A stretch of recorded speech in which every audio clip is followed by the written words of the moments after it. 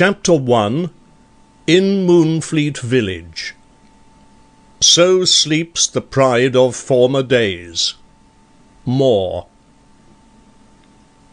The village of Moonfleet lies half a mile from the sea on the right or west bank of the Fleet stream. This rivulet, which is so narrow as it passes the houses that I have known a good jumper clear it without a pole, broadens out into salt marshes below the village, and loses itself at last in a lake of brackish water. The lake is good for nothing except seafowl, herons, and oysters, and forms such a place as they call in the Indies a lagoon, being shut off from the open channel by a monstrous great beach or dyke of pebbles, of which I shall speak more hereafter.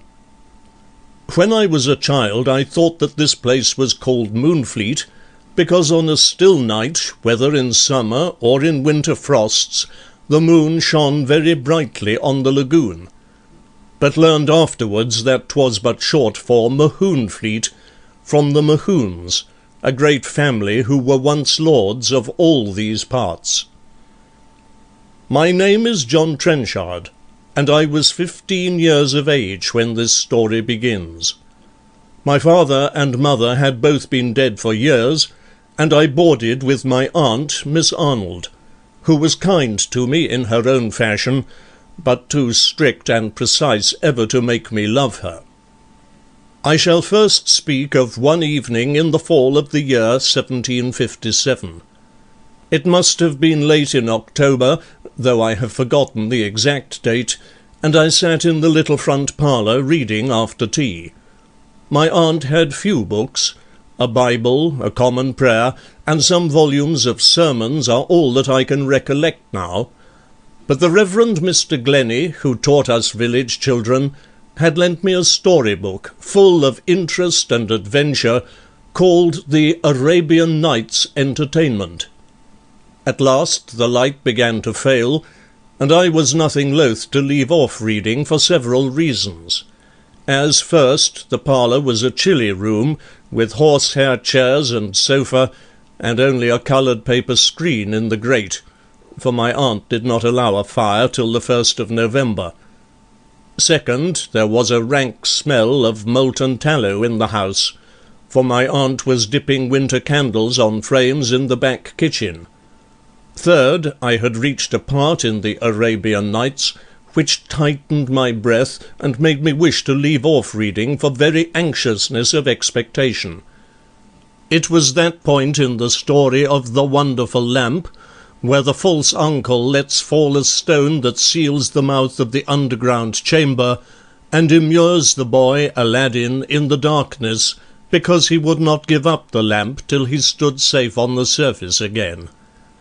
This scene reminded me of one of those dreadful nightmares, where we dream we are shut in a little room, the walls of which are closing in upon us, and so impressed me that the memory of it served as a warning in an adventure that befell me later on.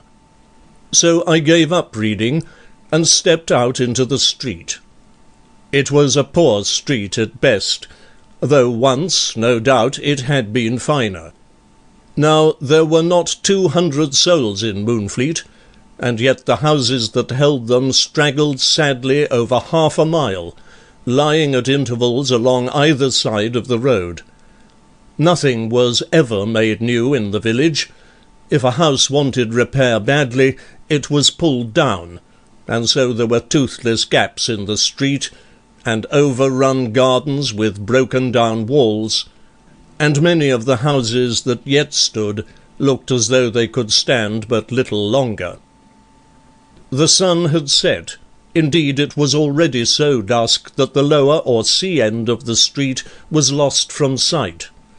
There was a little fog or smoke-wreath in the air, with an odour of burning weeds, and that first frosty feeling of the autumn that makes us think of glowing fires and the comfort of long winter evenings to come.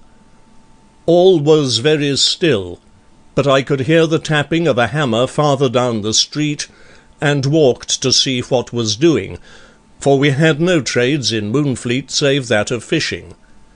It was Ratsey, the sexton, at work in a shed which opened on the street, lettering a tombstone with a mallet and graver.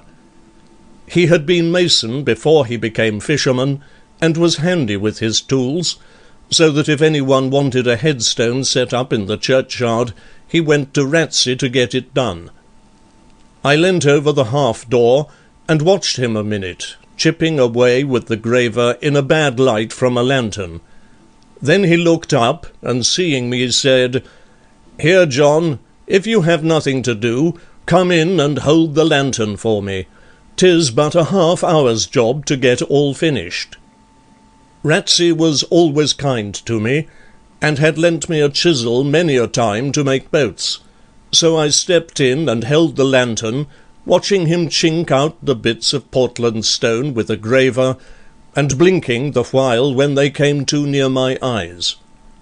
The inscription stood complete, but he was putting the finishing touches to a little sea-piece carved at the top of the stone, which showed a schooner boarding a cutter. I thought it fine work at the time, but know now that it was rough enough. Indeed, you may see it for yourself in Moonfleet churchyard to this day, and read the inscription too, though it is yellow with lichen, and not so plain as it was that night. This is how it runs. Sacred to the memory of David Block, aged 15, who was killed by a shot fired from the Elector schooner, 21 June 1757. Of life bereft, by fell design, I mingle with my fellow clay. On God's protection I recline, to save me in the judgment day. There too must you, cruel man, appear, repent ere it be all too late, or else a dreadful sentence fear, for God will sure revenge my fate. The Reverend Mr. Glennie wrote the verses, and I knew them by heart, for he had given me a copy. Indeed, the whole village had rung with the tale of David's death, and it was yet in every mouth.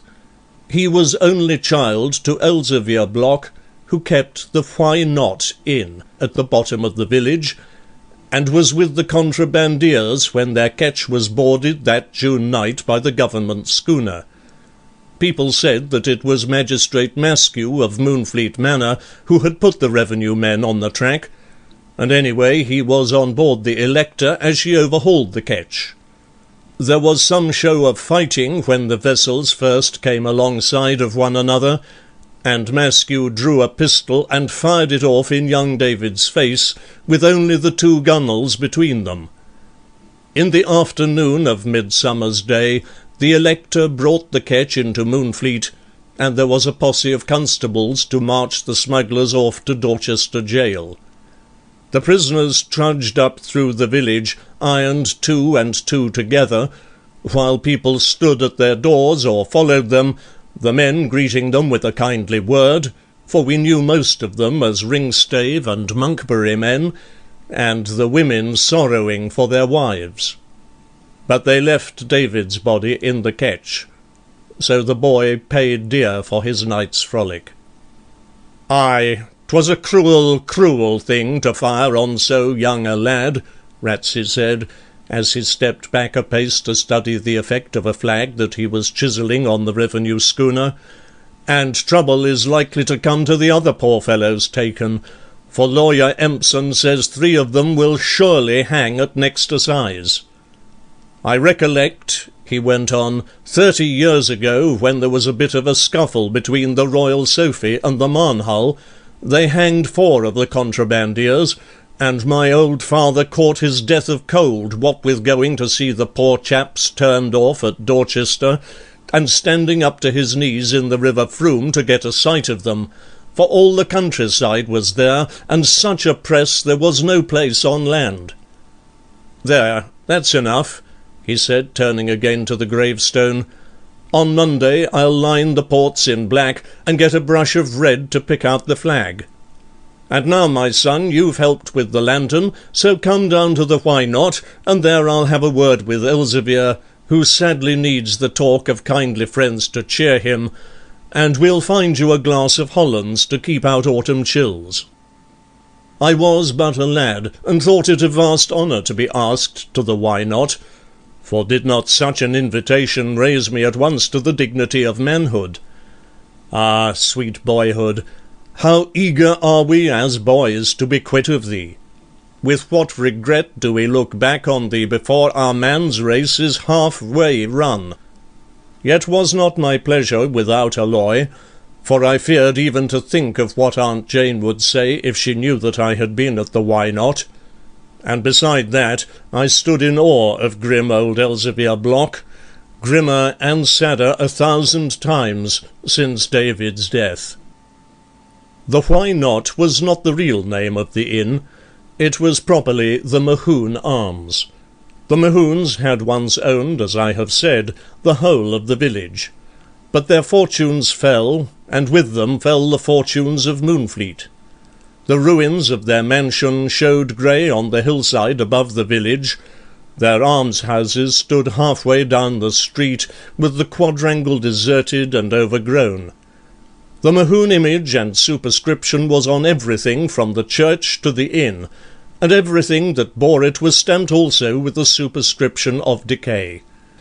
And here it is necessary that I say a few words as to this family badge, for as you will see, I was to bear it all my life, and shall carry its impress with me to the grave. The Mahoon shield was plain white or silver, and bore nothing upon it except a great black Y. I call it a Y, though the Reverend Mr. Glennie once explained to me that it was not a Y at all, but what heralds call a cross-pall. Cross-pall or no cross-pall, it looked for all the world like a black Y, with a broad arm ending in each of the top corners of the shield, and the tail coming down into the bottom. You might see that cognizance carved on the manor, and on the stonework and woodwork of the church, and on a score of houses in the village, and it hung on the signboard over the door of the inn. Every one knew the Mahoon Y for miles around, and a former landlord having called the inn the Why Not, in jest, the name had stuck to it ever since. More than once on winter evenings, when men were drinking in the Why Not, I had stood outside and listened to them singing Ducky Stones, or Kegs Bobbing 1, 2, 3, or some of the other tunes that sailors sing in the West. Such songs had neither beginning nor ending, and very little sense to catch hold of in the middle. One man would crone the air, and the others would crone a solemn chorus. But there was little hard drinking, for Elzevir Block never got drunk himself, and did not like his guests to get drunk either. On singing nights the room grew hot, and the steam stood so thick on the glass inside that one could not see in. But at other times, when there was no company, I have peeped through the red curtains and watched Elzevir Block and Ratsey playing backgammon at the trestle table by the fire. It was on the trestle table that Block had afterwards laid out his son's dead body, and some said they had looked through the window at night and seen the father trying to wash the blood matting out of the boy's yellow hair, and heard him groaning and talking to the lifeless clay as if it could understand. Anyhow, there had been little drinking in the inn since that time, for Block grew more and more silent and morose. He had never courted customers, and now he scowled on any that came, so that men looked on the Why Not as a blighted spot, and went to drink at the Three Choughs at Ringstave. My heart was in my mouth when Ratsey lifted the latch and led me into the inn parlour. It was a low, sanded room with no light except a fire of seawood on the hearth, burning clear and lambent with blue salt flames. There were tables at each end of the room, and wooden-seated chairs round the walls, and at the trestle table by the chimney sat Elzevir Block, smoking a long pipe and looking at the fire. He was a man of 50, with a shock of grizzled hair, a broad but not unkindly face of regular features, bushy eyebrows, and the finest forehead that I ever saw.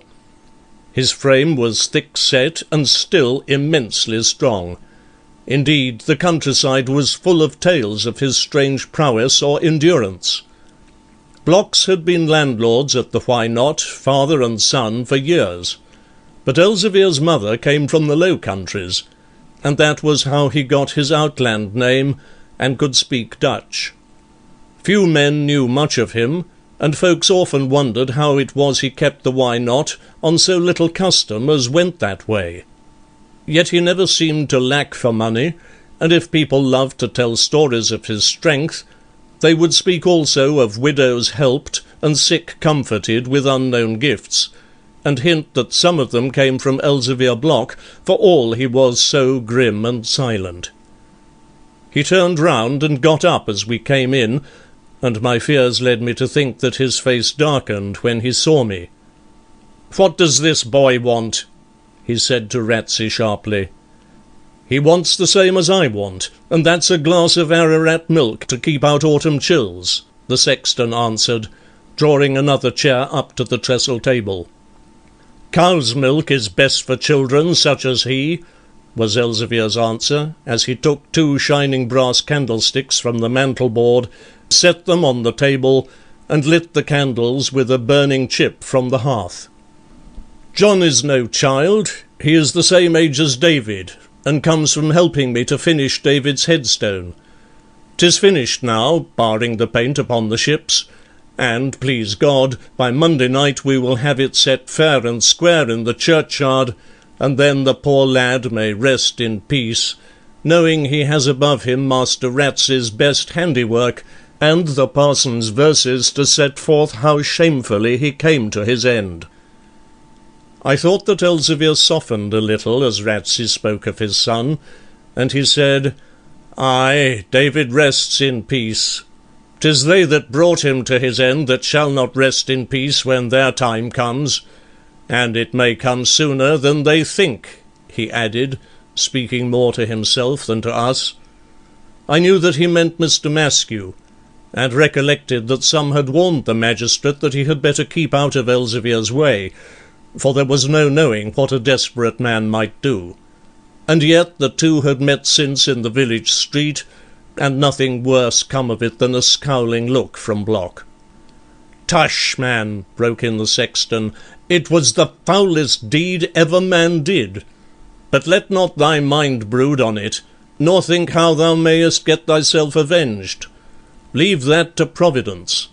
For he whose wisdom lets such things be done will surely see they meet their due reward. Vengeance is mine, I will repay, saith the Lord." And he took his hat off and hung it on a peg. Block did not answer, but set 3 glasses on the table, and then took out from a cupboard a little round, long-necked bottle, from which he poured out a glass for Ratsey and himself. Then he half-filled the 3rd, and pushed it along the table to me, saying, "There, take it, lad, if thou wilt. 'Twill do thee no good, but may do thee no harm." Ratsey raised his glass almost before it was filled. He sniffed the liquor and smacked his lips. "O rare milk of Ararat," he said, "it is sweet and strong, and sets the heart at ease. And now get the backgammon board, John, and set it for us on the table." So they fell to the game, and I took a sly sip at the liquor, but nearly choked myself, not being used to strong waters, and finding it heady and burning in the throat. Neither man spoke, and there was no sound except the constant rattle of the dice and the rubbing of the pieces being moved across the board. Now and then one of the players stopped to light his pipe, and at the end of a game they scored their totals on the table with a bit of chalk. So I watched them for an hour, knowing the game myself, and being interested at seeing Elzevir's backgammon board, which I had heard talked of before. It had formed part of the furniture of the Why Not for generations of landlords, and served perhaps to pass time for cavaliers of the civil wars. All was of oak, black and polished, board, dice-boxes, and men, but round the edge ran a Latin inscription inlaid in light wood, which I read on that first evening but did not understand till Mr. Glennie translated it to me. I had cause to remember it afterwards, so I shall set it down here in Latin for those who know that tongue. Ita invita ut in lusu aliae pessima jactura arti corrigenda est. And in English, as Mr. Glennie translated it, as in life, so in a game of hazard, skill will make something of the worst of throws. At last Elzevir looked up and spoke to me, not unkindly. "Lad, it is time for you to go home. Men say that Blackbeard walks on the first nights of winter, and some have met him face to face betwixt this house and yours." I saw he wanted to be rid of me, so bade them both good night, and was off home, running all the way thither, though not from any fear of Blackbeard, for Ratsey had often told me that there was no chance of meeting him unless one passed the churchyard by night. Blackbeard was one of the Mahoons who had died a century back, and was buried in the vault under the church with others of his family, but could not rest there, whether, as some said, because he was always looking for a lost treasure, or, as others, because of his exceeding wickedness in life. If this last were the true reason, he must have been bad indeed, for Mahoons have died before and since his day, wicked enough to bear anyone company in their vault or elsewhere. Men would have it that on dark winter nights Blackbeard might be seen with an old-fashioned lanthorn, digging for treasure in the graveyard, and those who professed to know said he was the tallest of men, with full black beard, coppery face, and such evil eyes that any who once met their gaze must die within a year. However that might be, there were few in Moonfleet who would not rather walk 10 miles round than go near the churchyard after dark, and once, when Cracky Jones, a poor doited body, was found there one summer morning, lying dead on the grass, it was thought that he had met Blackbeard in the night. Mr. Glennie, who knew more about such things than anyone else, told me that Blackbeard was none other than a certain Colonel John Mahoon, deceased about 100 years ago. He would have it that Colonel Mahoon, in the dreadful wars against King Charles I, had deserted the allegiance of his house, and supported the cause of the rebels. So, being made governor of Carisbrooke Castle for the Parliament, he became there the king's gaoler, but was false to his trust. For the king, carrying constantly hidden about his person a great diamond, which had once been given him by his brother King of France, Mahoon got wind of this jewel, and promised that if it were given him he would wink at his Majesty's escape. Then this wicked man, having taken the bribe, plays traitor again, comes with a file of soldiers at the hour appointed for the king's flight, finds his Majesty escaping through a window, has him away to a stricter ward, and reports to the Parliament that the king's escape is only prevented by Colonel Mahoon's watchfulness. But how true, as Mr. Glennie said, that we should not be envious against the ungodly, against the man that walketh after evil counsels. Suspicion fell on Colonel Mahoon. He was removed from his governorship, and came back to his home at Moonfleet.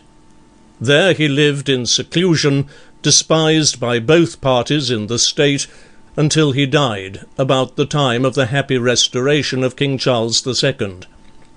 But even after his death he could not get rest, for men said that he had hid somewhere that treasure given him to permit the king's escape, and that, not daring to reclaim it, had let the secret die with him, and so must needs come out of his grave to try to get at it again. Mr. Glennie would never say whether he believed the tale or not, pointing out that apparitions both of good and evil spirits are related in Holy Scripture, but that the churchyard was an unlikely spot for Colonel Mahoon to seek his treasure in, for had it been buried there, he would have had 100 chances to have it up in his lifetime. However this may be, though I was brave as a lion by day, and used indeed to frequent the churchyard, because there was the widest view of the sea to be obtained from it, yet no reward would have taken me thither at night. Nor was I myself without some witness to the tale. For having to walk to Ringstave for Dr. Hawkins on the night my aunt broke her leg, I took the path along the down which overlooks the churchyard at a mile off, and thence most certainly saw a light moving to and fro about the church, where no honest man could be at 2 o'clock in the morning. Chapter 2. The Floods. Then banks came down with ruin and rout, then beaten spray flew round about, then all the mighty floods were out, and all the world was in the sea. Jean Ingelow. On the 3rd of November, a few days after this visit to the Why Not, the wind, which had been blowing from the south-west, began about 4 in the afternoon to rise in sudden strong gusts. The rooks had been pitch-falling all the morning, so we knew that bad weather was due, and when we came out from the schooling that Mr. Glennie gave us in the hall of the old almshouses, there were wisps of thatch and even stray tiles flying from the roofs, and the children sang, "Blow wind, rise storm, ship ashore before morn." It is heathenish rhyme that has come down out of other and worse times, for though I do not say but that a wreck on Moonfleet beach was looked upon sometimes as little short of a godsend, yet I hope none of us were so wicked as to wish a vessel to be wrecked that we might share in the plunder. Indeed, I have known the men of Moonfleet risk their own lives 100 times to save those of shipwrecked mariners, as when the Darius, East Indiaman, came ashore. Nay, even poor nameless corpses washed up were sure of Christian burial, or perhaps of one of Master Ratsey's headstones to set forth sex and date, as may be seen in the churchyard to this day. Our village lies near the centre of Moonfleet Bay, a great bight 20 miles across, and a death-trap to up-channel sailors in a south-westerly gale. For, with that wind blowing strong from south, if you cannot double the snout, you must most surely come ashore. And many a good ship failing to round to that point has beat up and down the bay all day, but come to beach in the evening. And once on the beach, the sea has little mercy, for the water is deep right in, and the waves curl over full on the pebbles with a weight no timbers can withstand. Then, if poor fellows try to save themselves, there is a deadly undertow or rush back of the water, which sucks them off their legs and carries them again under the thundering waves. It is that back-suck of the pebbles that you may hear for miles inland, even at Dorchester, on still nights long after the winds have caused it to have sunk, and which make people turn in their beds and thank God they are not fighting with the sea on Moonfleet beach. But on this 3rd of November there was no wreck, only such a wind as I have never known before, and only once since. All night long the tempest grew fiercer, and I think no one in Moonfleet went to bed, for there was such a breaking of tiles and glass, such a banging of dune and rattling of shutters, that no sleep was possible, and we were afraid besides lest the chimneys should fall and crush us. The wind blew fiercest about 5 in the morning, and then some ran up the street calling out a new danger, that the sea was breaking over the beach, and that all the place was likely to be flooded. Some of the women were for flitting forthwith and climbing the down, but Master Ratsey, who was going round with others to comfort people, soon showed us that the upper part of the village stood so high that if the water was to get thither, there was no knowing if it would not cover Ridgedown itself. But what with its being a spring tide, and the sea breaking clean over the great outer beach of pebbles, a thing that had not happened for 50 years, there was so much water piled up in the lagoon that it passed its bounds and flooded all the sea meadows and even the lower end of the street. So when day broke, there was the churchyard flooded, though 'twas on rising ground, and the church itself standing up like a steep little island, and the water over the door-sill of the Why Not, though Elzevir Block would not budge, saying he did not care if the sea swept him away. It was but a 9 hours' wonder, for the wind fell very suddenly, the water began to go back, the sun shone bright, and before noon people came out to the doors to see the floods and talk over the storm. Most said there never had been so fierce a wind, but some of the oldest spoke of one in the 2nd year of Queen Anne, and would have it as bad or worse. But whether worse or not, this storm was a weighty matter enough for me, and turned the course of my life, as you shall hear. I have said that the waters came up so high that the church stood out like an island, but they went back quickly, and Mr. Glennie was able to hold service on the next Sunday morning. Few enough folks came to Moonfleet Church at any time, but fewer still came that morning, for the meadows between the village and the churchyard were wet and miry from the water. There were streamers of seaweed tangled about the very tombstones, and against the outside of the churchyard wall was piled up a great bank of it, from which came a salt, rancid smell, like a guillemot's egg that is always in the air after a southwesterly gale has strewn the shore with wrack. This church is as large as any other I have seen, and divided into two parts with a stone screen across the middle. Perhaps Moonfleet was once a large place, and then likely enough there were people to fill such a church, but never since I knew it did anyone worship in that part called the nave.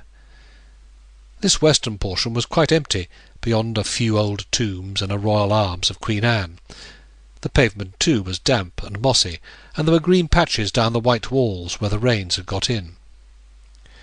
So the handful of people that came to church were glad enough to get to the other side of the screen in the chancel, where at least the pew floors were boarded over, and the panelling of oat work kept off the draughts.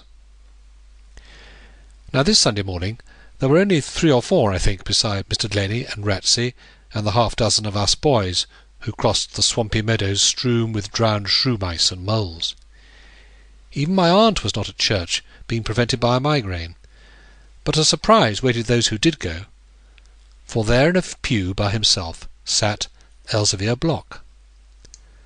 The people stared at him as they came in, for no one had ever known him go to church before, some saying in the village that he was a Catholic, and others an infidel. However that might be, there he was this day, wishing perhaps to show a favour to the parson who had written the verses for David's headstone. He took no notice of anyone, nor exchanged greetings with those that came in, as was the fashion in Moonfleet Church, but kept his eyes fixed on a prayer-book which he held in his hand, though he could not be following the minister, for he never turned the leaf. The church was so damp from the floods that Master Ratsey had put a fire in the brazier which stood at the back, but was not commonly lighted till the winter had fairly begun. We boys sat as close to the brazier as we could, for the wet cold struck up from the flags, and besides that we were so far from the clergyman, and so well screened by the oak backs, that we could bake an apple or roast a chestnut without much fear of being caught. But that morning there was something else to take off our thoughts, for before the service was well begun we became aware of a strange noise under the church. The first time it came was just as Mr. Glennie was finishing "Dearly Beloved," and we heard it again before the second lesson. It was not a loud noise, but rather like that which a boat makes jostling against another at sea, only there was something deeper and more hollow about it. We boys looked at each other, for we knew what was under the church, and that the sound could only come from the Mohune vault.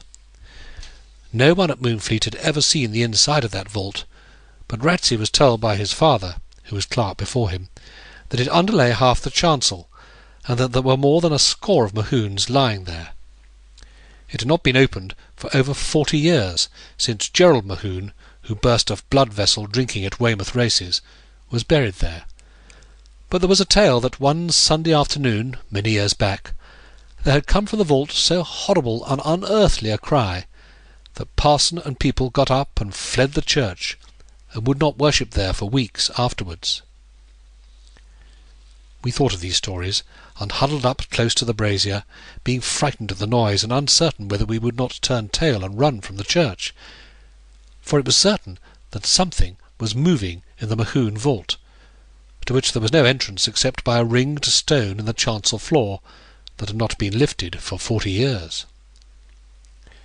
However, we thought better of it, and did not budge, though I could see when standing up and looking over the tops of the seats that others beside ourselves were ill at ease, for Granny Tucker gave such starts when she heard the sounds that twice her spectacles fell off her nose into her lap, and Master Ratsey seemed to be trying to mask the one noise by making another himself, whether by shuffling with his feet or by thumping down his prayer-book. But But the thing that most surprised me was that even Elzevir Block, who cared, men said, for neither God nor devil, looked unquiet, and gave a quick glance at Ratsey every time the sound came. So we sat, till Mr. Glennie was well on with the sermon. His discourse interested me, though I was only a boy, for he likened life to the letter Y, saying that in each man's life must come a point where two roads part like the arms of a Y, and that everyone must choose for himself whether he will follow the broad and sloping path on the left, or the steep and narrow path on the right. For, said he, if you will look in your books, you will see that the letter Y is not like the Mohunes, with both arms equal, but has the arm on the left broader and more sloping than the arm on the right. Hence, ancient philosophers hold that this arm on the left represents the easy downward path to destruction, and the arm on the right the narrow upward path of life. When we heard that, we all fell to searching our prayer books for a capital Y, and Granny Tucker, who knew not A from B, made much ado in fumbling with her book, for she would have people think that she could read. Then just at that moment came a noise from below, louder than those before, hollow and grating, like the cry of an old man in pain. With that up jumps Granny Tucker, calling out loud in church to Mr. Glennie, "Oh, master, however can he bide there preaching when the moons be rising from their graves?" And out from the church. That was too much for the others, and all fled, Mrs. Viney crying, "Lord's sakes, we shall all be throttled like Cracky Jones." So in a minute there was none left in the church, save and except Mr. Glennie, with me, Ratsey, and Elzevir Block. I did not run, first, not wishing to show myself coward before the men, second, because I thought that if Blackbird came he would fall on the men rather than on a boy, and third, that if it came to blows, Block was strong enough to give account even of a Mohune. Mr. Glennie went on with his sermon, making as though he neither heard any noise nor saw the people leave the church, and when he had finished, Elzevir walked out, but I stopped to see what the minister would say to Ratsey about the noise in the vault. The sexton helped Mr. Glennie off with his gown, and then, seeing me standing by and listening, said, "The Lord has sent evil angels among us. 'Tis a terrible thing, Master Glennie, to hear the dead men moving under our feet." "Oh, tut, tut," answered the minister. "It is only their own fears that make such noises terrible to the vulgar. As for Blackbeard, I am not here to say whether guilty spirits sometimes cannot rest and are seen wandering by men, but for these noises, they are certainly nature's work, as is the noise of waves upon the beach. The floods have filled the vault with water, and so the coffins, getting afloat, move in some eddies that we know not of, and jostle one another. Then, being hollow, they give forth these sounds you hear, and these are your evil angels. 'Tis very true the dead do move beneath our feet, but 'tis because they cannot help themselves being carried hither and thither by the water. Fie, Ratsey, man, you should know better than to fright a boy with silly talk of spirits, when the truth is bad enough." The parson's words had the ring of truth in them to me, and I never doubted that he was right. So this mystery was explained, and yet it was a dreadful thing, and made me shiver to think of the Mohunes all adrift in their coffins and jostling one another in the dark. I pictured them to myself, the many generations, old men and children, man and maid, all bones now, each afloat in his little box of rotting wood, and Blackbeard himself in a great coffin bigger than all the rest, coming crashing into the weaker ones, as a ship in a heavy sea comes crashing down sometimes in the trough on a small boat that is trying to board her. And then there was the outer darkness of the vault itself to think of, and the close air, and the black putrid water nearly up to the roof, on which such sorry ships were sailing. Ratsey looked a little crestfallen at what Mr. Glennie said, but put a good face on it, and answered, "Well, master, but a plain man, and know nothing about floods and these eddies and hidden workings of nature of which you speak, but, saving your presence, I hold it a fond thing to make light of such warnings as are given us. 'Tis always said, when the moons move, then Moonfleet mourns. And I've heard my father tell that the last time they stirred was in Queen Anne's 2nd year, when the great storm blew men's homes about their heads. And as for frightening children, 'tis well that heady boys should learn to stand in awe, and not pry into what does not concern them, or they may come to harm." He added the last words with what I felt sure was a nod of warning to myself, though I did not then understand what he meant. So he walked off in a huff with Elzevir, who was waiting for him outside, and I went with Mr. Glennie and carried his gown for him back to his lodging in the village. Mr. Glennie was always very friendly, making much of me, and talking to me as though I were his equal, which was due, I think, to there being no one of his own knowledge in the neighbourhood, and so he had as lief talk to an ignorant boy as to an ignorant man. After we had passed the churchyard turnstile and were crossing the sludgy meadows, I asked him again what he knew of Blackbeard and his lost treasure. "My son," he answered, "all that I have been able to gather is that this Colonel John Mohune, foolishly called Blackbeard, was the first to impair the family fortunes by his excesses, and even let the almshouses fall to ruin, and turned the poor away. Unless report strangely belies him, he was an evil man, and, besides numberless lesser crimes, had on his hands the blood of a faithful servant, whom he made away with because chance had brought to the man's ears some guilty secret of the master. Then, at the end of his life, being filled with fear and remorse, as must always happen with evil livers at the last, he sent for Rector Kindersley of Dorchester to confess him, though a Protestant, and wished to make amends by leaving that treasure so ill-gotten from King Charles, which was all that he had to leave, for the repair and support of the almshouses. He made a last will, which I have seen, to this effect, but without describing the treasure further than to call it a diamond, not saying where it was to be found. Doubtless he meant to get it himself, sell it, and afterwards apply the profit to his good purpose, but before he could do so, death called him suddenly to his account. So men say that he cannot rest in his grave, not having made even so tardy a reparation, and never will rest unless the treasure is found and spent upon the poor." I thought much over what Mr. Glennie had said, and fell to wondering whether Blackbeard could have hid his diamond, and whether I might not find it some day and make myself a rich man. Now, as I considered that noise we had heard under the church, and Parson Glennie's explanation of it, I was more and more perplexed, for the noise had, as I have said, something deep and hollow booming in it, and how was that to be made by decayed coffins? I had more than once seen Ratsey, in digging a grave, turn up pieces of coffins, and sometimes a tarnished name-plate would show that they had not been so very long underground, and yet the wood was quite decayed and rotten. And granting that such were in the earth, and so might more easily perish, yet when the top was taken off old Guy's brick grave to put his widow beside him, Master Ratsey gave me a peep in, and old Guy's coffin had cracks and warps in it, and looked as if a sound blow would send it to pieces. Yet here were the Mohune coffins that had been put away for generations, and must be rotten as tinder, tapping against each other with a sound like a drum, as if they were still sound and airtight. Still, Mr. Glennie must be right, for it was not the coffins. What should it be that made the noise? So, on the next day after we had heard the sounds in church, being the Monday, as soon as morning school was over, off I ran down street and across meadows to the churchyard, meaning to listen outside the church if the Mohunes were still moving.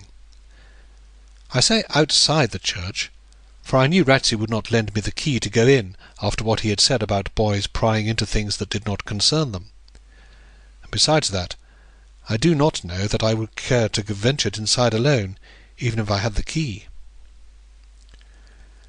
When I reached the church, not a little out of breath, I listened first on the side nearest the village, that is the north side, putting my ear against the wall, and afterwards lying down on the ground, though the grass was long and wet, so that I might the better catch any sound that came.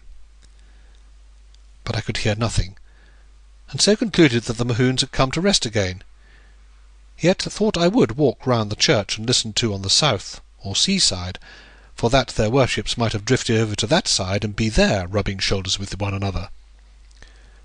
So I went round, and was glad to get out of the cold shade into the sun on the south. But here was a surprise. For when I came round a great buttress which juts out from the wall, what should I see but two men? And these two were Ratsey and Elzevir Block. I came upon them unawares, and lo and behold, there was Master Ratsey lying also on the ground with his ear to the wall, while Elzevir sat back against the inside of the buttress with a spyglass in his hand, smoking and looking out to sea. Now I had as much right to be in the churchyard as Ratsey or Elzevir, and yet I felt a sudden shame, as if I had been caught in some bad act, and knew the blood was running to my cheeks. At first I had it in my mind to turn tail and make off, but concluded to stand my ground, since they had seen me, and so bade them good morning. Master Ratsey jumped to his feet as nimbly as a cat, and as if he had not been a man, I should have thought he was blushing too, for his face was very red, though that came perhaps from lying on the ground. I could see he was a little put about, and out of countenance, though he tried to say, "Good morning, John," in an easy tone, as if it were a common thing for him to be lying in the churchyard with his ear to the wall on a winter's morning. "Good morning, John," he said, "and what might you be doing in the churchyard this fine day?" I answered that I was come to listen if the Mahoons were still moving. "Well, that I can't tell you," returned Ratsey, not wishing to waste thought on such idle matters, and having to examine this wall whether the floods have not so damaged it as to need underpinning. "So if you have time to gad about of a morning, get you back to my workshop and fetch me a plasterer's hammer which I have left behind, so that I can try this mortar." I knew that he was making excuses about underpinning, for the wall was as sound as a rock, but was glad enough to take him at his word and beat a retreat from where I was not wanted. Indeed, I soon saw how he was mocking me, for the men did not even wait for me to come back with the hammer, but I met them returning in the first meadow. Master Ratsey made another excuse that he did not need the hammer now, as he had found out that all that was wanted was a little pointing with new mortar. "But if you have such time to waste, John," he added, "you can come tomorrow and help me to get new thwarts in the Petrel, which she badly wants." So we three came back to the village together, but looking up at Elzevir once while Master Ratsey was making these pretences, I saw his eyes twinkle under their heavy brows, as if he was amused at the other's embarrassment. The next Sunday, when we went to church, all was quiet as usual. There was no Elzevir, and no more noises, and I never heard the Mahoons move again. End of Chapter 2. Chapter 3. A Discovery. Some bold adventurers disdain the limits of their little reign, and unknown regions dare descry. Still, as they run, they look behind, they hear a voice in every wind, and snatch a fearful joy. Gray. I have said that I used often in the daytime, when not at school, to go to the churchyard, because, being on a little rise, there was the best view of the sea to be had from it, and on a fine day you could watch the French privateers creeping along the cliffs under the Snout, and lying in wait for an Indiaman or up-channel trader. There were at Moonfleet few boys of my own age, and none that I cared to make my companion, so I was given to muse alone, and did so for the most part in the open air, all the more because my aunt did not like to see an idle boy with muddy boots about her house.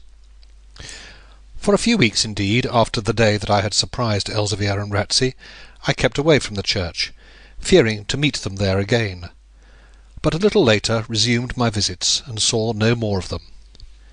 Now my favourite seat in the churchyard was the flat top of a raised stone tomb, which stands on the south-east of the church. I have heard Mr. Glennie call it an altar tomb, and in its day it had been a fine monument, being carved around with festoons of fruit and flowers, but had suffered so much from the weather that I never was able to read the lettering on it, or to find out who had been buried beneath. Here I chose most to sit, not only because it had a flat and convenient top, but because it was screened from the wind by a thick clump of yew trees. These yews had once, I think, completely surrounded it, but had either died or been cut down on the south side, so that anyone sitting on the grave top was snug from the weather, and yet possessed of fine prospect over the sea. On the other three sides the yews grew close and thick, embarring the tomb like the high back of a fireside chair. And many times in autumn I have seen the stone slab crimson with the fallen waxy berries, and taken some home to my aunt, who liked to taste them with a glass of sloe gin after her Sunday dinner.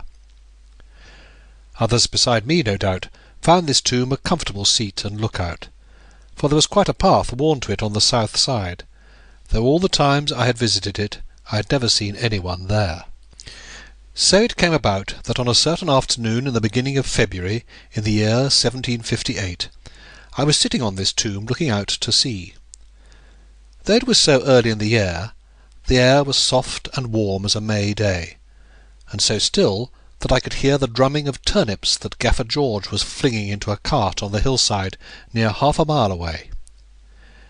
Ever since the floods of which I have spoken, the weather had been open, but with high winds and little or no rain. Thus, as the land dried after the floods, there began to open cracks in the heavy clay soil on which Moonfleet is built, such as are usually only seen with us in the height of summer. There were cracks by the side of the path in the sea meadows between the village and the church, and cracks in the churchyard itself, and one running right up to this very tomb. It must have been past 4 o'clock in the afternoon, and I was for returning to tea at my aunt's, when underneath the stone on which I sat I heard a rumbling and crumbling, and on jumping off saw that the crack in the ground had still further widened just where it came up to the tomb, and that the dry earth had so shrunk and settled that there was a hole in the ground a foot or more across. Now this hole reached under the big stone that formed one side of the tomb, and, falling on my hands and knees and looking down it, I perceived that there was under the monument a larger cavity into which the hole opened. I believe there never was boy yet who saw a hole in the ground, or a cave in a hill, or much more an underground passage, but longed incontinently to be into it and discover whither it led. So it was with me, and seeing that the earth had fallen enough into the hole to open a way under the stone, I slipped myself in, feet foremost, dropped down onto a heap of fallen mould, and found that I could stand upright under the monument itself. Now this was what I had expected, for I thought that there had been below this grave a vault, the roof of which had given way and let the earth fall in. But as soon as my eyes were used to the dimmer light, I saw that it was no such thing, but that the hole into which I had crept was only the mouth of a passage, which sloped gently down in the direction of the church.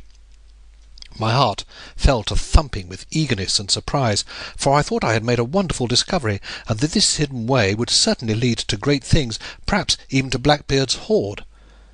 For ever since Mr. Glennie's tale, I had constantly before my eyes a vision of the diamond and the wealth it was to bring me.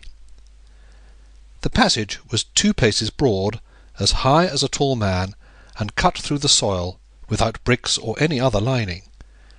And what surprised me most was that it did not seem deserted nor mouldy and cobwebbed as one who expects such a place to be, but rather a well-used thoroughfare, for I could see the soft clay floor was trodden with the prints of many boots, and marked with a trail, as if some heavy thing had been dragged over it.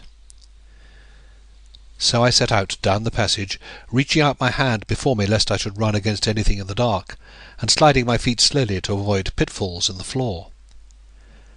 But before I had gone 6 paces, the darkness grew so black that I was frightened, and so far from going on was glad to turn sharp about, and see the glimmer of light that came in through the hole under the tomb. Then a horror of the darkness seized me, and before I well knew what I was about, I found myself wriggling my body up under the tombstone onto the churchyard grass, and was once more in the low evening sunlight and the soft, sweet air. Home I ran to my aunt's, for it was past tea-time, and beside that I knew I must fetch a candle if I were ever to search out the passage, and to search it I had well made up my mind, no matter how much I was scared for this moment. My aunt gave me but a sorry greeting when I came into the kitchen, for I was late and hot. She never said much when displeased, but had a way of saying nothing which was much worse, and would only reply yes or no, and that after an interval, to anything that was asked of her. So the meal was silent enough, for she had finished before I had arrived, and I ate but little myself, being too much occupied with the thought of my strange discovery, and finding beside the tea lukewarm and the victuals not enticing. You may guess that I said nothing of what I had seen, but made up my mind that as soon as my aunt's back was turned, I would get a candle and tinder-box and return to the churchyard. The sun was down before Aunt Jane gave thanks for what we had received, and then, turning to me, she said in a cold and measured voice, "John, I have observed that you are often out and about of nights, sometimes as late as 7:30 or 8. Now it is not seemly for young folk to be abroad after dark, and I do not choose that my nephew should be called a gadabout. What's bred in the bone will come out in the flesh. And 'twas with such loafing that your father began his wild ways, and afterwards led my poor sister such a life as never was, till the mercy of Providence took him away." Aunt Jane often spoke thus of my father, whom I never remembered, but believed him to have been an honest man, and good fellow to boot, if something given to roaming and to contraband. "So understand," she went on, "that I will not have you out again this evening, no, nor any other evening after dusk. Bed is the place for youth when night falls, but if this seem to you too early, you can sit with me for an hour in the parlour, and I will read you a discourse of Dr. Sherlock that will banish vain thoughts, and leave you in a fit frame for quiet sleep." So she led the way into the parlour, took the book from the shelf, put it on the table within the little circle of light cast by a shaded candle, and began. It was dull enough, though I had borne such tribulations before, and the drone of my aunt's voice would have sent me to sleep, as it had done at other times, even in a straight-backed chair, had I not been so full of my discovery and chafed at this delay. Thus, all the time my aunt read of spiritualities and saving grace, I had my mind on diamonds and all kinds of mammon, for I never doubted that Blackbeard's treasure would be found at the end of that secret passage. The sermon finished at last, and my aunt closed the book with a stiff "good night" for me. I was for giving her my formal kiss, but she made as if she did not see me, and turned away. So we went upstairs, each to our own room, and I never kissed Aunt Jane again. There was a moon 3/4 full already in the sky, and on moonlight nights I was allowed no candle to show me to bed. But on that night I needed none, for I never took off my clothes, having resolved to wait till my aunt was asleep, and then, ghosts or no ghosts, to make my way back to the churchyard. I did not dare to put off that visit even till the morning, lest some chance passer-by should light upon the whole, and so forestall me with Blackbeard's treasure. Thus I lay wide awake on my bed, watching the shadow of the tester-post against the whitewashed wall, and noting how it had moved by degrees as the moon went farther round. At last, just as it touched the picture of the Good Shepherd which hung over the mantelpiece, I heard my aunt snoring in her room, and knew that I was free. Yet I waited a few minutes, so that she might get well on with her first sleep, and then took off my boots, and in stockinged feet slipped past her room and down the stairs. How stair, handrail, and landing creaked that night, and how my feet and body struck noisily against things seen quite well, but misjudged in the effort not to misjudge them. And yet there was the note of safety still sounding, for the snoring never ceased, and the sleeper woke not, though her waking then might have changed all my life. So I came safely to the kitchen, and there put in my pocket one of the best winter candles and the tinder-box, and as I crept out of the room, heard suddenly how loud the old clock was ticking, and looking up, saw the bright brass band marking 10:30 on the dial. Out in the street I kept in the shadow of the houses as far as I might, though all was silent as the grave. Indeed, I think that when the moon is bright, a great hush falls always upon nature, as though she was taken up in wondering at her own beauty. Every one was fast asleep in Moonfleet, and there was no light in any window.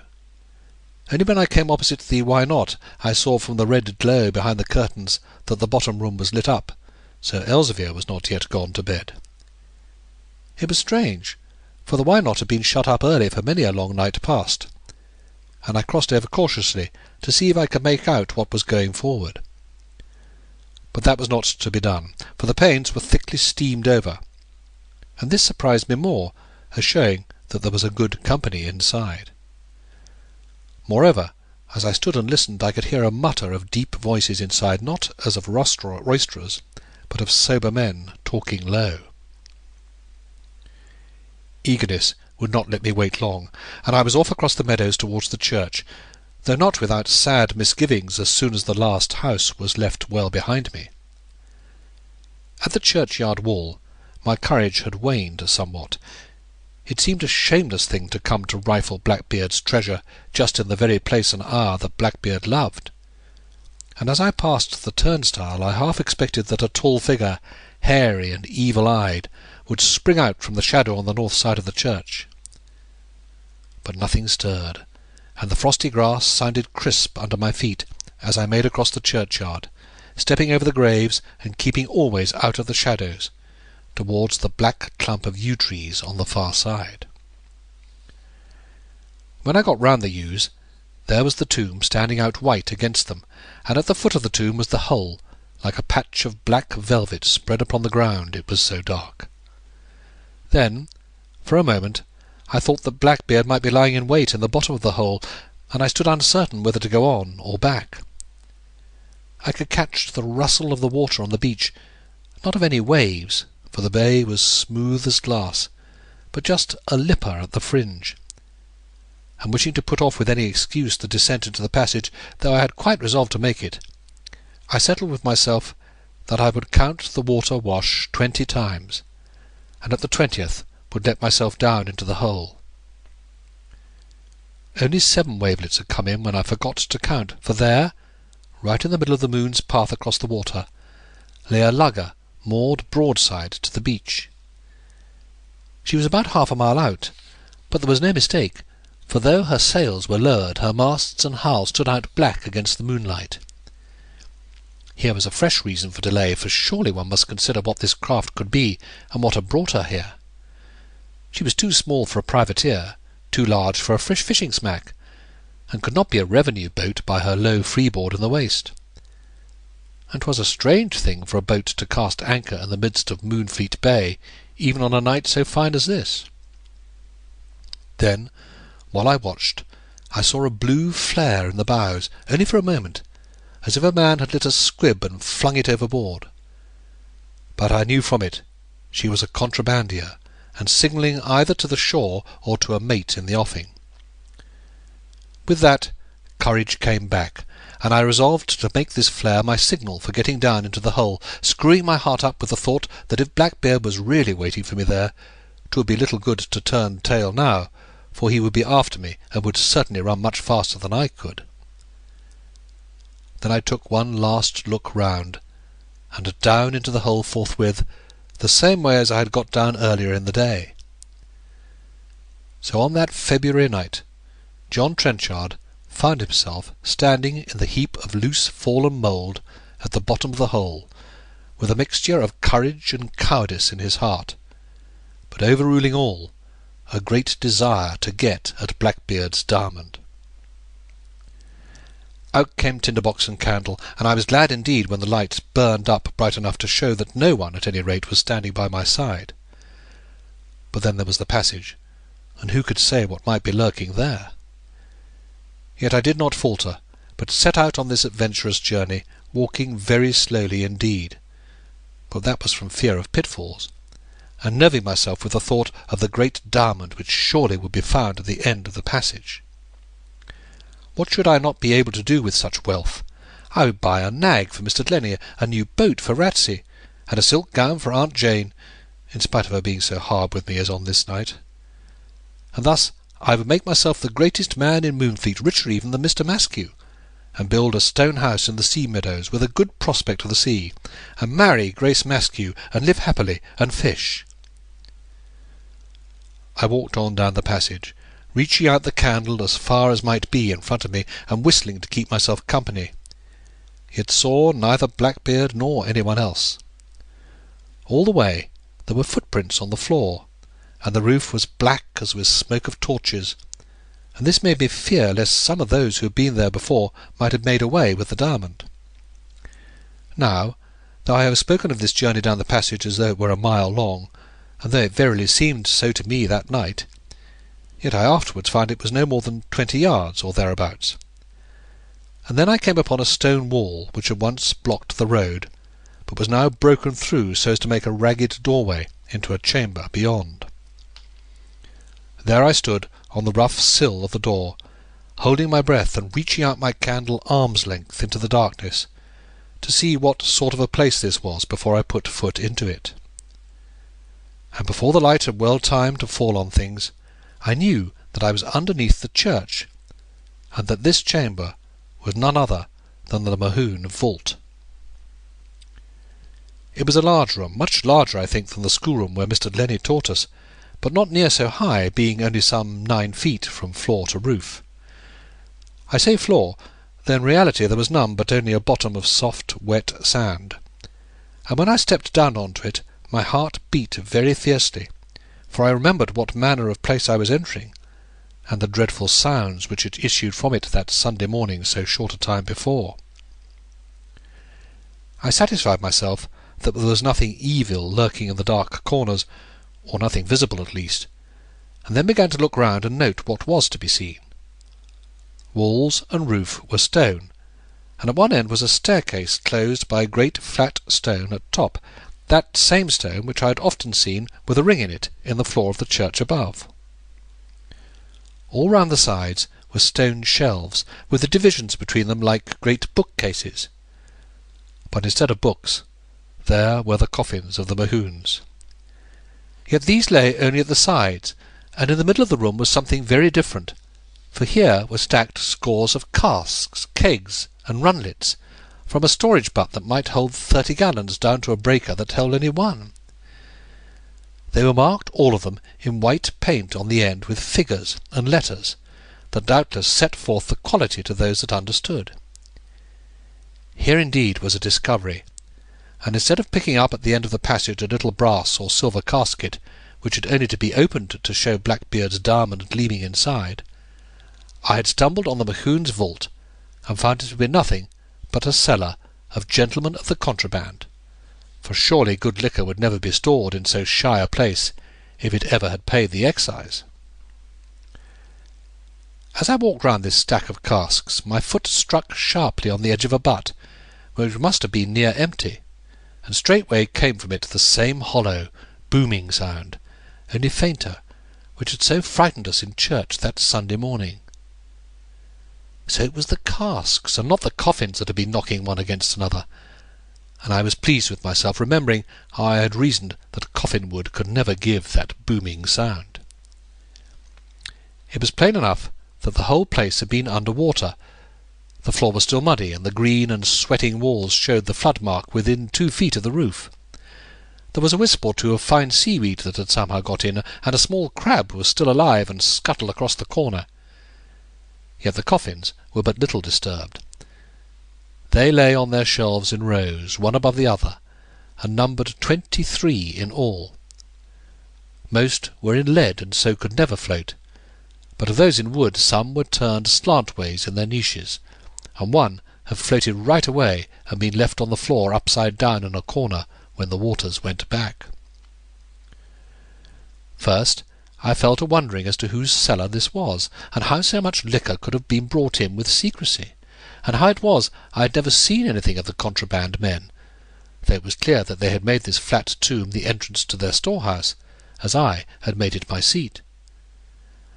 And then I remembered how Ratsey had tried to scare me with talk of Blackbeard, and how Elzevir, who had never been seen at church before, was there the Sunday of the noises, and how he had looked ill at ease whenever the noise came, though he was as bold as a lion, and how I had tripped upon him and Ratsey in the churchyard, and how Master Ratsey lay with his ear to the wall. And putting all these things together, and casting them up, I thought that Elzevir and Ratsey knew as much as any about this hiding-place. These reflections gave me more courage, for I considered that the tales of Blackbeard walking or digging among the graves had been set afloat to keep those that were not wanted from the place, and guess now that when I saw the light moving in the churchyard that night I went to fetch Dr. Hawkins, it was no corpse candle, but a lantern of smugglers running a cargo. Then, having settled these important matters, I began to turn over in my mind how to get at the treasure. And herein was much cast down, for in this place was neither casket nor diamond, but only coffins and double hollands. So it was that, having no better plan, I set to work to see whether I could learn anything from the coffins themselves, but with little success, for the lead coffins had no names upon them, and on such of the wooden coffins as bore plates I found the writing to be Latin, and so rusted over that I could make nothing of it. Soon I wished I had not come at all, considering that the diamond had vanished into air, and it was a sad thing to be cabined with so many dead men. It moved me, too, to see pieces of banners and funeral shields, and even shreds of wreaths that dear hearts had put there a century ago, now all ruined and rotten, some still clinging water-sodden to the coffins, and some trampled in the sand of the floor. I had spent some time in this bootless search, and was resolved to give up further inquiry and foot it home, when the clock in the tower struck midnight. Surely never was ghostly hour sounded in more ghostly place. Moonfleet peal was known over half the county, and the finest part of it was the clock bell. 'Twas said that in times past, when perhaps the chimes were rung more often than now, the voice of this bell had led safe home boats that were lost in the fog, and this night its clangour, mellow and profound, reached even to the vault. Bim-bom it went, bim-bom, 12 heavy thuds that shook the walls, 12 resonant echoes that followed, and then a purring and vibration of the air, so that the ear could not tell when it ended. I was wrought up perhaps by the strangeness of the hour and place, and my hearing quicker than at other times, but before the tremor of the bell was quite passed away, I knew there was some other sound in the air, and that the awful stillness of the vault was broken. At first I could not tell what this new sound was, nor whence it came, and now it seemed a little noise close by, and now a great noise in the distance, and then it grew nearer and more defined, and in a moment I knew it was the sound of voices talking. They must have been a long way off at first, and for a minute, that seemed as an age, they came no nearer. What a minute was that to me! Even now, so many years after, I can recall the anguish of it, and how I stood with ears pricked up, eyes starting, and a clammy sweat upon my face, waiting for those speakers to come. It was the anguish of the rabbit at the end of his burrow, with the ferret's eyes gleaming in the dark, and gun and lurcher waiting at the mouth of the hole. I was caught in a trap, and knew beside that contraband men had a way of sealing prying eyes and stilling babbling tongues, and I remembered poor Cracky Jones found dead in the churchyard, and how men said he had met Blackbeard in the night. These were but the thoughts of a second, but the voices were nearer, and I heard a dull thud far up the passage, and knew that a man had jumped down from the churchyard into the hole. So I took a last stare round, agonizing to see if there was any way of escape. But the stone walls and roof were solid enough to crush me, and the stack of casks too closely packed to hide more than a rat. There was a man speaking now from the bottom of the hole to others in the churchyard, and then my eyes were led as by a lodestone to a great wooden coffin that lay by itself on the top shelf, a full 6 feet from the ground. When I saw the coffin, I knew that I was respited, for, as I judged, there was space between it and the wall behind, enough to contain my little carcass. And in a second I put out the candle, scrambled up the shelves, half stunned my senses with dashing my head against the roof, and squeezed my body betwixt wall and coffin. There I lay on one side, with a thin and rotten plank between the dead man and me, dazed with the blow to my head, and breathing hard, while the glow of torches as they came down the passage reddened and flickered on the roof above. End of Chapter 3. Chapter 4, Part 1 of 2. In the Vault. Let us hob and nob with death. Tennyson. though nothing of the vault except the roof was visible from where I lay, and so I could not see these visitors, yet I heard every word spoken, and soon made out one voice as being Master Ratsey's. This discovery gave me no surprise, but much solace, for I thought that if the worst happened and I was discovered, I should find one friend with whom I could plead for life. "It is well the earth gave way," the sexton was saying, "on a night when we were here to find it. I was in the graveyard myself after midday, and all was snug and tight then. 'Twould have been awkward enough to have a hole stand open through the day for any passer-by to light on." There were 4 or 5 men in the vault already, and I could hear more coming down the passage, and guessed from their heavy footsteps that they were carrying burdens. There was a sound, too, of dumping kegs on the ground, with a swish of liquor inside them, and then the noise of casks being moved. "I thought we should have a fall there ere long," Ratsey went on. "what with this drought parching the ground, and the trampling at the edge when we move the side stone to get in. But there is no mischief done beyond what can be easily made good. A gravestone or two and a few spades of earth will make all sound again. Leave that to me." "Be careful what you do," rejoined another man's voice that I did not know, "lest someone see you digging, and scent us out." "Make your mind easy," Ratsey said. "I have dug too often in this graveyard for any to wonder if they see me with a spade." Then the conversation broke off, and there was little more talking, only a noise of men going backwards and forwards, and of putting down of the kegs, and the hollow gurgle of good liquor being poured from beakers into the casks. By and by, fumes of brandy began to fill the air, and climb to where I lay, overcoming the mouldy smell of decayed wood, and the dampness of the green walls. It may have been that these fumes mounted to my head, and gave me courage not my own, but so it was that I lost something of the stifling fear that had gripped me, and could listen with more ease to what was going forward. There was a pause in the carrying to and fro. They were talking again now, and someone said, "I was in Dorchester 3 days ago, and heard men say it will go hard with the poor chaps who had the brush with the Elector last summer. Judge Barentine comes on assize next week, and that old fox Maskew has driven down to Taunton to get at him before and coach him back, making out to him that the law's arm is weak in these parts against the contraband, and must be strengthened by some wholesome hangings." "They are a cruel pair," another put in, "and we shall have new gibbets on Ridgetown for leading lights. Once I get even with Maskew, the other may go hang, aye, and they may hang me too." "The devil send him to meet me one dark night on the down alone," said someone else, "and I will give him a pistol's mouth to look down, and spoil his face for him." "No, thou wilt not," said a deep voice, and then I knew that Elzevir was there too. "None shall lay hand on Maskew but I. So mark that, lad, that when his day of reckoning comes, 'tis I will reckon with him." Then for a few minutes I did not pay much heed to what was said, being terribly straitened for room, and cramped with pain from lying so long in one place. The thick smoke from the pitch torches too came curling across the roof and down upon me, making me sick and giddy with its evil smell and taste. And though all was very dim, I could see my hands were black with oily smuts. At last I was able to wriggle myself over without making too much noise, and felt a great relief in changing sides, but gave such a start as made the coffin creak again at hearing my own name.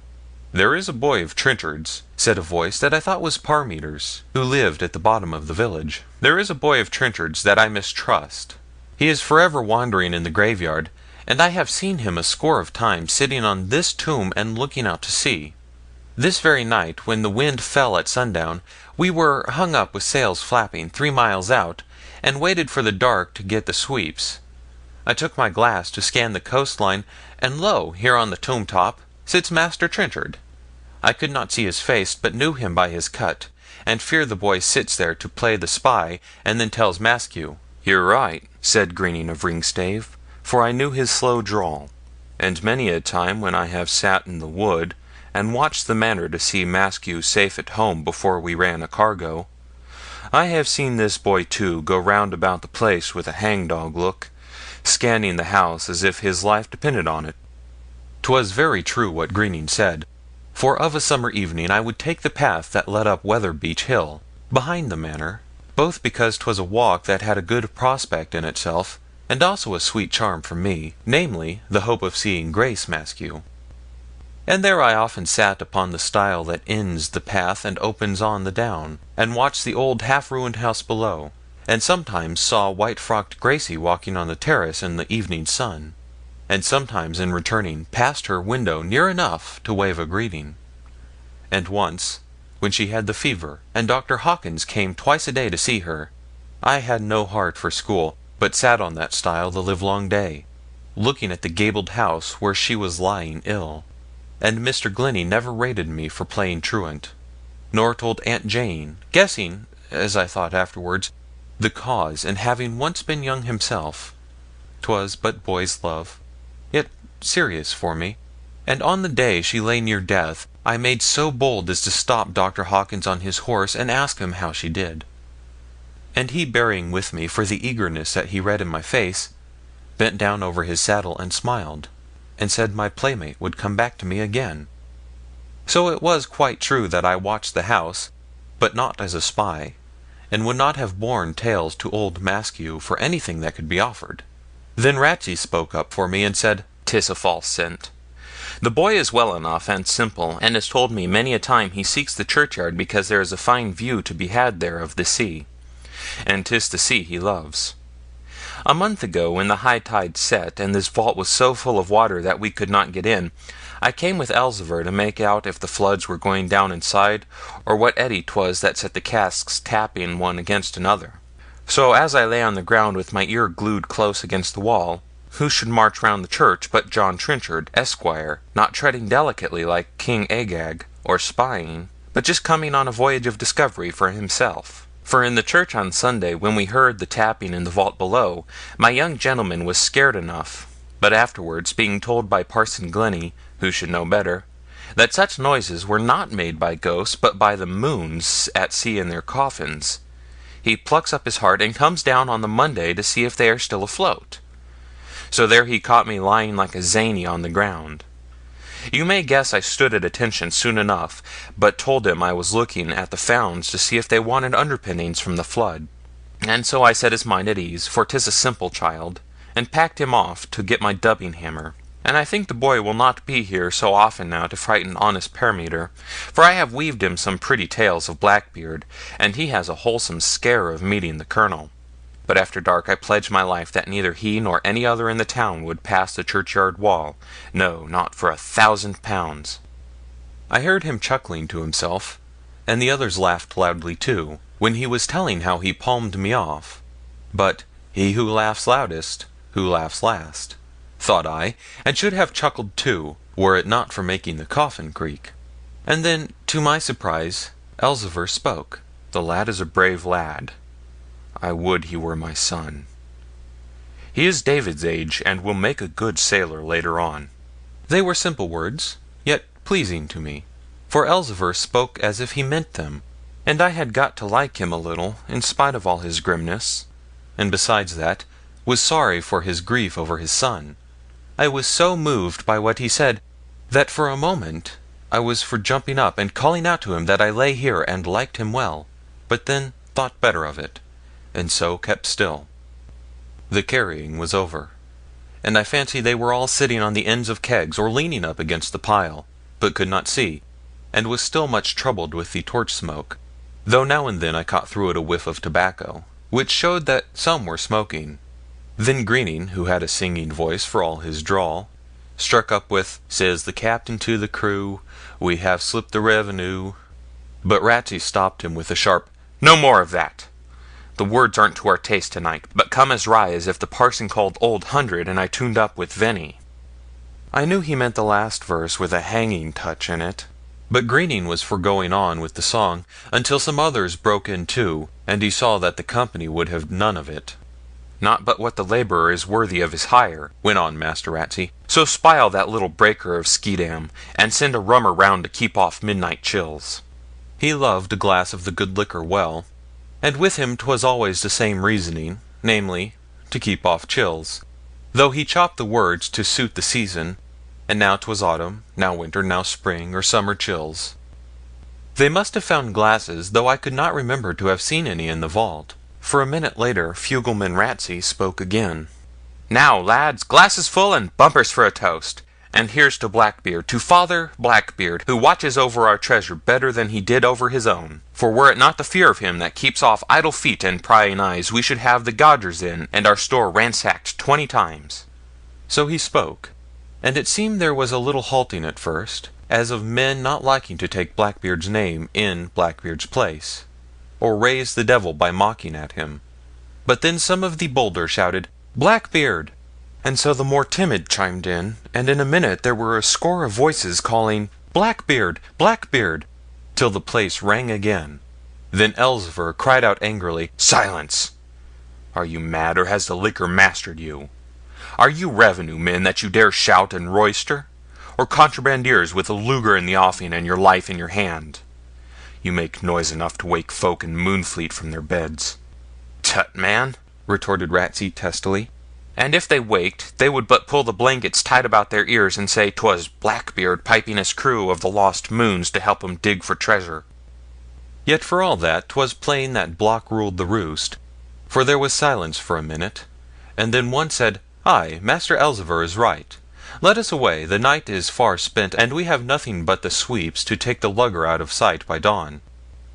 So the meeting broke up, and the torchlight grew dimmer, and died away as it had come, in a red flicker on the roof, and the footsteps sounded fainter as they went up the passage, until the vault was left to the dead men and me.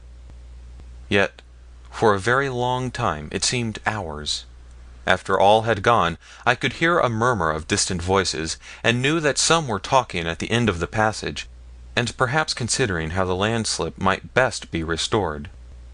So while I heard them thus conversing, I dared not descend from my perch, lest someone might turn back to the vault, though I was glad enough to sit up and ease my aching back and limbs. Yet in the awful blackness of the place, even the echo of these human voices seemed a kindly and blessed thing, and a certain shrinking loneliness fell on me when they ceased at last and all was silent. Then I resolved I would be off at once, and get back to the moonlight bed that I had left hours ago, having no stomach for more treasure hunting, and being glad indeed to be still left with the treasure of life. Thus, sitting where I was, I lit my candle once more, and then clambered across that great coffin, which, for 2 hours or more, had been a mid-wall of partition between me and danger. But to get out of the niche was harder than to get in, for now that I had a candle to light me, I saw that the coffin, though sound enough to outer view, was wormed through and little better than a rotten shell. So it was that I had some ado to get over it, not daring either to kneel upon it, or to bring much weight to bear with my hand, lest it should go through. And now having got safely across, I sat for an instant on that narrow ledge of the stone shelf which projected beyond the coffin on the vault side, and made ready to jump forward onto the floor below. And how it happened I know not, but there I lost my balance, and as I slipped, the candle flew out of my grasp.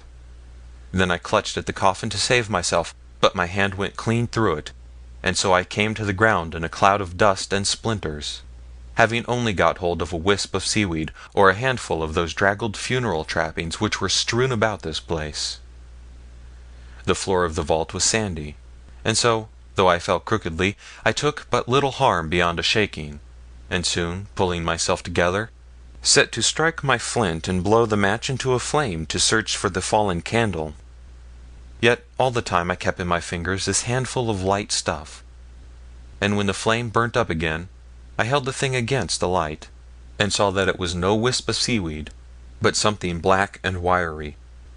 For a moment I could not gather what I had hold of, but then gave a start that nearly sent the candle out, and perhaps a cry, and let it drop as if it were red hot iron.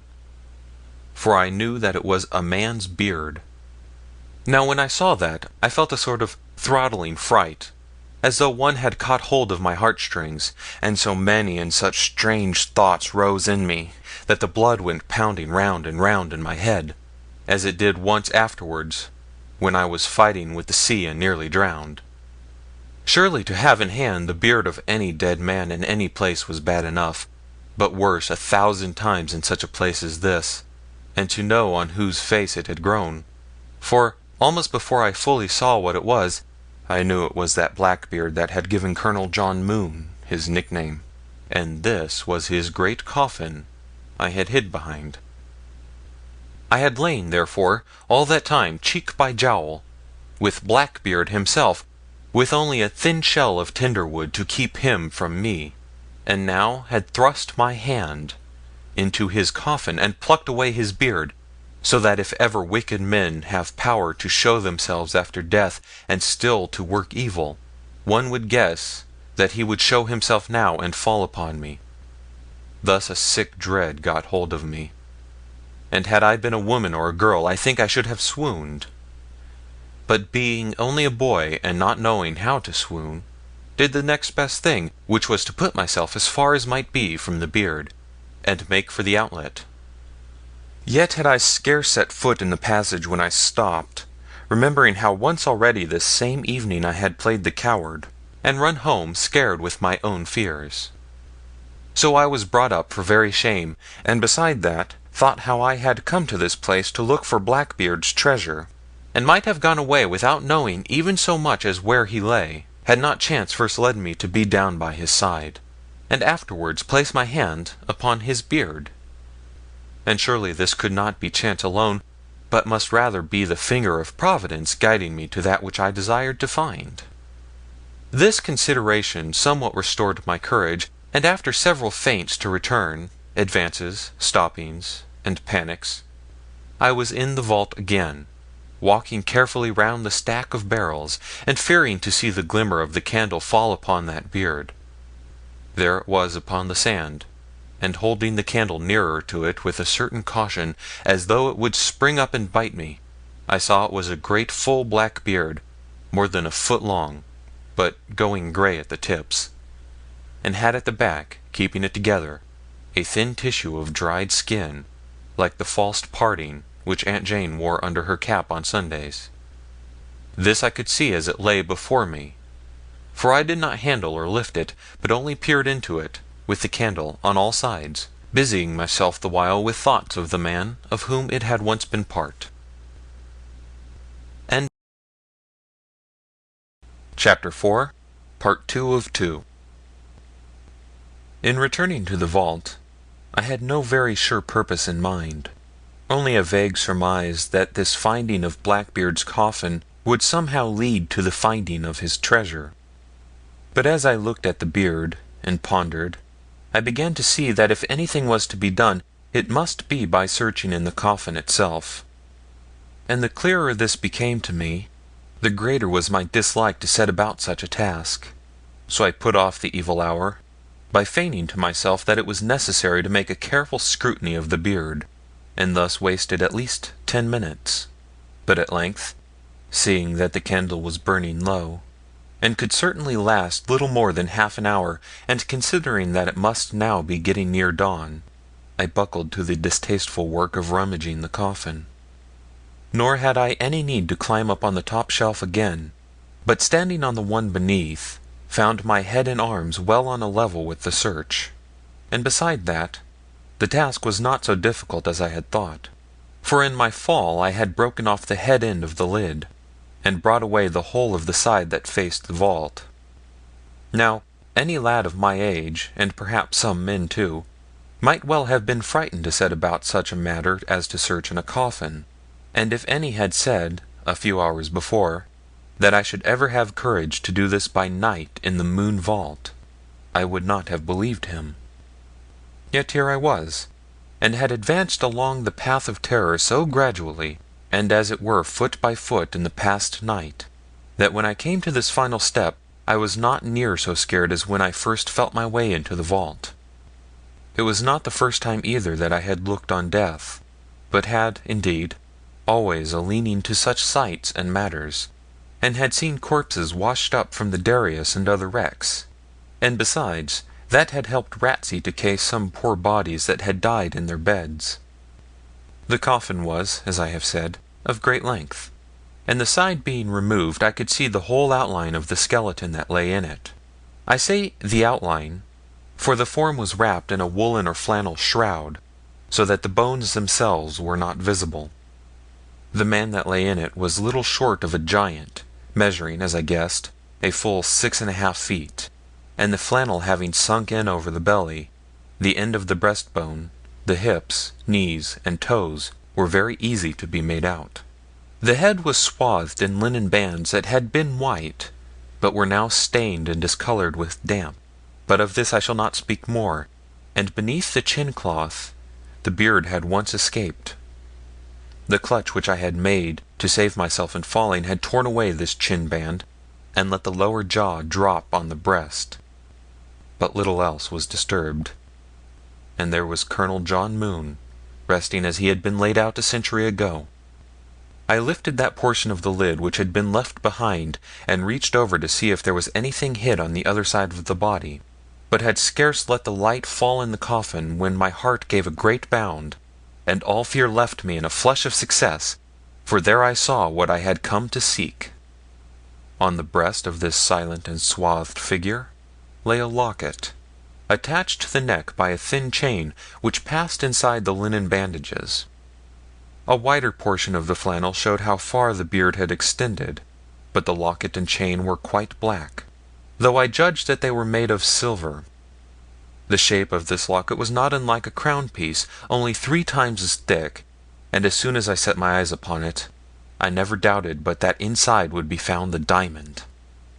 It was then that a great pity came over me for this thin shadow of a man, thinking rather what a fine tall gentleman Colonel Moon had once been, and a good soldier no doubt besides, than that he had wasted a noble estate and played traitor to the king. And then I reflected that it was all for the bit of flashing stone, which lay, as I hoped, within the locket, that he had sold his honour, and wished that the jewel might bring me better fortune than had fallen to him, or at any rate that it might not lead me into such miry paths. Yet such thoughts did not delay my purpose, and I possessed myself of the locket easily enough, finding a hasp in the chain, and so drawing it out from the linen folds.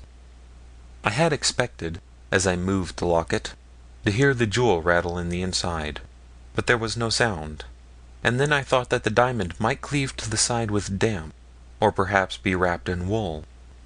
Scarcely was the locket well in my hand before I had it undone, finding a thumb nick whereby, after a little persuasion, the back, though rusted, could be opened on a hinge.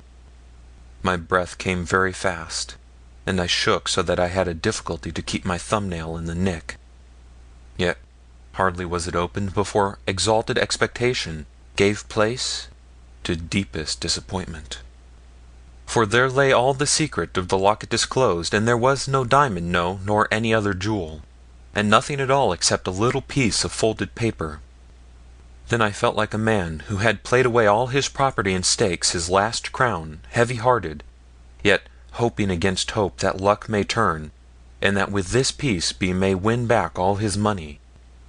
So it was for me, for I hoped that this paper might have written on it directions for the finding of the jewel, and that I might yet rise from the table a winner. But it was a frail hope, and quickly dashed. For when I had smoothed the creases and spread out the piece of paper in the candlelight, there was nothing to be seen except a few verses from the Psalms of David. The paper was yellow, and showed a lattice of folds where it had been pressed into the locket. But the handwriting, though small, was clear and neat, and there was no mistaking a word of what was there set down. 'Twas so short I could read it at once. The days of our age are 80 years and 10, and though men may be so strong that they come to 80 years, yet it is their strength then but labour and sorrow, so soon passeth it away, and we are gone. Psalm 90:21. And as for me, my feet are almost gone, my treadings are well nigh slipped. 73:6. But let not the water flood drown me, neither let the deep swallow me up. 69:11. So going through the vale of misery I shall use it for a well, till the pools are filled with water. 84:14. For thou hast made the north and the south, Tabor and Hermon shall rejoice in thy name. 89:6. So here was an end to great hopes. and I was, after all, to leave the vault no richer than I had entered it. For look at it as I might, I could not see that these verses could ever lead to any diamond, and though I might otherwise have thought of ciphers or secret writing, yet, remembering what Mr. Glennie had said, that Blackbeard after his wicked life desired to make a good end, and sent for a parson to confess him, I guessed that such pious words had been hung around his neck as a charm to keep the spirits of evil away from his tomb. I was disappointed enough, but before I left picked up the beard from the floor, though it sent a shiver through me to touch it, and put it back in its place on the dead man's breast. I restored also such pieces of the coffin as I could get at, but could not make much of it, so left things as they were, trusting that those who came there next would think that the wood had fallen to pieces by natural decay. But the locket I kept, and hung about my neck under my shirt, both as being a curious thing in itself, and because I thought that if the good words inside it were strong enough to keep off bad spirits from Blackbeard, they would also be strong enough to keep Blackbeard from me. When this was done, the candle had burnt so low that I could no longer hold it in my fingers, and was forced to stick it on a piece of broken wood, and so carry it before me. But, after all, I was not to escape from Blackbeard's clutches so easily, for when I came to the end of the passage, and was prepared to climb up into the churchyard, I found that the hole was stopped, and that there was no exit. I understood now how it was that I heard talking so long after the company had left the vault, for it was clear that Ratsey had been as good as his word, and that the falling in of the ground had been repaired before the contraband men went home that night. At first I made light of the matter, thinking I should be able to dislodge this new work, and so find a way out. But when I looked more narrowly into the business I did not feel so sure, for they had made a sound job of it, putting one very heavy burial slab at the side to pile earth against it till the hole was full, and then covering it with another. These were both of slate, and I knew whence they came, for there were a dozen or more of such disused and weather-worn covers laid up against the north side of the church, and every one of them was a good burden for 4 men. Yet I hoped by grouting at the earth below it to be able to dislodge the stone at the side, and while I was considering how best to begin, the candle flickered, the wick gave a sudden lurch to one side, and I was left in darkness. Thus my plight was evil indeed, for I had nothing now to burn to give me light, and knew that 'twas no use setting to grout till I could see to go about it. Moreover, the darkness was of that black kind that is never found beneath the open sky, no, not even on the darkest night, but lurks in close and covered places, and strains the eyes in trying to see into it. Yet I did not give way, but settled to wait for dawn, which must, I knew, be now at hand, for then I thought enough light would come through the chinks of the tomb above to show me how to set to work. Nor was I even much scared, as one who having been in peril of life from the contraband men for a spy, and in peril from evil ghosts for rifling Blackbeard's tomb, deemed it a light thing to be left in the dark to wait an hour till morning. So I sat down on the floor of the passage, which, if damp, was at least soft, and being tired with what I had gone through, and not used to miss a night's rest, fell straightway asleep. How long I slept I cannot tell, for I had nothing to guide me to the time, but woke at length, and found myself still in darkness. I stood up and stretched my limbs, but did not feel as one refreshed by wholesome sleep, but sick and tired with pains in back, arms, and legs, as if beaten or bruised.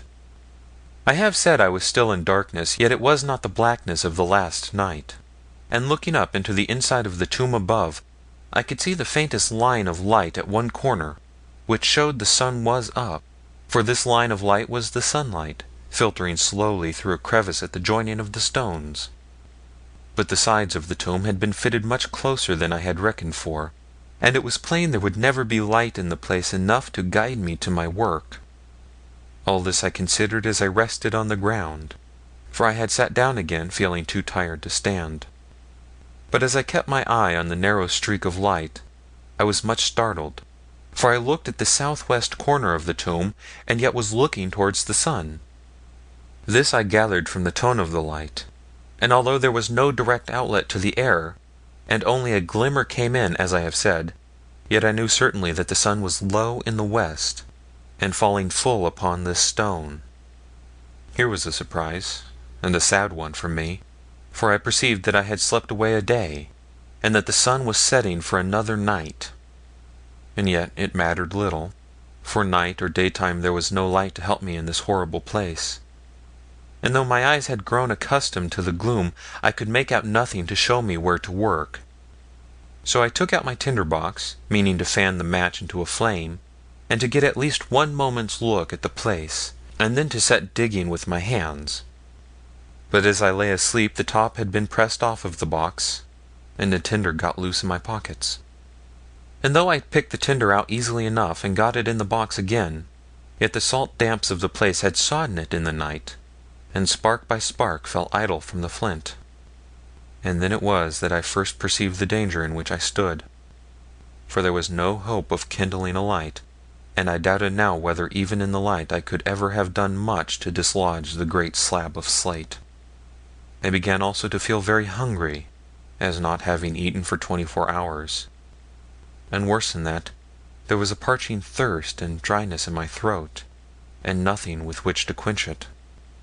Yet there was no time to be lost if I was ever to get out alive, and so I groped with my hands against the side of the grave until I made out the bottom edge of the slab, and then fell to grubbing beneath it with my fingers. But the earth, which the day before had looked light and loamy to the eye, was stiff and hard enough when one came to tackle it with naked hands, and in an hour's time I had done little more than further weary myself, and bruise my fingers. Then I was forced to rest, and, sitting down on the ground, saw that the glimmering streak of light had faded, and that the awful blackness of the previous night was creeping up again. And now I had no heart to face it, being cowed with hunger, thirst, and weariness, and so flung myself upon my face that I might not see how dark it was, and groaned for very lowness of spirit. Thus I lay for a long time, but afterwards stood up and cried aloud and shrieked if any one should haply hear me, calling to Mr. Glennie and Ratsey and even Elzevir by name, to save me from this awful place. But there came no answer, except the echo of my own voice sounding hollow and far off down in the vault. So in despair I turned back to the earth wall below the slab, and scrabbled at it with my fingers till my nails were broken and the blood ran out, having all the while a sure knowledge, like a cord twisted round my head, that no effort of mine could ever dislodge the great stone. And thus hours passed, and I shall not say more here, for the remembrance of that time is still terrible, and besides no words could ever set forth the anguish I then suffered. Yet did slumber come sometimes to my help, for even while I was working at the earth, sheer weariness would overtake me, and I sank on to the ground, and fell asleep. And still the hours passed, and at last I knew by the glimmer of light in the tomb above that the sun had risen again, and a maddening thirst had hold of me. And then I thought of all the barrels piled up in the vault, and of the liquor that they held, and stuck not because 'twas spirit, for I would scarce have paused to sate that thirst even with molten lead. So I felt my way down the passages back to the vault, and recked not of the darkness nor of Blackbeard and his crew, if only I could lay my lips to liquor. Thus I groped about the barrels, till near the top of the stack my hand struck on a spile of a keg, and drawing it, got my mouth to the hold. What the liquor was I do not know, but it was not so strong but that I could swallow it in great gulps, and found it less burning than my burning throat. But when I turned to get back to the passage I could not find the outlet, and fumbled round and round until my brain was dizzy, and I fell senseless to the ground. Chapter 5. The Rescue. Shades of the dead, have I not heard your voices rise on the night-rolling breath of the gale? Byron. When I came to myself I was lying, not in the outer blackness of the Mohun vault, not on a floor of sand, but in a bed of sweet clean linen, and in a little whitewashed room, through the window of which the spring sunlight streamed. Oh, the blessed sunshine, and how I praised God for the light! At first I thought I was in my own bed at my aunt's house, and had dreamed of the vault and the smugglers, and that my being prisoned in the darkness was but the horror of a nightmare. I was for getting up, but fell back on my pillow in the effort to rise, with a weakness and sick languor which I had never known before. And as I sunk down, I felt something swing about my neck, and putting up my hand, found 'twas Colonel John Mohun's black locket, and so knew that part, at least, of this adventure was no dream. Then the door opened, and to my wondering thought it seemed that I was back again in the vault. For in came Elzevir Block. Then I held up my hands and cried, "O Elzevir, save me, save me! I am not come to spy." But he, with a kind look on his face, put his hand on my shoulder and pushed me gently back, saying, "Lie still, lad. There is none here will hurt thee, and drink this." He held out to me a bowl of steaming broth that filled the room with a savour sweeter 10,000 times to me than every rose and lily of the world, yet would not let me drink it at a gulp, but made me sip it with a spoon like any baby. Thus, while I drank, he told me where I was, namely, in an attic at the Why Not, but would not say more then, bidding me to sleep again, and I should know all afterwards. And so it was 10 days or more before youth and health had their way, and I was strong again. And all that time Elzevir Block sat by my bed, and nursed me tenderly as a woman. So piece by piece I learned the story of how they found me. 'Twas Mr. Glennie who first moved to seek me, for when the second day came that I was not at school, he thought that I was ill, as was his wont when any ailed. But Aunt Jane answered him stiffly that she could not say how I did. "For," says she, "he is run off I know not where, but as he makes his bed he must lie in it, and if he run away for his pleasure, may stay away for mine. I have been pestered with this lot too long, and only bore with him for poor sister Martha's sake. But 'tis after his father that the graceless lad takes, and thus rewards me." With that she bangs the door in the parson's face, and off he goes to Ratsey, but can learn nothing there, and so concludes that I have run away to sea, and am seeking ship at Poole or Weymouth. But that same day came Sam Tewkesbury to the Why Not about nightfall, and begged a glass of rum, being, as he said, all of a shake, and telling a tale of how he passed the churchyard wall in his return from work, and knew 'twas Blackbeard piping his lost Mohuns to hunt for treasure. So, though he saw nothing, he turned tail and never stopped, running till he stood at the inn door.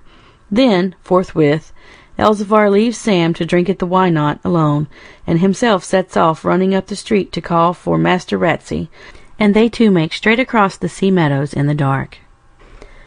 For as soon as I heard Tewkesbury tell of screams and wailings in the air, and no one to be seen, said Elzevir, I guessed that some poor soul had got shut in the vault, and was there crying for his life. And to this I was not guided by mother wit, but by a surer and sadder token. Thou wilt have heard how 13 years ago a daft body we called Cracky Jones was found one morning in the churchyard dead. He was gone missing for a week before, and twice within that week I had sat through the night upon the hill behind the church, watching to warn the lugger with a flare she could not put in for the surf upon the beach. And on those nights, the air being still, though a heavy swell was running, I heard thrice or more a throttled scream come shivering across the meadows from the graveyard.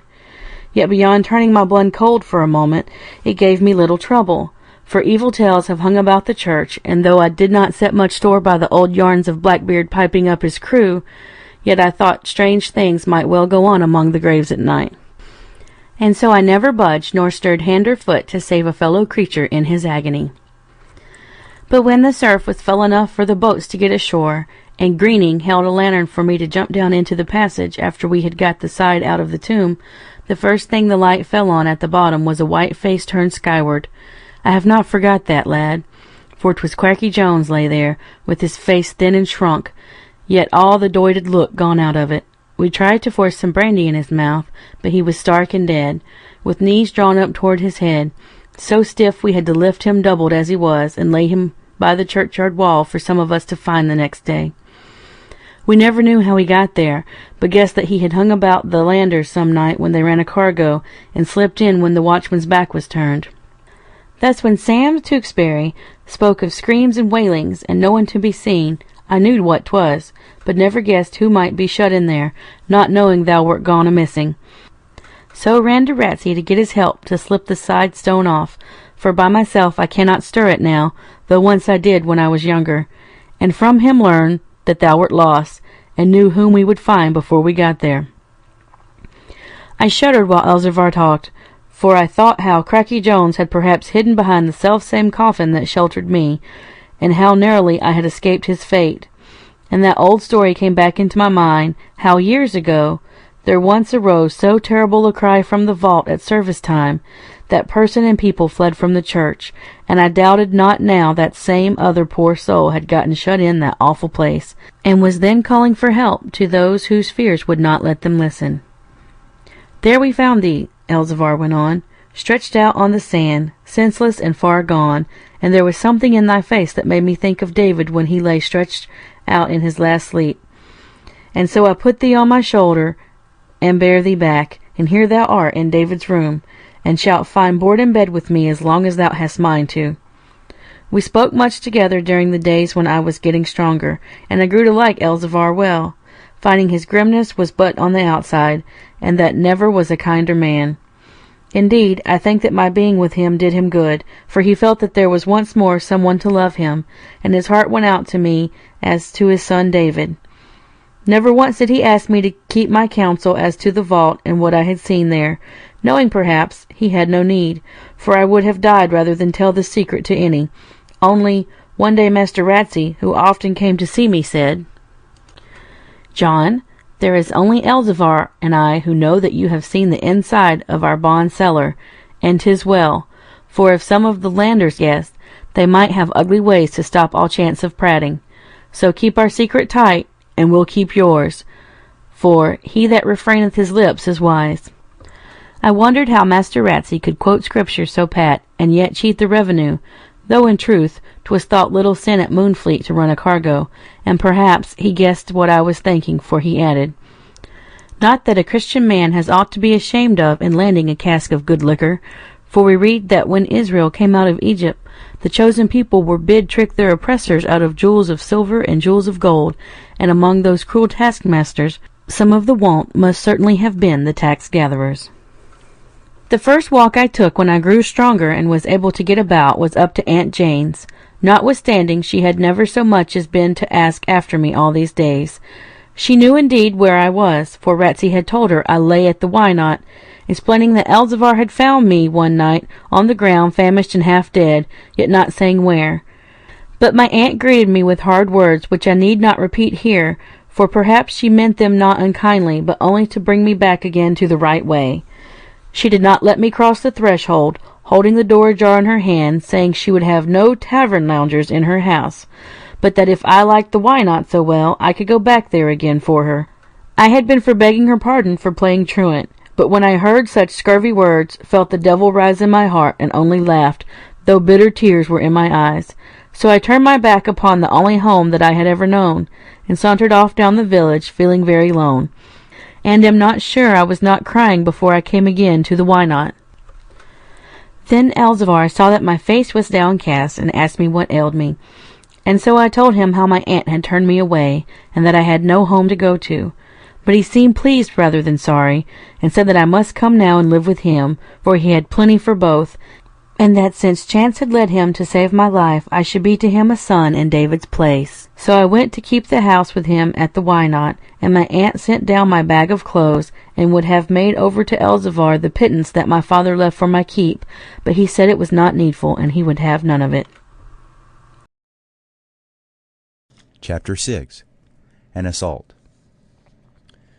Surely, after all, the noblest answer unto such is perfect stillness when they brawl. Tennyson. I have more than once brought up the name of Mr. Maskew, and as I shall have other things to tell of him later on, I may as well relate here what manner of man he was.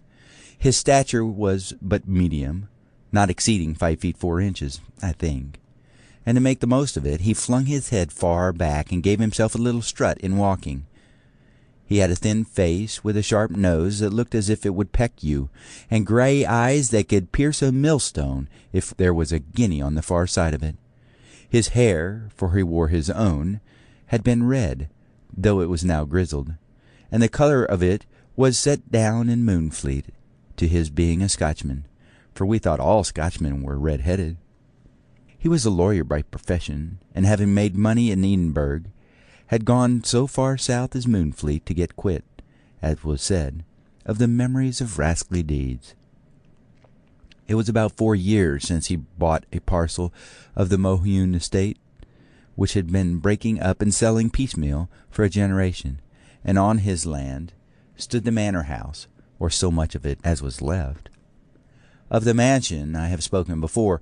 It was a very long house of 2 stories, with a projecting gable and doorway in the middle, and at each end gabled wings running out crosswise.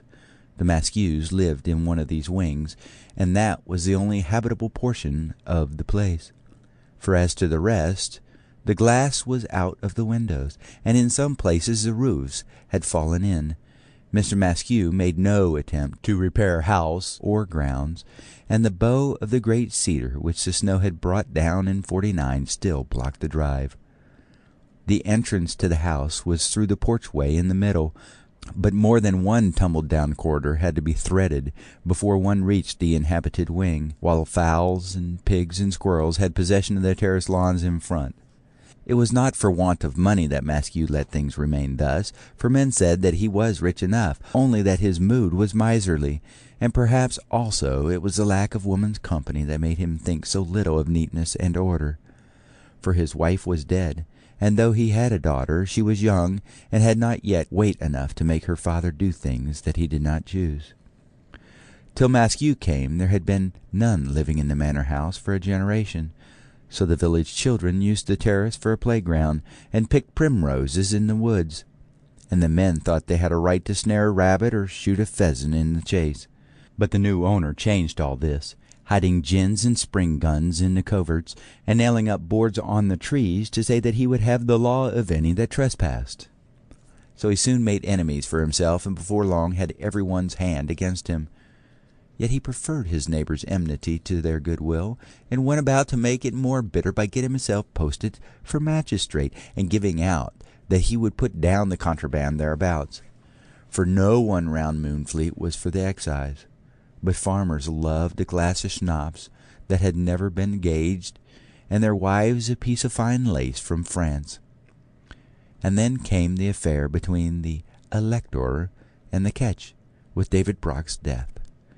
And after that, they said it was not safe for Maskew to walk at large, and that he would be found some day dead on the down. But he gave no heed to it, and went on as if he had been a paid exciseman rather than a magistrate. When I was a little boy, the manor woods were my delight, and many a sunny afternoon have I sat on the terrace edge looking down over the village, and munching red quarantines from the ruined fruit gardens. And though this is now forbidden, yet the manor had still a sweeter attraction to me than apples or bird batting, and that was Grace Maskew. She was an only child, and about my own age, or a little better, at the time of which I am speaking. I knew her because she went every day to the old almshouses to be taught by the Reverend Mr. Gleany, from whom I also received my schooling. She was tall for her age and slim, with a thin face and a tumble of tawny hair, which flew about her in a wind or when she ran. Her frocks were washed and patched and faded, and showed more of her arms and legs than the dressmaker had ever intended, for she was a growing girl, and had none to look after her clothes. She was a favorite playfellow with all, and an early choice for games of prisoner's base, and she could beat most of us boys at speed. Thus, though we all hated her father, and had for him many jeering titles among ourselves, yet we never used an evil nickname nor a railing word against him when she was by, because we liked her well. There were 6 of us boys, and as many girls, whom Mr. Gleany used to teach, and that you may see what sort of man Maskew was, I will tell you what happened one day in school between him and the parson. Mr. Gleany taught us in the almshouses, for though there were now no bedsmen, the houses themselves were fallen to decay, yet the little hall in which the inmates had once dined was still maintained, and served for our schoolroom. It was a long and lofty room, with a high wainscot all around it, a carved oak screen at one end and a broad window at the other. A very heavy table, polished by use and sadly besmirched with ink, ran down the middle of the hall, with benches on either side of it for us to use. And a high desk for Mr. Glennie stood under the window at the end of the room. Thus we were sitting one morning with our summing slates and grammars before us, when the door in the screen opens and Mr. Maskew enters. I have told you already of the verses which Mr. Glennie wrote for David Block's grave, and when the floods had gone down, Ratsey set up the headstone with the poetry carved on it. But Maskew, through not going to church, never saw the stone for weeks, until one morning, walking through the churchyard, he lighted on it and knew the verses for Mr. Glennie's. So 'twas to have it out with the parson that he had come to school this day, and though we did not know so much then, yet guessed from his presence that something was in the wind, and could read in his face that he was very angry. Now, for all that we hated Maskew, yet were we glad enough to see him there, as hoping for something strange to vary the sameness of school, and scenting a disturbance in the air. Only Grace was ill at ease for fear her father should say something unseemly, and kept her head down with shocks of hair falling over her book, though I could see her blushing between them. So in vapours Maskew, and with an angry glance about him, makes straight for the desk where our master sits at the top of the room. For a moment Mr. Glennie, being short-sighted, did not see who 'twas, but, as his visitors drew near, rose courteously to greet him. "Good day to you, Mr. Maskew," he said, holding out his hand. But Maskew put his arms behind his back and bubbled out, "Hold not out your hand to me, lest I spit on it. 'Tis like your snivelling cant to write sweet psalms for smuggling rogues, and to frighten honest men with your judgments." At first Mr. Glennie did not know what the other would be at, and afterwards, understanding, turned very pale, but said as a minister he would never be backward in reproving those whom he considered in the wrong, whether from the pulpit or from the gravestone. Then Maskew flies into a great passion, and pours out many vile and insolent words, saying Mr. Glennie is in the league with the smugglers, and fattens on their crimes, that the poetry is a libel, and that he, Maskew, will have the law of him for calumny. After that he took Grace by the arm, and bade her get hat and cape, and come with him. "For," says he, "I will not have thee taught any more by a psalm-singing hypocrite that calls thy father murderer." And all the while he kept drawing up closer to Mr. Glennie, until the two stood very near each other. There was a great difference between them, the one short and blustering, with a red face turned up, the other tall and craning down, ill-clad, ill-fed, and pale. Maskew had in his left hand a basket, with which he went to marketing of mornings, for he made his own purchases and liked fish, as being cheaper than meat. He had been chaffering with the fishwives this very day, and was bringing back his provend with him when he visited our school.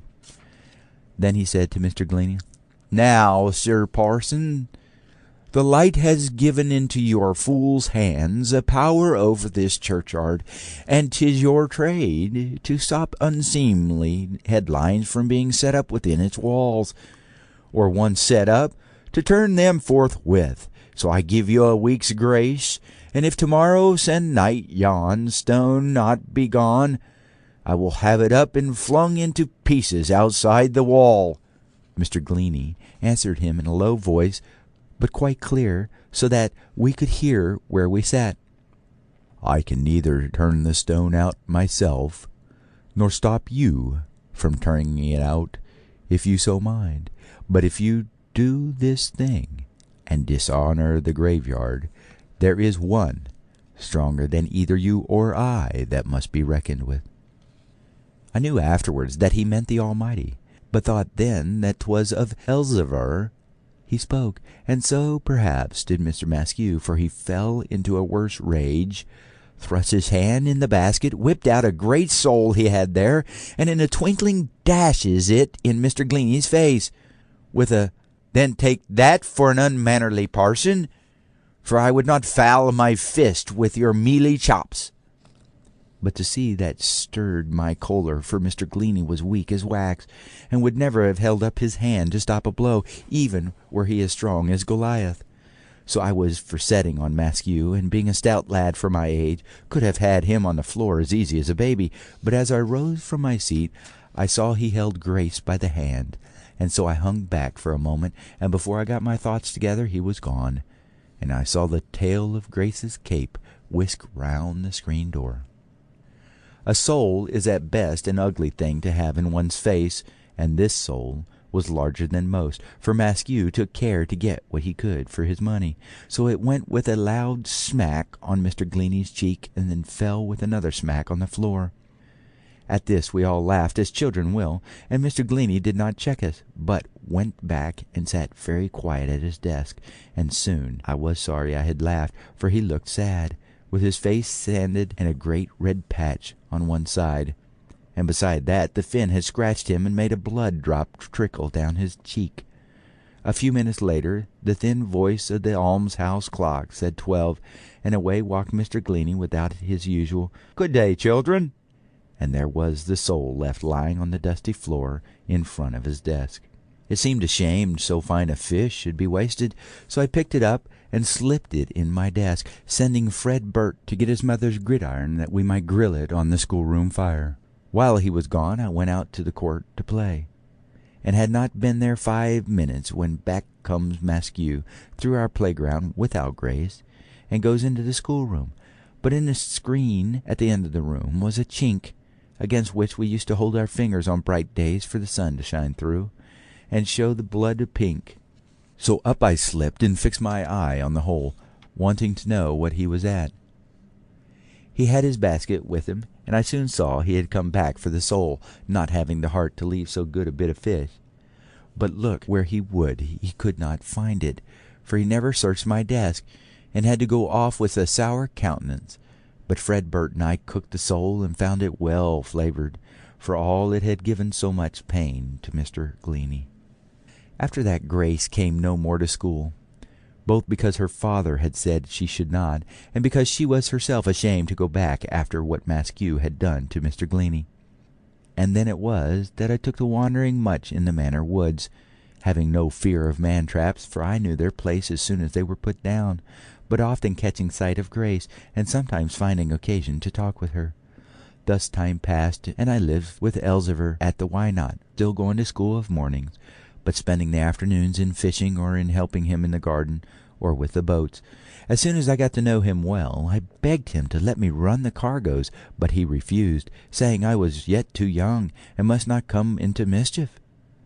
Yet later, yielding to my importunity, he consented, and more than one dark night I was in the landing boats that unburdened the lugger, though I could never bring myself to enter the Mohune vault again, but would stand as sentry at the passage mouth.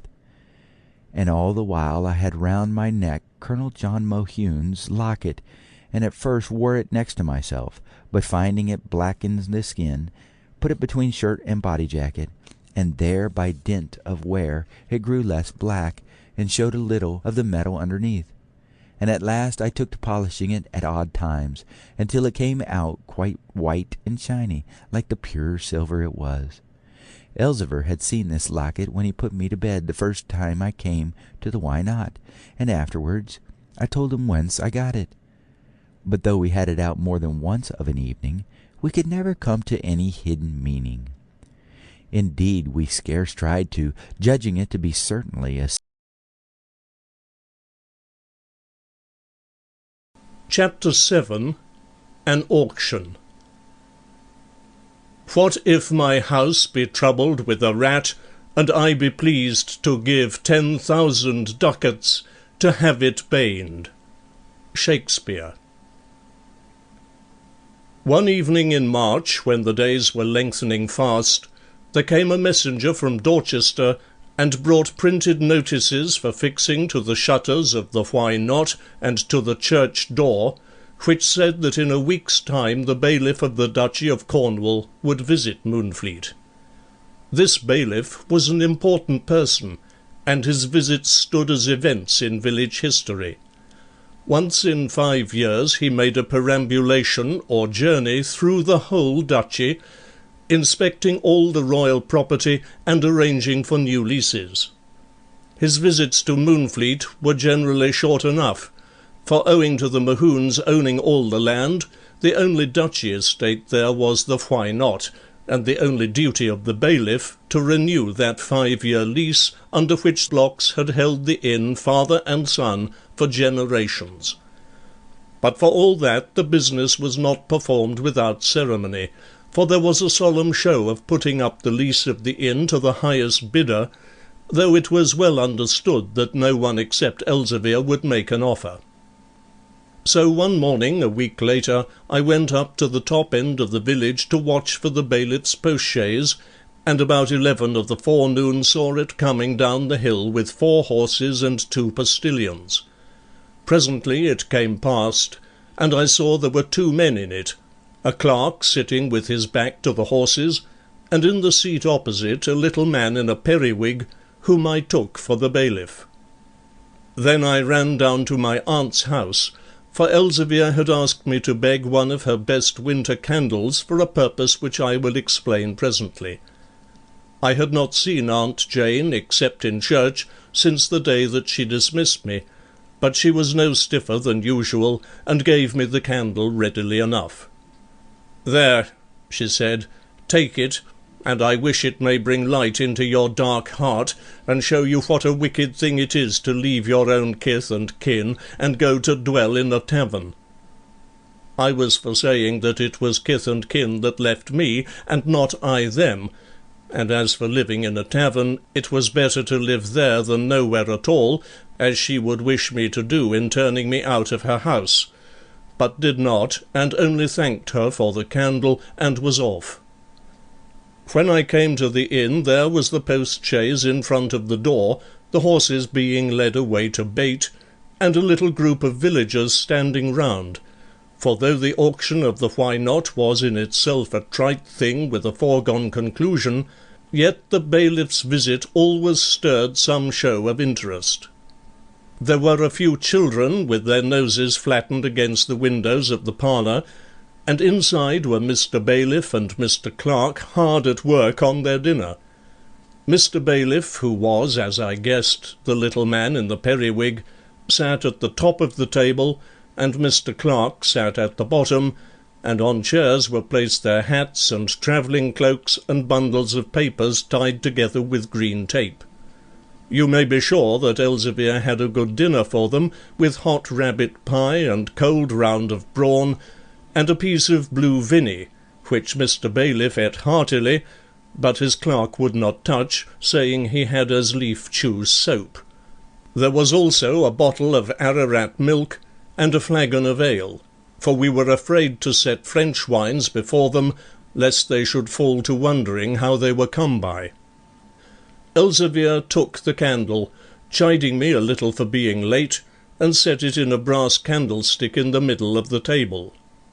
Then Mr. Clerk takes a little rule from his pocket, measures an inch down on the candle, sticks into the grease at that point a scarf-pin with an onyx head that Elzevir lent him, and lights the wick. Now the reason of this was that the custom ran in Moonfleet when either land or lease was put up to bidding, to stick a pin in a candle, and so long as the pin held firm it was open to any to make a better offer, but when the flame burnt down and the pin fell out, then land or lease fell to the last bidder. So after dinner was over and the table cleared, Mr. Clerk takes out a roll of papers, and reads a legal description of the Why Not, calling it the Mahoon Arms, an excellent messuage or tenement, now used as a tavern, and speaking of the convenient paddocks or parcels of grazing land at the back of it, called Moon's Lease, amounting to 16 acres more or less.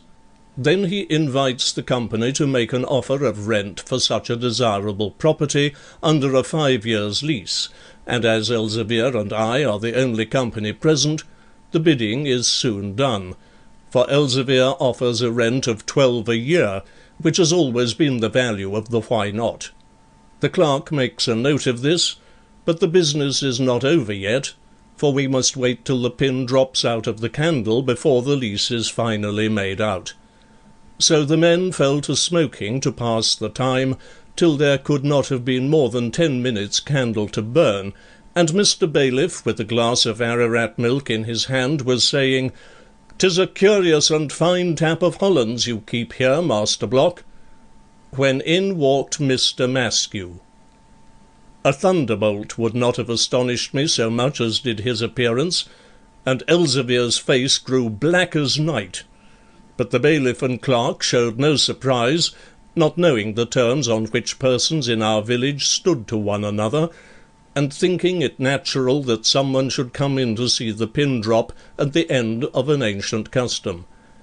Indeed, Maskew seemed to know the bailiff, for he passed the time of day with him, and was then for sitting down at the table without taking any notice of Elzevir or me.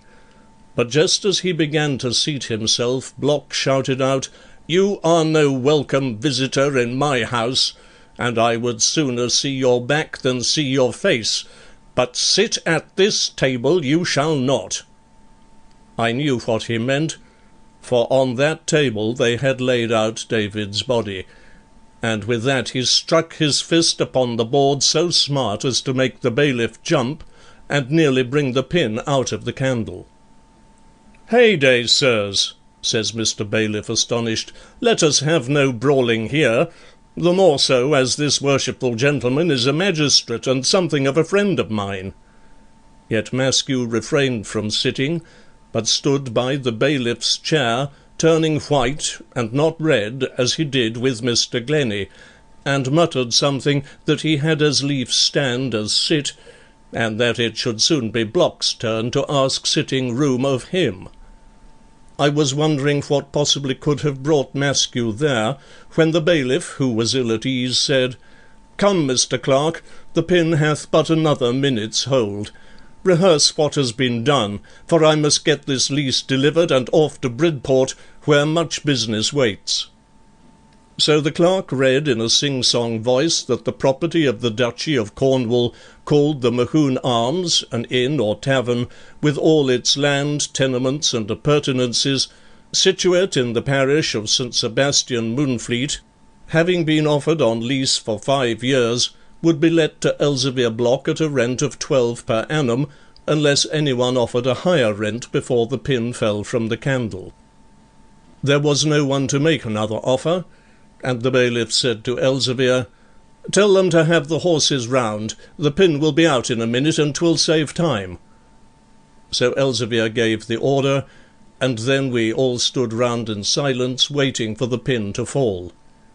The grease had burnt down to the mark, or almost below it, as it appeared, but just where the pin stuck in there was a little lump of harder tallow that held bravely out, refusing to be melted.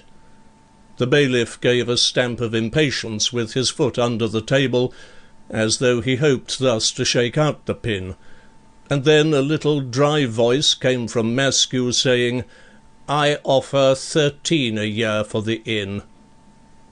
This fell upon us with so much surprise that all looked round, seeking, as it were, some other speaker, and never thinking that it could be Maskew.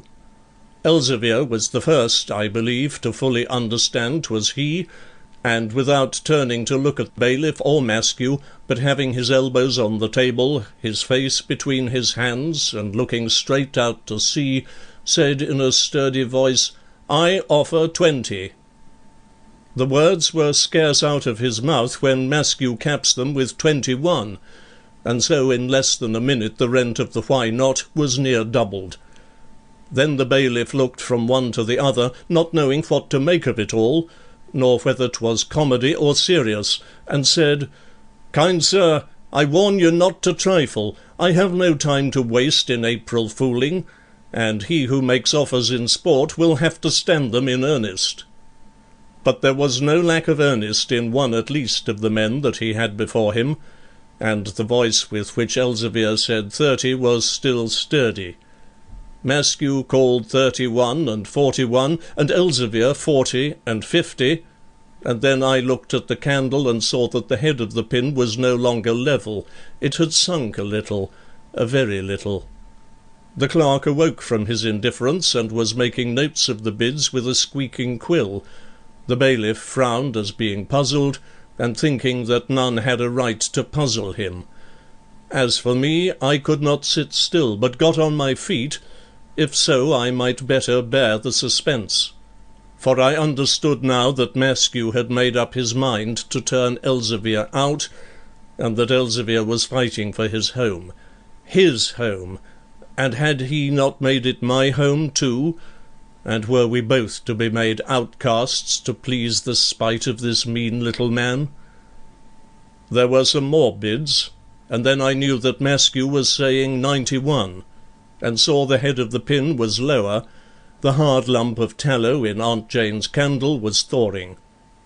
The bailiff struck in, "Are ye mad, sirs? And you, Master Block, save your breath and spare your money. And if this worshipful gentleman must become innkeeper at any price, let him have the place in the devil's name, and I will give thee the Mermaid at Bridport, with a snug parlour, and 10 times the trade of this." Elzevir seemed not to hear what he said, but only called out 100, with his face still looking out to sea, and the same sturdiness in his voice. Then Maskew tried a spring, and went to 120, and Elzevir capped him with 130, and 140, 150, 160, 170 followed quick. My breath came so fast that I was almost giddy, and I had to clench my hands to remind myself of where I was and what was going on. The bidders too were breathing hard. Elzevir had taken his head from his hands, and the eyes of all were on the pin. The lump of tallow was worn down now. It was hard to say why the pin did not fall. Maskew gulped out 180, and Elzevir said 190, and then the pin gave a lurch, and I thought the Why Not was saved, though at the price of ruin. No, the pin had not fallen. There was a film that held it by the point. 1 second, only 1 second. Elzevir's breath, which was ready to outbid whatever Maskew said, caught in his throat with the catching pin, and Maskew sighed out 200 before the pin pattered on the bottom of the brass candlestick. The clerk forgot his master's presence, and shut his notebook with a bang. "Congratulate you, sir," says he, quite pert, to Maskew. "You are the landlord of the poorest pothouse in the duchy at 200 a year." The bailiff paid no heed to what his man did, but took his periwig off and wiped his head. "Well, I'm hanged," he said. And so the Why Not was lost. Just as the last bid was given, Elzevir half rose from his chair, and for a moment I expected to see him spring like a wild beast on Maskew, but he said nothing, and sat down again with the same stolid look on his face. And, indeed, it was perhaps well that he thus thought better of it, for Maskew stuck his hand into his bosom as the other rose, and though he withdrew it again when Elzevir got back to his chair, yet the front of his waistcoat was a little bulged, and, looking sideways, I saw the silver-shod butt of a pistol nestling far down against his white shirt. The bailiff was vexed, I think, that he had been betrayed into such strong words, for he tried at once to put on as indifferent an air as might be, saying in dry tones, "Well, gentlemen, there seems to be here some personal matter into which I shall not attempt to spy. £200 more or less is but a flea-bite to the duchy, and if you, sir," turning to Maskew, "wish later on to change your mind and be quit of the bargain, I shall not be the man to stand in your way. In any case, I imagine 'twill be time enough to seal the lease if I send it from London." I knew he said this, and hinted at delay, as wishing to do Elzevir a good turn, for his clerk had the lease already made out pat, and it only wanted the name and rent filled in to be sealed and signed. But, "No," says Maskew, "business is business, Mr. Bailiff, and the post uncertain to parts so distant from the capital as these, so I'll thank you to make out the lease to me now, and on May Day place me in possession." "So be it, then," said the bailiff a little testily, "but blame me not for driving hard bargains, for the duchy whose servant I am," and he raised his hat, "is no daughter of the horse-leech. Fill in the figures, Mr. Scrutton, and let us away."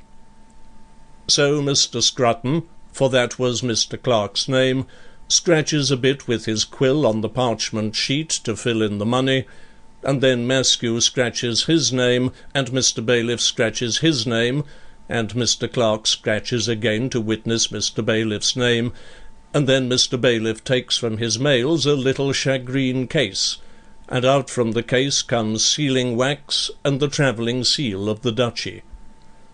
There was my aunt's best winter candle still burning away in the daylight, for no one had taken any thought to put it out, and Mr. Bailiff melts the wax at it till a drop of sealing wax falls into the grease and makes a gutter down one side, and then there is a sweating of the parchment under the hot wax, and at last on goes the seal. "Signed, sealed, and delivered," says Mr. Clark, rolling up the sheet and handing it to Maskew, and Maskew takes and thrusts it into his bosom underneath his waistcoat front, all cheek by jowl with that silver-hafted pistol whose butt I had seen before. The post-chaise stood before the door, the horses were stamping on the cobblestones, and the harness jingled. Mr. Clark had carried out his mails, but Mr. Bailiff stopped for a moment as he flung the travelling cloak about his shoulders to say to Elzevir, "Tut, man, take things not too hardly. Thou shalt have the Mermaid at 20 a year, which will be worth 10 times as much to thee as this dreary place, and canst send thy son to Bryson's school, where they will make a scholar of him, for he is a brave lad," and he touched my shoulder, and gave me a kindly look as he passed. "I thank your worship," said Elzevir, "for all your goodness, but when I quit this place I shall not set up my staff again at any inn door." Mr. Bailiff seemed nettled to see his offer made so little of, and left the room with a sniff. "Then I wish you good day." Maskew had slipped out before him, and the children's noses left the window-pane as the great man walked down the steps. There was a little group to see the start, but it quickly melted, and before the clatter of hoofs died away, the report spread through the village that Maskew had turned Elzevir out of the Why Not. For a long time after all had gone, Elzevir sat at the table with his head between his hands, and I kept quiet also, both because I was myself sorry that we were to be sent adrift, and because I wished to show Elzevir that I felt for him in his troubles. But the young cannot enter fully into their elders' sorrows, however much they may wish to, and after a time the silence palled upon me. It was getting dusk, and the candle which bore itself so bravely through auction and lease-sealing burnt low in the socket. A minute later the light gave some flickering flashes, failings, and sputters, and then the wick tottered, and out popped the flame, leaving us with the chilly grey of a March evening creeping up in the corners of the room. I could bear the gloom no longer, but made up the fire till the light danced ruddy across pewter and porcelain on the dresser. "Come, Master Block," I said, "there is time enough before May Day to think what we shall do, so let us take a cup of tea, and after that I will play you a game of backgammon." But he still remained cast down and would say nothing, and as chance would have it, though I wished to let him win at backgammon, that so perhaps he might get cheered, Yet do what I would that night, I could not lose. So as his luck grew worse, his moodiness increased, and at last he shut the board with a bang, saying, in reference to that motto that ran round its edge, "Life is like a game of hazard, and surely none ever flung worse throws, or made so little of them as I." End of chapter. Chapter 8. The Landing. Let my lamp at midnight hour be seen in some high lonely tower. Milton. Maskew got ugly looks from the men, and sour words from the wives, as he went up through the village that afternoon, for all knew what he had done, and for many days after the auction he durst not show his face abroad. Yet Damon of Ringstave, and some others of the landers' men, who made it their business to keep an eye upon him, said that he had been twice to Weymouth of evenings, and held converse there with Mr. Luckham of the excise, and with Captain Henning, who commanded the troopers then in quarters on the Noath. And by degrees it got about, but how I do not know, that he had persuaded the revenue to strike hard at the smugglers, and that a strong posse was to be held in readiness to take the landers in the act the next time they should try to run a cargo. Why Maskew should so put himself about to help the revenue I cannot tell, nor did anyone ever certainly find out. But some said 'twas out of sheer wantonness, and a desire to hurt his neighbours, and others that he saw what an apt place this was for landing cargoes, and wished first to make a brave show of zeal for the excise, and afterwards to get the whole of the contraband trade into his own hands. However that may be, I think he was certainly in league with the revenue men, and more than once I saw him on the manor terrace with a spyglass in his hand, and guessed that he was looking for the lugger in the offing. Now word was mostly given to the lander, by safe hands, of the night on which a cargo should be run, and then in the morning or afternoon the lugger would come just near enough the land to be made out with glasses, and afterwards lie off again out of sight till nightfall. The nights chosen for such work were without moon, but as still as might be, so long as there was wind enough to fill the sails, and often the lugger could be made out from the beach, but sometimes 'twas necessary to signal with flares, though they were used as little as might be. Yet after there had been a long spell of rough weather, and a cargo had to be run at all hazards, I have known the boats come in even on the bright moonlight, and take their risk. For 'twas said the excise slept sounder round us than anywhere in all the Channel. These tales of Maskew's doings failed not to reach Elzevir, and for some days he thought best not to move, though there was a cargo on the other side that wanted landing badly. But one evening, when he had won at backgammon, and was in an open mind, he took me into confidence, setting down the dice-box on the table, and saying, "There is word come from the shippers that we must take a cargo, for that they cannot keep the stuff by them longer at St. Malo. Now with this devil at the manor prowling round, I dare not risk the job on Moonfleet beach, nor yet stow the liquor in the vault. So I have told the Bonaventure to put her nose into this bay to-morrow afternoon, that Maskew may see her well, and then to lie out again to sea, as she has done 100 times before, but instead of waiting in the offing, she will make straight off up channel to a little strip of shingle underneath Hoare Head." I nodded, to show I knew the place, and he went on, "Men used to choose that spot in good old times to beach a cargo before the passage to the vault was dug, and there is a worked-out quarry they call Pygrove's Hole, not too far off up the down, and choked with brambles, where we can find shelter for 100 kegs. So we will be under Hoare Head at 5 to-morrow morn with the pack-horses. I wish we could be earlier, for the sun rises thereabout, but the tide will not serve before."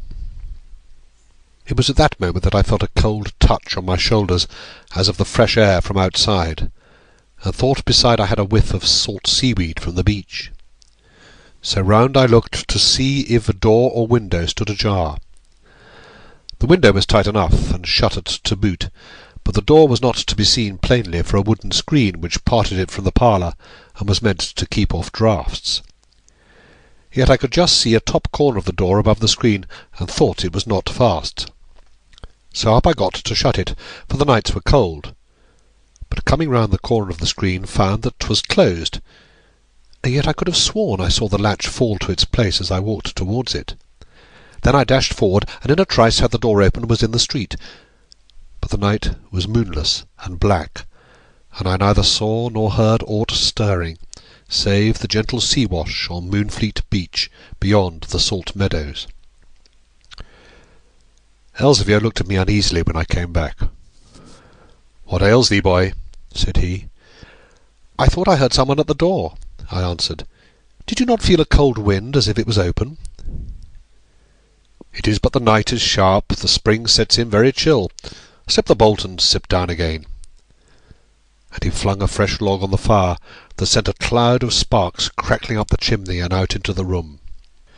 "Elzevir," I said, "I think there was one listening at the door, and there may be others in the house. So before we sit again, let us take candle and go through the rooms to make sure none are prying on us."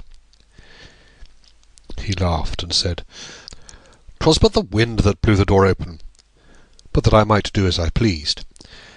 So I lit another candle, and was for starting on my search, but he cried, "Nay, thou shalt not go alone." And so we went all round to the house together, and found not so much as a mouse stirring. He laughed the more when we came back to the parlour. "'Tis the cold has chilled thy heart and made thee timid of that skulking rascal of the manor. Fill me a glass of Ararat milk, and one for thyself, and let us to bed." I had learned by this not to be afraid of the good liquor, and while we sat sipping it, Elzevir went on. "There is a fortnight yet to run, and then you and I shall be cut adrift from our moorings. It's a cruel thing to see the doors of this house closed on me, where I and mine have lived a century or more, but I must see it. Yet let us not be too cast down, but try to make something even of this worst of throes." I was glad enough to hear him speak in this firmer strain, for I had seen what a sore thought it had been for these days past that he must leave the Why Not, and how it had often made him moody and downcast. "We'll have no more of innkeeping," he said. "I've been sick and tired of it this many a day, and care not now to see men abuse good liquor and addle their silly pates to fill my purse. And I have something, boy, put snug away in Dorchester town that will give us bread to eat and beer to drink, even if the throes run still deuce ace.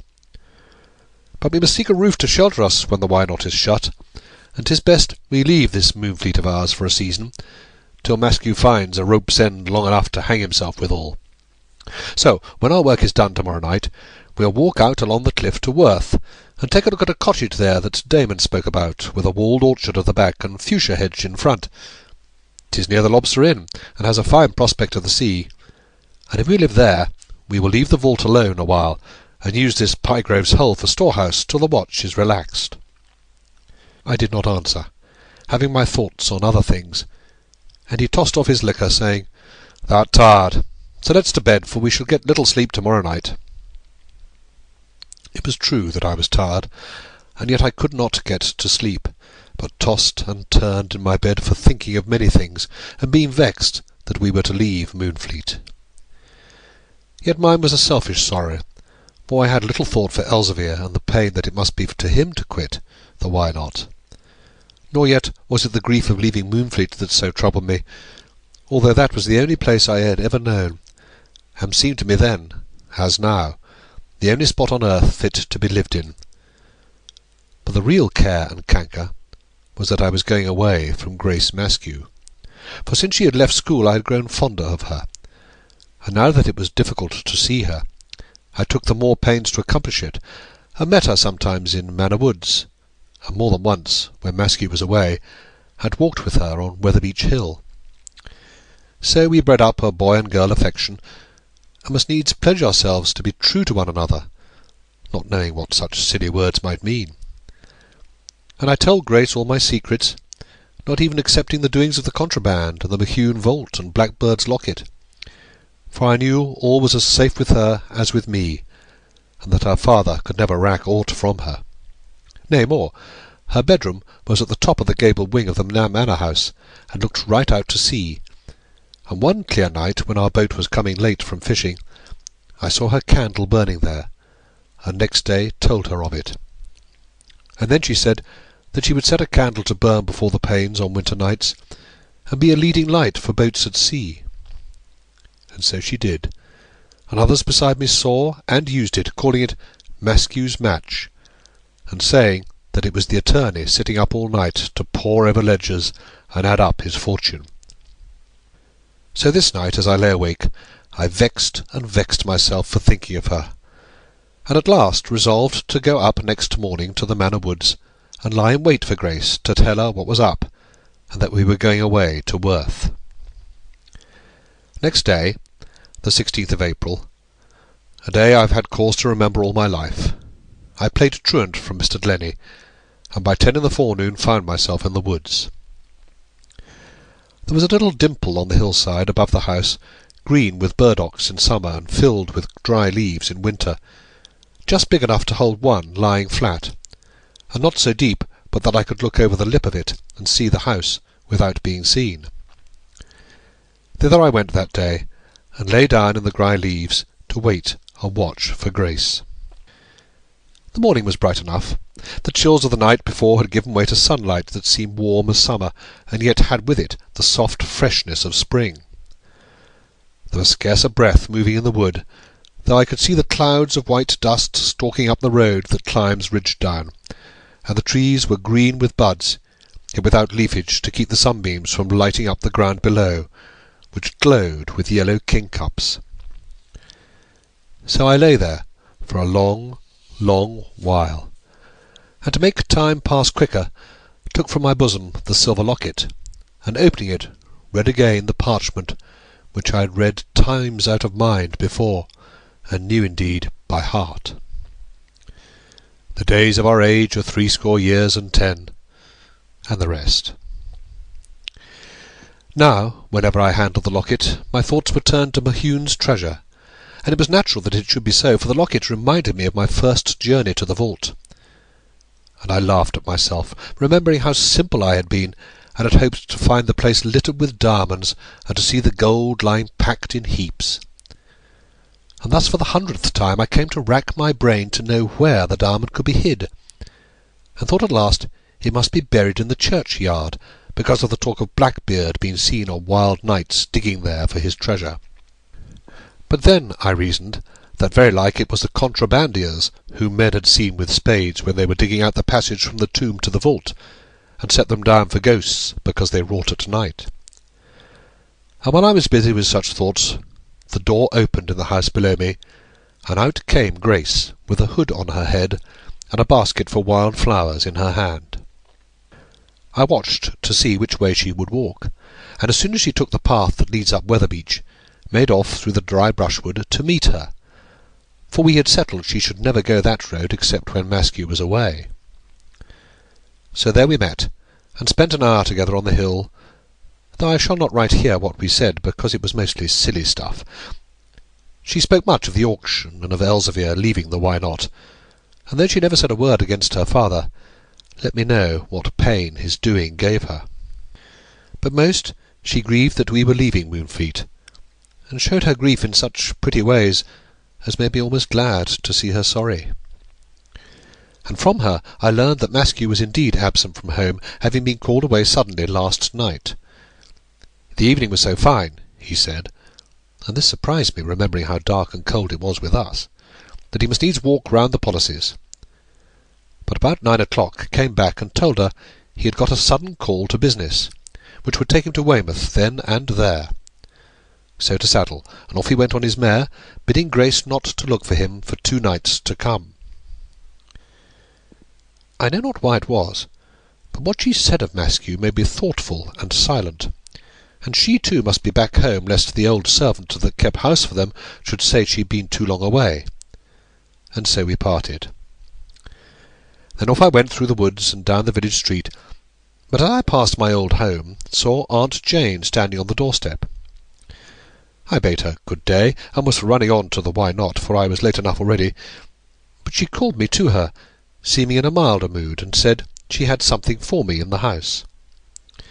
So left me standing while she went off to get it, and back she came and thrust into my hand a little prayer-book, which I had often seen about the parlour in past days, saying, Here is a common prayer which I meant to send thee with thy clothes. It was thy poor mother's, and I pray may some day be as precious a balm to thee as it once was to that godly woman."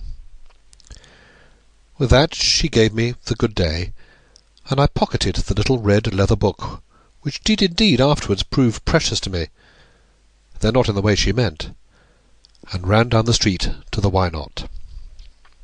That same evening Elzevir and I left the Why Not, went up through the village, climbed the down, and were at the brow by sunset. We had started earlier than we fixed the night before, because word had come to Elzevir that morning that the tide called Gulda would serve for the beaching of the Bonaventure at 3 instead of 5. 'Tis a strange thing, the Gulda, and not even sailors can count closely with it. For on the Dorset coast the tide makes 4 times a day, twice with the common flow, and twice with the Gulda, and this last, being shifty and uncertain as to time, flings out many a sea reckoning. It was about 7 o'clock when we were at the top of the hill, and there were 15 good miles to cover to get to Hoar Head. Dusk was upon us before we had walked half an hour, but when the night fell it was not black as on the last evening, but a deep sort of blue, and the heat of the day did not die with the sun, but left the air still warm and balmy. We trudged on in silence, and were glad enough when we saw by a white stone here and there at the side of the path that we were nearing the cliff, for the preventive men marked all the footpaths on the cliff with whitewashed stones, so that one can pick up the way without risk on a dark night. A few minutes more, and we reached a broad piece of open sward, which I knew for the top of Hoar Head.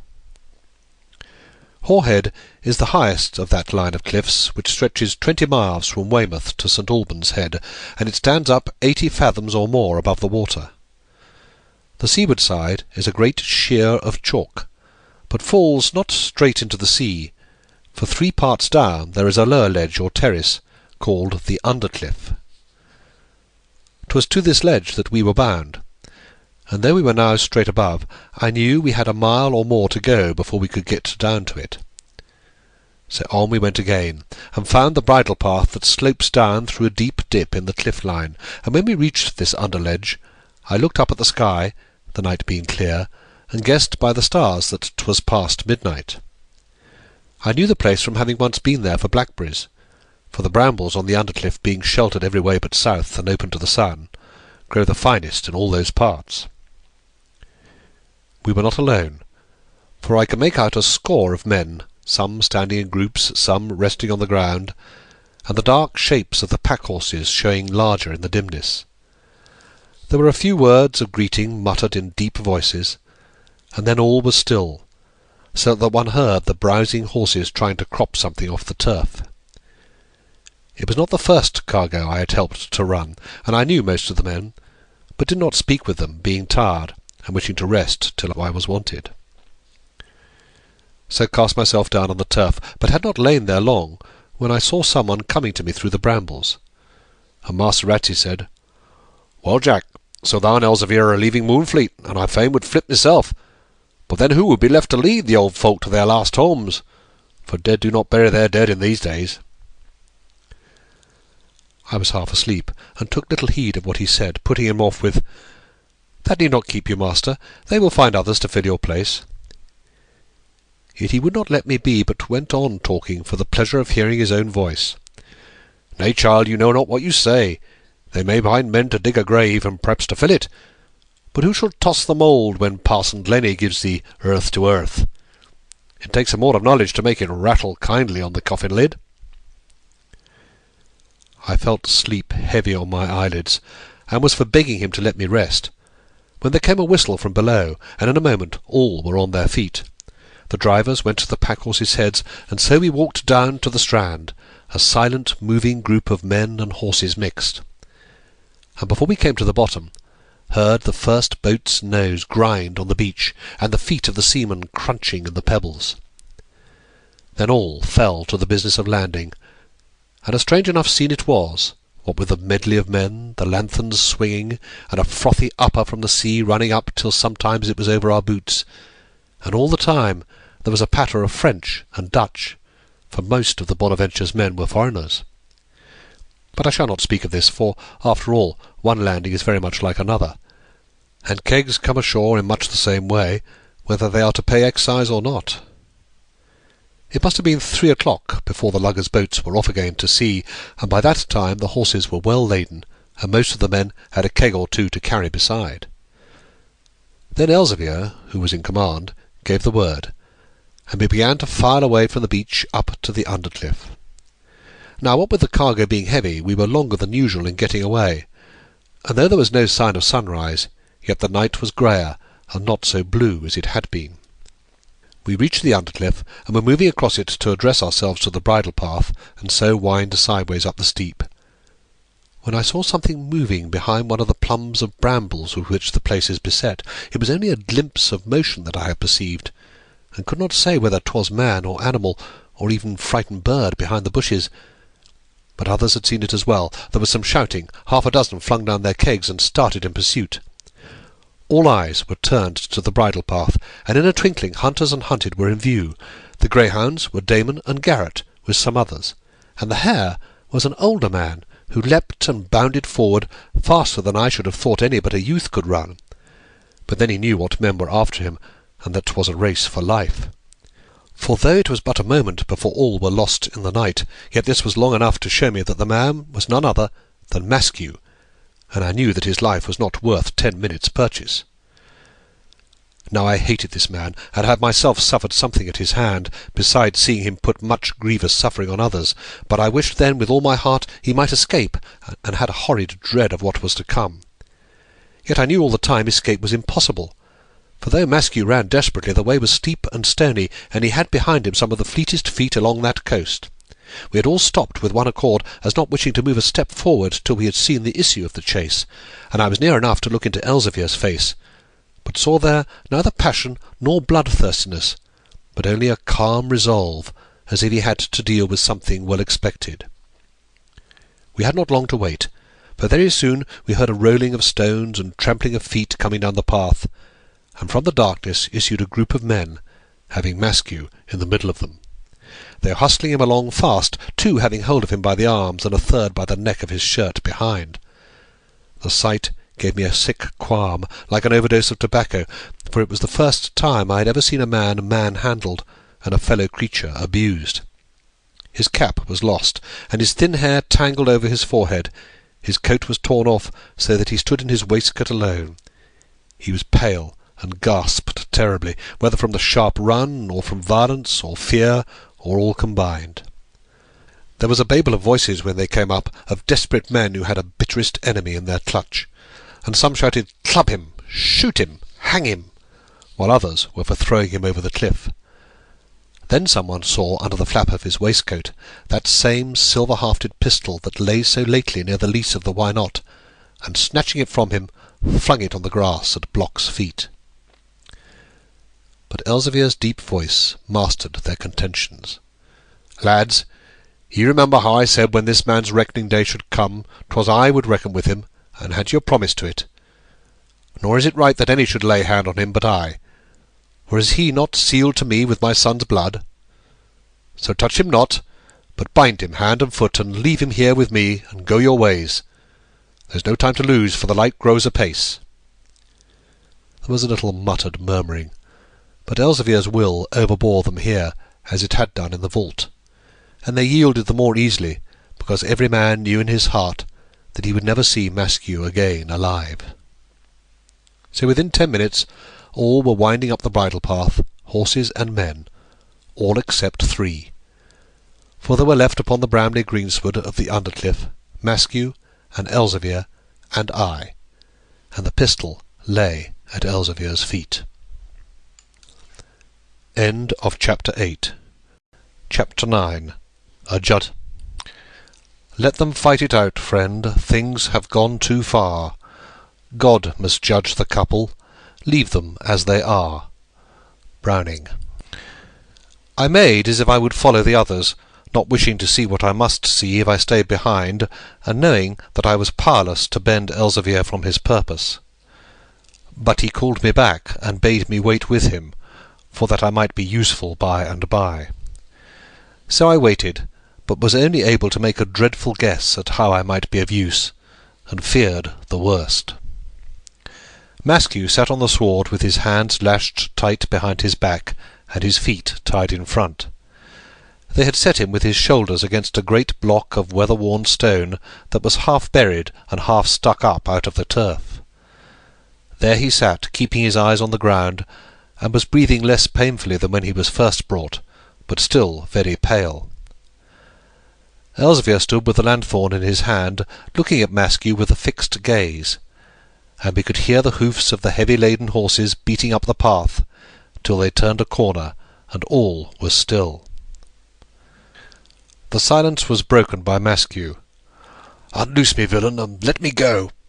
I am a magistrate of the county, and if you do not, I will have you gibbeted on this cliff-top." They were brave words enough, yet seemed to me but bad play-acting, and brought to my remembrance how, when I was a little fellow, Mr. Glennie once made me recite a battle-piece of Mr. Dryden before my betters, and how I could scarcely get out the bloody threats for shyness and rising tears. So it was with Maskew's words, for he had much ado to gather breath to say them, and they came in a thin voice that had no sting of wrath or passion in it. Then Elzevir spoke to him, not roughly, but resolved, and yet with melancholy, like a judge sentencing a prisoner. "Talk not to me of gibbets, for thou wilt neither hang nor see men hanged again. A month ago thou satst under my roof, watching the flame burn down till the pin dropped, and gave thee right to turn me out from my old home. And now this morning thou shalt watch that flame again, for I will give thee 1 inch more of candle, and when the pin drops, will put this thine own pistol to thy head, and kill thee with as little thought as I would kill a stoat or other vermin." Then he opened the lanthorn slide, took out from his neckcloth that same pin with the onyx head which he had used in the Why Not, and fixed it in the tallow a short inch from the top, setting the lanthorn down upon the sward in front of Maskew. As for me, I was dismayed beyond telling at these words, and made giddy with the revulsion of feeling. For whereas but a few minutes ago I would have thought nothing too bad for Maskew, now I was turned round to wish he might come off with his life, and to look with terror upon Elzevir. It had grown much lighter, but not yet with the rosy flush of sunrise. Only the stars had faded out, and the deep blue of the night given way to a misty grey. The light was strong enough to let all things be seen, but not to call upon the dew tints back to them. So I could see cliffs and ground, bushes and stones and sea, and all were of one pearly grey colour, or rather they were colourless. But the most colourless and greyest thing of all was Maskew's face. His hair had gone awry, and his head showed much balder than when it was well trimmed. His face, too, was drawn with heavy lines, and there were rings under his eyes. Beside all that, he had got an ugly fall in trying to escape, and one cheek was muddied, and down it trickled a blood drop where a stone had cut him. He was a sorry sight enough, and looking at him I remembered that day in the schoolroom when this very man had struck the parson, and how our master had sat patient under it, with a blood drop trickling down his cheek too. Maskew kept his eyes fixed for a long time on the ground, but raised them at last and looked at me with a vacant yet pity-seeking look. Now, till that moment I had never seen a trace of grace in his features, nor of him in hers, and yet, as he gazed at me then, there was something of her present in his face, even battered as it was, so that it seemed as if she looked at me behind his eyes. And that made me the sorrier for him, and at last I felt I could not stand by and see him done to death. When Elzevir had stuck the pin into the candle, he never shut the slide again, and though no wind blew, there was a light breath moving in the morning off the sea, that got inside the lanthorn, and set the flame askew. And so the candle guttered down one side till but little tallow was left above the pin, for though the flame grew pale and paler to the view in the growing morning light, yet it burned freely all the time. So at last there was left, as I judged, but a quarter of an hour to run before the pin should fall, and I saw that Maskew knew this as well as I, for his eyes were fixed on the lanthorn. At last he spoke again, but the brave words were gone, and the thin voice was thinner. He had dropped threats, and was begging piteously for his life. "Spare me," he said. "Spare me, Mr. Block. I have an only daughter, a young girl with none but me to guard her. Would you rob a young girl of her only help and cast her on the world? Would you have them find me dead upon the cliff and bring me back to her a bloody corpse?" Then Elzevir answered, "And had I not an only son, and was he not brought back to me a bloody corpse? Whose pistol was it that flashed in his face and took his life away? Do you not know? It was this very same that shall flash in yours, so make what peace you may with God, for you have little time to make it." With that he took the pistol from the ground where it had lain, and turning his back on Maskew, walked slowly to and fro among the bramble clumps. Though Maskew's words about his daughter seemed but to feed Elzevir's anger by leading him to think of David, they sank deep in my heart. And if it had not seemed a fearful thing before to stand by and see a fellow creature butchered, it seemed now 10,000 times more fearful. And when I thought of Grace and what such a deed would mean to her, my pulse beat so fierce that I must needs spring to my feet and run to reason with Elzevir, and tell him this must not be. He was still walking among the bushes when I found him, and let me say my say till I was out of breath, and bore with me if I talked fast, and if my tongue outran my judgment. "Thou hast a warmed heart, lad," he said, "and 'tis for that I like thee. And if thou hast a chief place in my heart for me, I cannot grumble if thou find a little room there even for our enemies. Would I could set thy soul at ease, and do all that thou askest. In the first flush of wrath, when he was taken plotting against our lives, it seemed a little thing enough to take his evil life. But now these morning airs have cooled me, and it goes against my will to shoot a cowering hound tied hand and foot, even though he has murdered 20 sons of mine. I thought if there be any way to spare his life, and leave this hour's agony to read a lesson not to be unlearned until the grave. For such poltroons dread death, and in 1 hour they die 100 times. But there is no way out. His life lies in the scale against the lives of all our men, yes, and thy life too. They left him in my hands, well knowing I should take account of him. And am I now to play them false and turn him loose again to hang them all? It cannot be. Still I pleaded hard for Maskew's life, hanging on Elzevir's arm, and using every argument that I could think of to soften his purpose. But he pushed me off, and though I saw that he was loath to do it, I had a terrible conviction that he was not a man to be turned back from his resolve, and would go through with it to the end. We came back together from the brambles to the piece of sward, and there sat Maskew where we had left him with his back against the stone. Only, while we were away, he managed to wriggle his watch out of the fob, and it lay beside him on the turf, tied to him with a black silk riband. The face of it was turned upwards, and as I passed I saw the hand pointed to 5. Sunrise was very near, for though the cliff shut out the east from us, the west over Portland was all aglow with copper red and gold, and the candle burnt low. The head of the pin was drooping, though very slightly, but as I saw it droop a month before, and I knew that the final act was not far off. Maskew knew it too, for he made his last appeal, using such passionate words as I cannot now relate, and wriggling with his body, as if to get his hands from behind his back and hold them up in supplication. He offered money, 1,000, 5,000, 10,000 pounds to be set free. He would give back the Why Not? He would leave Moonfleet. And all the while the sweat ran down his furrowed face, and at last his voice was choked with sobs, for he was crying for his life in craven fear. He might have spoken to a deaf man for all he moved his judge, and Elzevir's answer was to cock the pistol and prime the powder in the pan.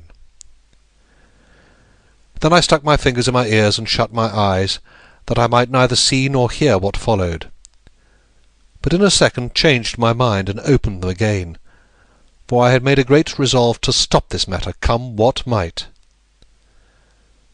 Maskew was making a dreadful sound between a moan and strangled cry. It almost seemed as if he thought that there were others by him beside Elzevir and me, and was shouting to them for help.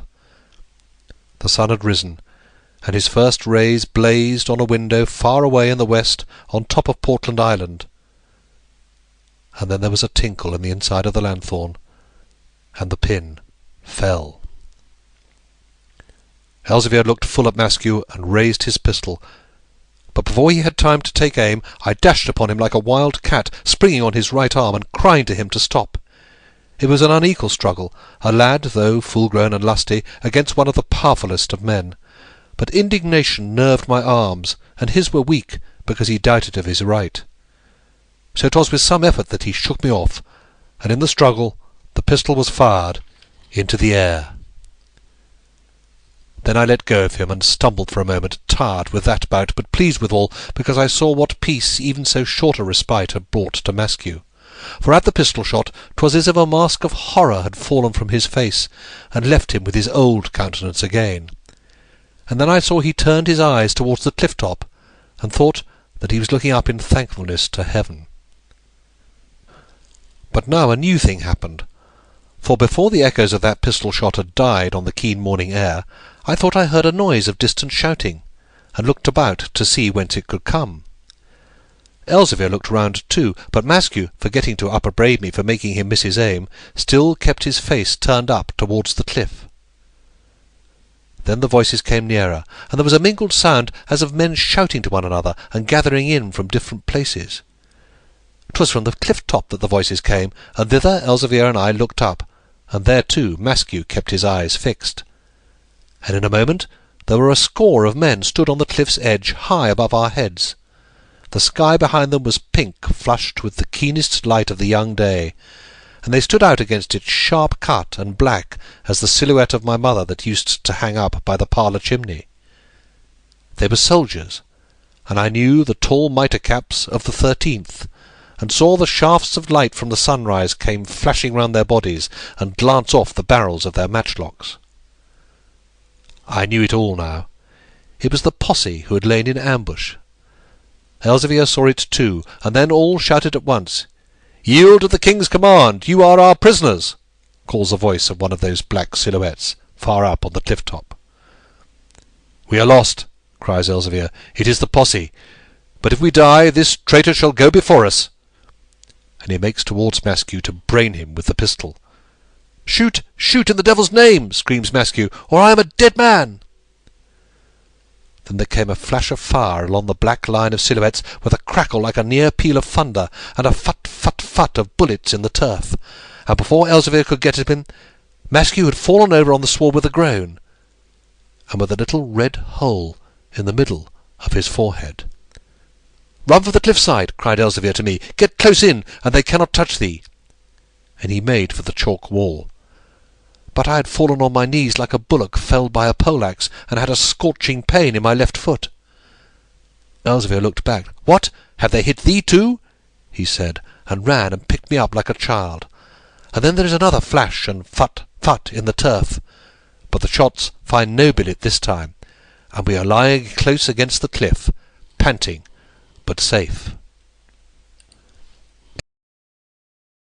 Chapter 10, Part 1. The escape. How fearful and dizzy 'tis to cast one eyes so low. I'll look no more, lest my brains turn. Shakespeare. The wild chalk was a bulwark between us and the foe, and though one or two of them loosed off their matchlocks, trying to get at us sideways, they could not even see their quarry, and 'twas only shooting at a venture. We were safe, but for how short a time? Safe just for so long as it should please the soldiers not to come down to take us. Safe with a discharged pistol in our grasp, and a shot man lying at our feet. Elzevir was the first to speak. "Can you stand, John? Is the bone broken?" "I cannot stand," I said. "There is something gone in my leg, and I feel blood running down into my boot.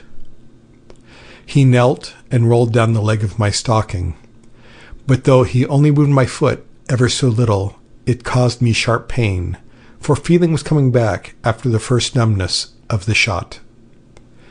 "They have broke the leg, though it bleeds little," Elzevir said.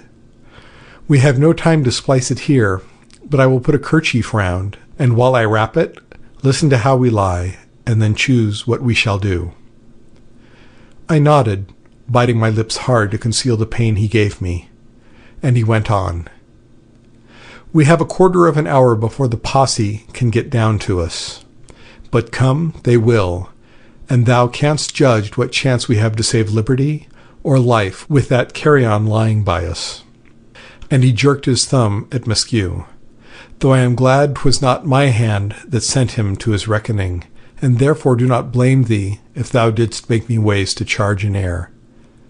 So one thing we can do is to wait here until they come, and I can account for a few of them before they shoot me down. But thou canst not fight with a broken leg, and they will take thee alive.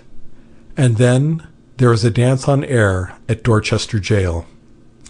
I felt sick with pain, and bitterly cast down to think that I was like to come so soon to such a vile end. So only gave a sigh, wishing heartily that Maskew were not dead, and that my leg were not broke, but that I was back again at the Why Not, or even hearing one of Dr. Sherlock's sermons in my aunt's parlour. Elzevir looked down at me when I sighed, and seeing, I suppose, that I was sorrowful, tried to put a better face on a bad business. "Forgive me, lad," he said, "if I have spoke too roughly. There is yet another way that we may try, and if thou hadst but 2 whole legs, I would have tried it, and now 'tis a little short of madness. And yet, if thou fearest not, I will still try it. Just at the end of this flat ledge, farthest from where the bridle path leads down, but not 100 yards from where we stand, there is a sheep track leading up the cliff. It starts where the undercliff dives back again into the chalk face, and climbs by slants and elbow turns up to the top. The shepherds call it the zigzag, and even sheep lose their footing on it. And of men, I never heard but one had climbed it, and that was Lander Jordan when the excise was on his heels, half a century back. But he that tries it stakes all on head and foot, and a wounded bird like thee may not dare that flight. Yet, if thou art content to hang thy life upon a hair, I will carry thee some way, and where there is no room to carry, thou must on hands and knees trail thy foot." It was a desperate chance enough, but came as welcome as a patch of blue through lowering skies. "Yes," I said, "dear Master Elzevir, let us get to it quickly, and if we fall, 'tis better far to die upon the rocks below than to wait here for them to hale us off to jail." And with that I tried to stand, thinking I might go dot and carry even with a broken leg. But 'twas no use, and down I sank with a groan.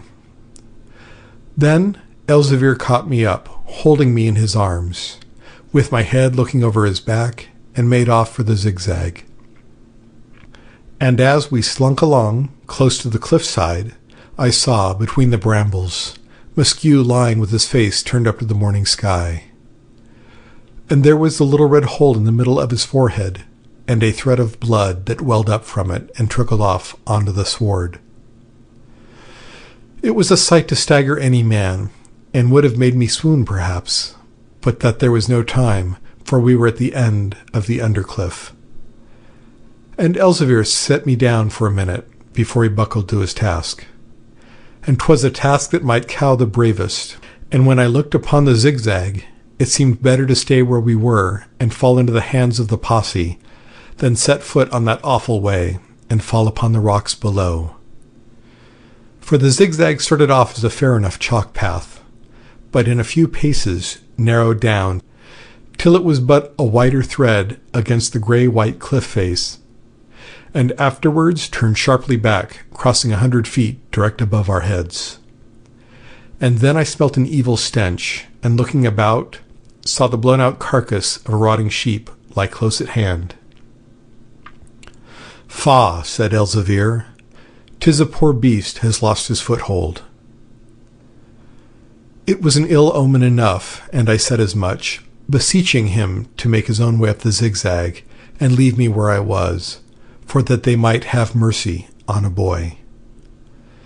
"Tush," he cried, "it is thy heart that fails thee, and 'tis too late now to change counsel.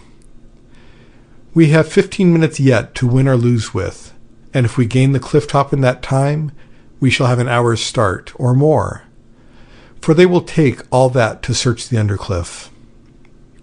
And Maskew, too, will keep them in check a little, while they try to bring the life back to so good a man. But if we fall, why, we shall fall together, and outwit their cunning. So shut thy eyes, and keep them tight until I bid thee open them." With that, he caught me up again, and I shut my eyes firm, rebuking myself for my faint-heartedness, and not telling him how much my foot hurt me. In a minute, I knew from Elzevir's steps that he had left the turf and was upon the chalk. Now, I do not believe that there were 6 men beside in England who would have ventured up that path, even free and untrammeled, and not a man in all the world to do it with a full-grown lad in his arms. Yet Elzevir made no bones of it, nor spoke a single word, only he went very slow, and I felt him scuffle with his foot as he set it forward, to make sure he was putting it down firm. I said nothing, not wishing to distract him from his terrible task, and held my breath when I could, so that I might lie quieter in his arms. Thus he went on for a time that seemed without end, and yet was really but a minute or two, and by degrees I felt the wind, that we could scarce perceive at all on the undercliff, blow fresher and cold on the cliffside. And then the path grew steeper and steeper, and Elzevir went slower and slower, till at last he spoke. "John, I am going to stop, but open not thy eyes till I have set thee down and bid thee." I did as bidden, and he lowered me gently, setting me on all fours upon the path, and speaking again, "The path is too narrow here for me to carry thee, and thou must creep round this corner on thy hands and knees. But have a care to keep thy outer hand near to the inner, and the balance of thy body to the cliff. For there is no room to dance hornpipes here, and hold thy eyes fixed on the chalk wall, looking neither down nor seaward." 'Twas well he told me what to do, and well I did it, for when I opened my eyes, even without moving them from the cliffside, I saw that the ledge was little more than a foot wide, and that ever so little a lean of the body would dash me on the rocks below. So I crept on, but spent much time that was so precious in travelling those 10 yards to take me round the first elbow of the path. For my foot was heavy, and gave me fierce pain to drag, though I tried to mask it from Elzevir. And he, forgetting what I suffered, cried out, "Quicken thy pace, lad, if thou canst, the time is short." Now, so frail is man's temper, that though he was doing more than any ever did to save another's life, and was all I had to trust to in the world, yet, because he forgot my pain, and bade me quicken, my choler rose, and I nearly gave him back an angry word, but thought better of it, and kept it in. Then he told me to stop, for that the way grew wider, and he would pick me up again. But here was another difficulty, for the path was still so narrow, and the cliff wall so close that he could not take me up in his arms. So I lay flat on my face, and he stepped over me, setting his foot between my shoulders to do it. And then, while he knelt down upon the path, I climbed up from behind him, putting my arms round his neck, and so he bore me pick-a-back. I shut my eyes firm again, and thus we moved along another spell, mounting still, and feeling the wind still freshening. At length he said that we were come to the last turn of the path, and he must set me down once more. So down upon his knees and hands he went, and I slid off behind onto the ledge. Both were on all fours now, Elzevir first and I following. But as I crept along, I relaxed care for a moment, and my eyes wandered from the cliffside and looked down. And far below, I saw the blue sea twinkling like a dazzling mirror, and the gulls wheeling about the sheer chalk wall. And then I thought of that bloated carcass of a sheep that had fallen from this very spot, perhaps, and in an instant felt a sickening qualm and swimming of the brain, and knew that I was giddy and must fall. Then I called out to Elzevir, and he, guessing what had come over me, cries to turn upon my side and press my belly to the cliff. And how he did it in such a narrow strait I know not, but he turned round, and lying down himself, thrust his hand firmly in my back, pressing me closer to the cliff. Yet it was none too soon, for if he had not held me tight, I should have flung myself down in sheer despair to get quit of that dreadful sickness. "Keep thine eyes shut, John," he said, "and count up numbers loud to me, that I may know thou art not turning faint." So I gave out 1, 2, 3, and while I went on counting, heard him repeating to himself, though his words seemed thin and far off. "We must have taken 10 minutes to get here, and in 5 more they will be on the undercliff. And if we ever reach the top, who knows but they have left a guard? No, they will not leave a guard, for not a man knows of the zigzag. And if they knew, they would not guess that we should try it. We have but 50 yards to go to win, and now this cursed giddy fit has come upon the child, and he will fall and drag me with him, or they will see us from below and pick us off like setting guillemots against the cliff face." So he talked to himself, and all the while I would have given a world to pluck up heart and creep on farther, yet could not for the deadly sweating fear that had hold of me. Thus I lay with my face to the cliff and Elzevir pushing firmly in my back. And the thing that frightened me most was that there was nothing at all for the hand to take hold of. For had there been a piece of string, or even a thread of cotton, stretched along to give a semblance of support, I think I could have done it. But there was only the cliff wall, sheer and white, against that narrowest way, with never a cranny to put a finger into. The wind was blowing in fresh puffs, and though I did not open my eyes, I knew that it was moving the little tufts of bent grass, and the chiding cries of the gulls seemed to invite me to be done with fear and pain and broken leg, and fling myself off onto the rocks below. Then Elzevir spoke. "John," he said, "there is no time to play the woman. Another minute of this, and we are lost. Pluck up thy courage, keep thy eyes to the cliff, and forward." Yet I could not, but answered, I cannot. If I open my eyes, or move hand or foot, I shall fall on the rocks below."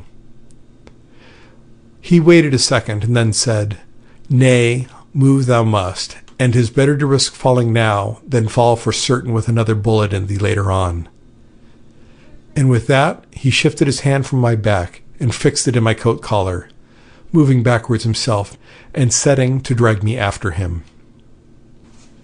Now I was so besotted with fright that I would not budge an inch, fearing to fall over if I opened my eyes. And Elzevir, for all he was so strong, could not pull a helpless lump backwards up that path. So he gave it up, leaving go hold on me with a groan, and at that moment there rose from the undercliff below a sound of voices and shouting. "Zounds, they are down already," cried Elzevir, "and have found Maskew's body. It is all up. Another minute, and they will see us." But so strange is the force of mind on body, and the power of a greater to master a lesser fear, that when I heard those voices from below, all fright of falling left me in a moment, and I could open my eyes without a trace of giddiness. So I began to move forward again on hands and knees.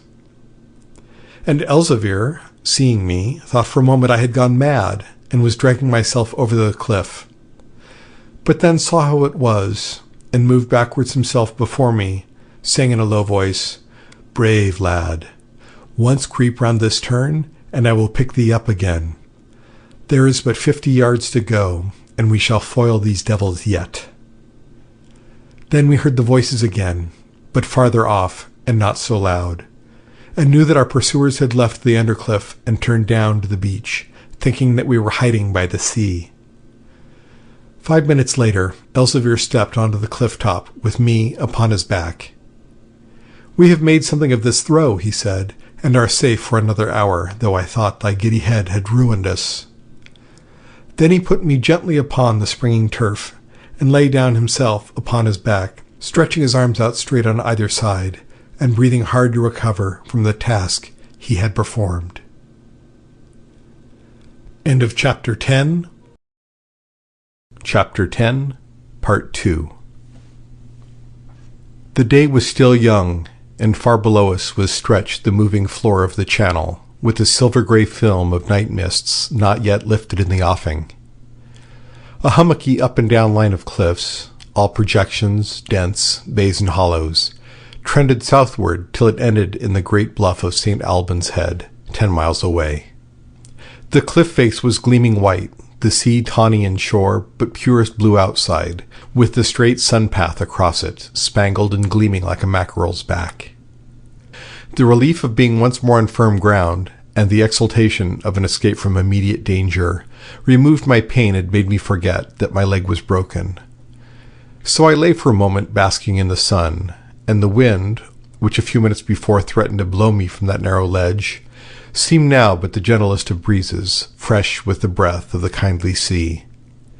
But this was only for a moment, for the anguish came back and grew apace, and I fell to thinking dismally of the plight we were in. How things had been against us in these last days. First, there was losing the Why Not, and that was bad enough. Second, there was the being known by the excise for smugglers, and perhaps for murderers. Third, and last, there was the breaking of my leg, which made escape so difficult.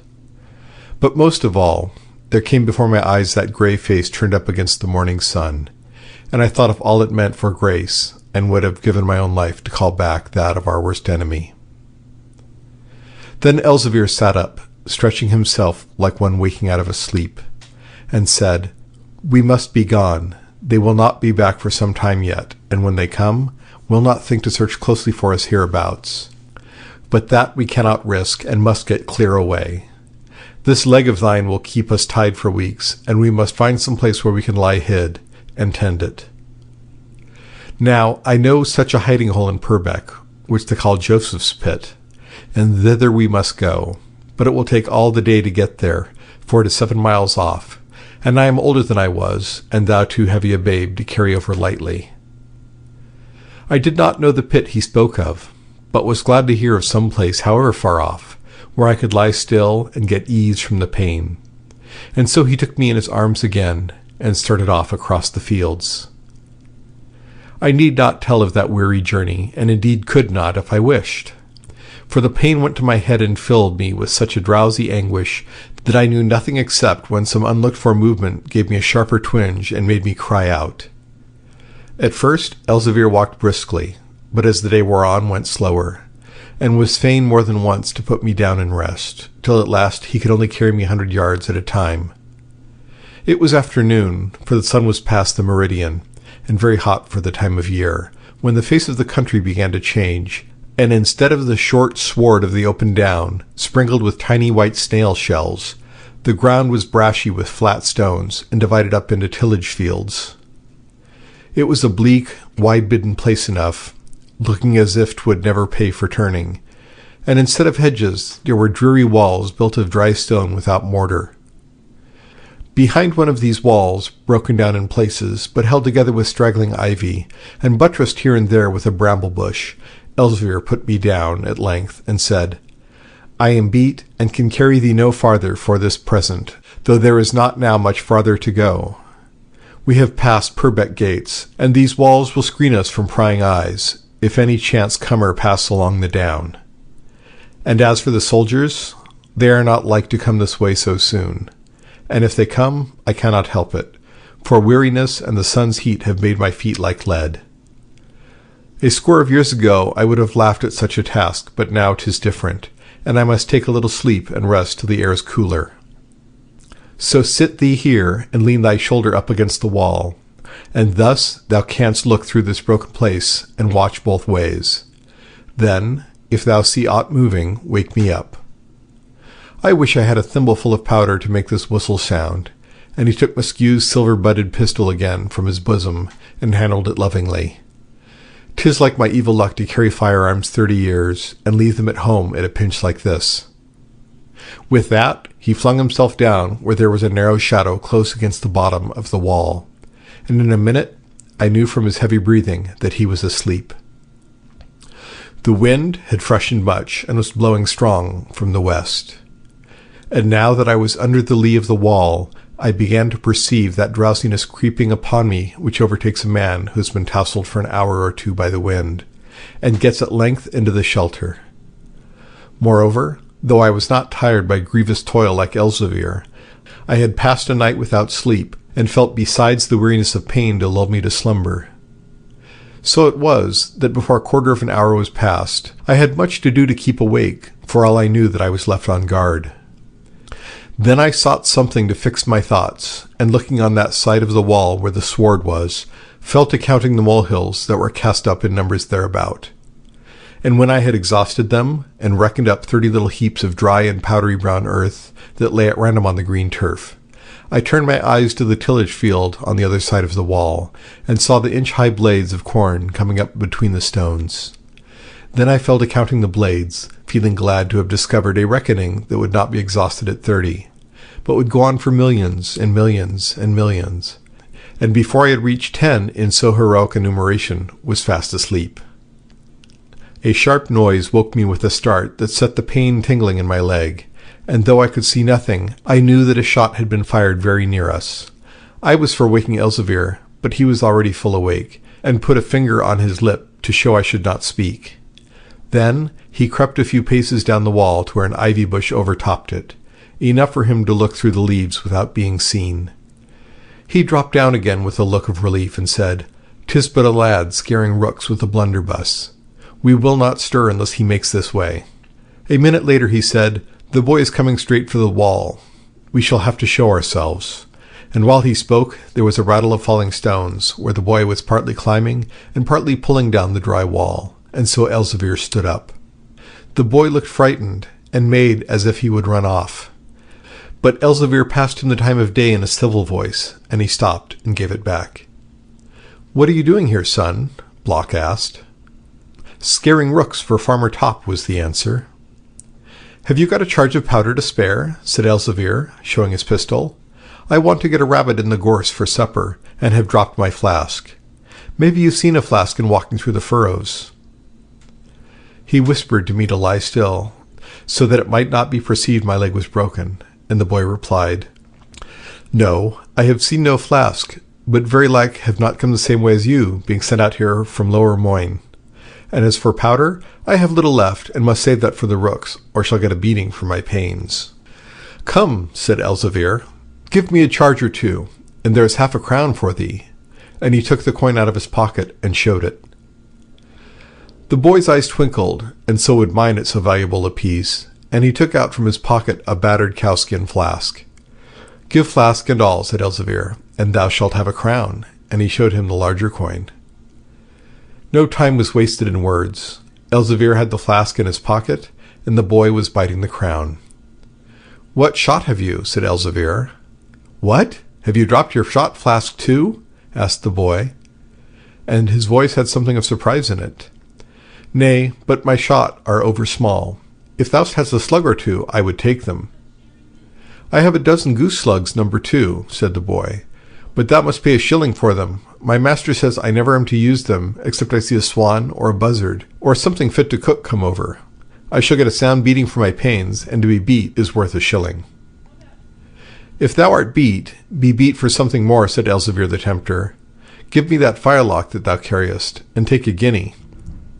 "Nay, I know not," said the boy. "There are queer tales afloat at Lower Moyne, how that a posse met the contraband this morning, and shots were fired, and a gauger got an overdose of lead, maybe of goose slugs number 2.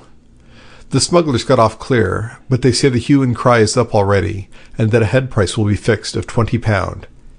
So if I sell you a fowling piece, maybe I shall do wrong, and have the government upon me as well as my master." The surprise in his voice was changed to suspicion, for while he spoke, I saw that his eye had fallen on my foot, though I tried to keep it in the shadow, and that he saw the boot clotted with blood, and the kerchief tied around my leg. "'Tis for that very reason," says Elzevir, "that I want the firelock. These smugglers are roaming loose, and a pistol is a poor thing to stop such wicked rascals on a lone hillside. Come, come, thou dost not want a piece to guard thee. They will not hurt a boy."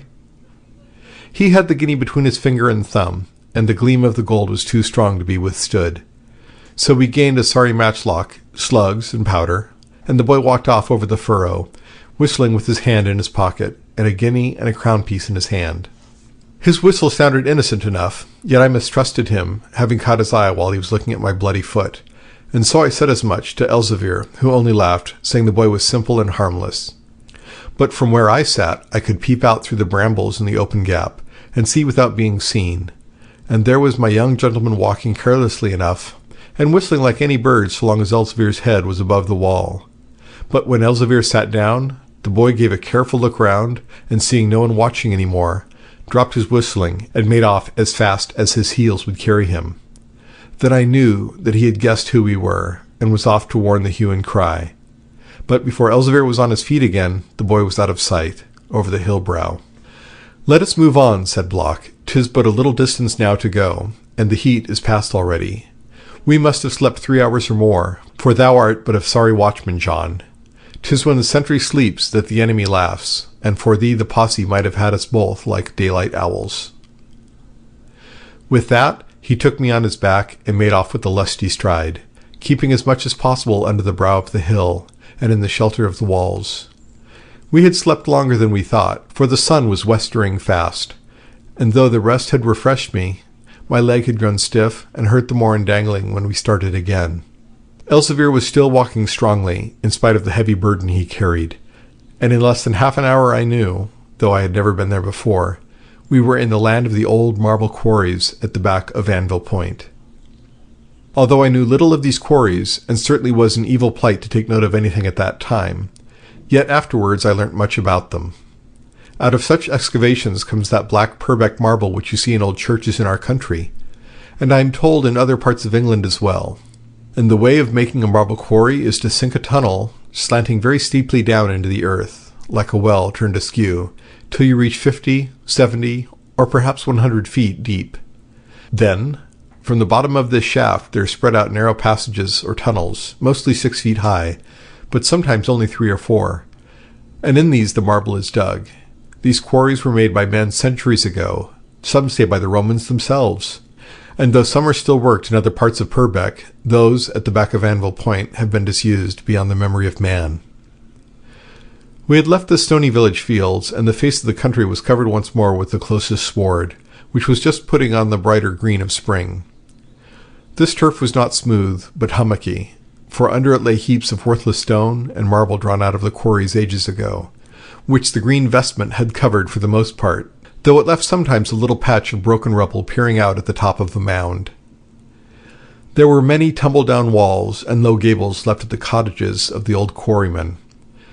Grass-covered ridges marked out the little garden folds, and here and there still stood a forlorn gooseberry bush, or a stunted plum or apple tree, with its branches all swept eastward by the up-channel gales.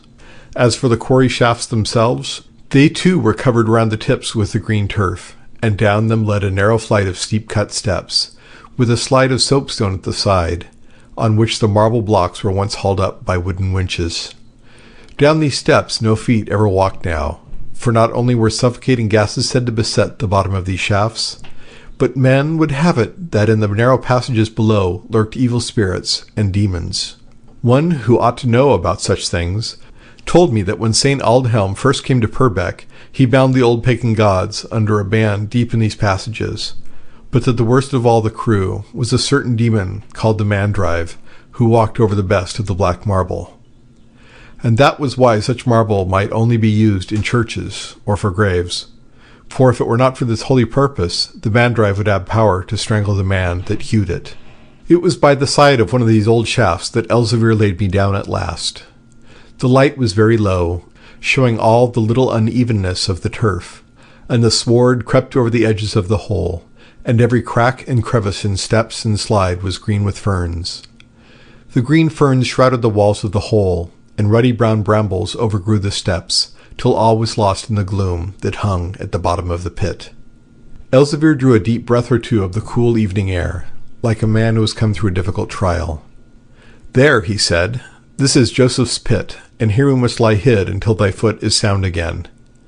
Once get to the bottom safe, and we can laugh at Posse, and hue and cry, and at the King's Crown itself. They cannot search all the quarries, and are not like to search any of them, for they are cowards at the best, and hang much on tales of the mandrive. Ay, and such tales are true enough, for there lurk gases at the bottom of most of the shafts, like devils to strangle any that go down. And if they do come down this Joseph's pit, we still have 19 chances in a score they cannot thread the workings. But last, if they come down, and thread the path, there is his pistol and a rusty matchlock, and before they come to where we lie, we can hold the troop at bay and sell our lives so dear they will not care to buy them." We waited a few minutes, and then he took me in his arms and began to descend the steps, back first, as one goes down a hatchway. The sun was setting in a heavy bank of clouds just as we began to go down, and I could not help remembering how I had seen it set over peaceful Moonfleet only 24 hours ago, and how far off we were now, and how long it was likely to be before I saw that dear village and Grace again. The stairs were still sharp-cut and little worn, but Elzevir paid great care to his feet, lest he should slip on the ferns and mosses with which they were overgrown. When we reached the brambles, he met them with his back, and though I heard the thorns tearing his coat, he shoved them aside with his broad shoulders, and screened my dangling leg from getting caught. Thus he came safe without stumble to the bottom of the pit. When we got there, all was dark, but he stepped off into a narrow opening on the right hand, and walked on as if he knew the way.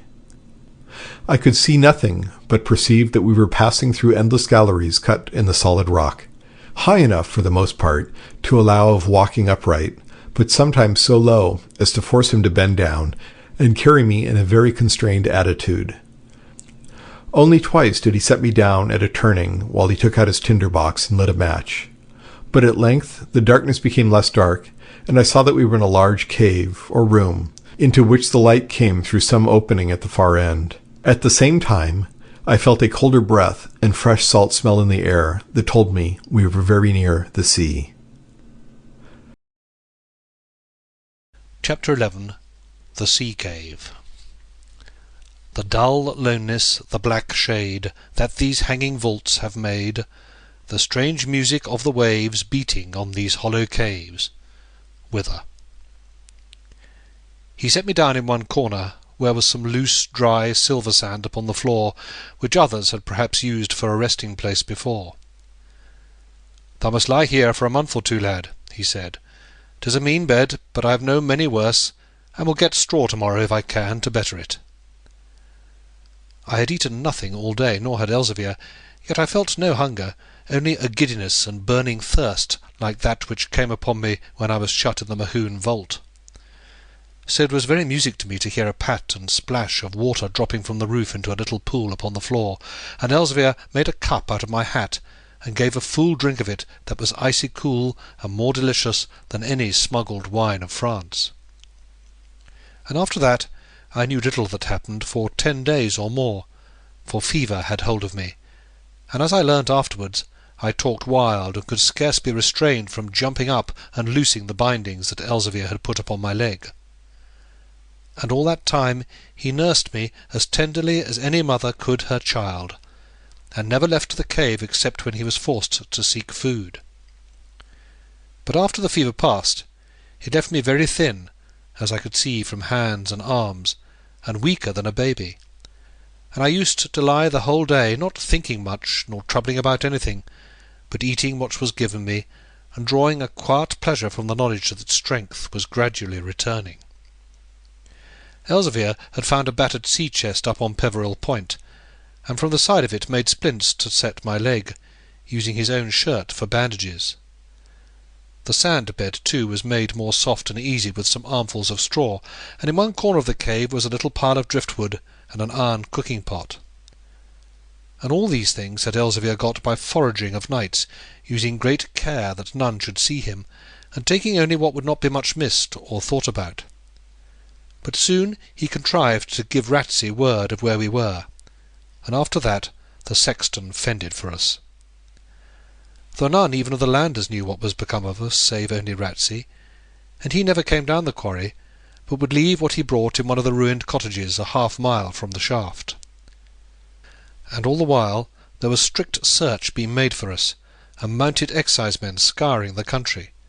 For though at first the posse took back Maskew's dead body and said we must have fallen over the cliff, for there was nothing to be found of us, yet afterwards a farm boy brought a tale of how he had come suddenly on men lurking under a wall, and how one had a bloody foot and leg, and how the other sprung upon him, and after a fierce struggle wrenched his master's rook-piece from his hands, rifled his pocket of a powder-horn, and made off with them like a hare towards Corfe.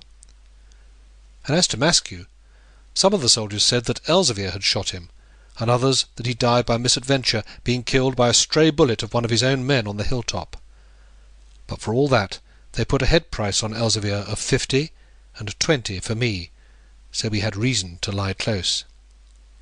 It must have been Maskew that listened that night at the door when Elzevir told me the hour at which the cargo was to be run, for the posse had been ordered to be at Horehead at 4 in the morning. So all the gang would have been taken had it not been for the Galder making earlier, and the soldiers being delayed by tippling at the Lobster. All this Elzevir learnt from Ratsey, and told me to pass the time, though in truth I had as lief not heard it, for 'tis no pleasant thing to see one's head wrote down so low as 20. And what I wanted most to know, namely how Grace fared, and how she took the bad news of her father's death, I could not hear, for Elzevir said nothing, and I was shy to ask him. Now when I came entirely to myself and was able to take stock of things, I found that the place in which I lay was a cave some 8 yards square and 3 in height, whose straight-cut walls showed that men had once hewn stone therefrom. On one side was that passage through which we had come in, and on the other opened a sort of door which gave on to a stone ledge 8 fathoms above high water mark. For the cave was cut out just inside that iron cliff face which lies between St. Alban's Head and Swanage. But the cliffs here are different from those on the other side of the head, being neither so high as Horehead nor of chalk, but standing for the most part only 100 or 150 feet above the sea, and showing towards it a stern face of solid rock.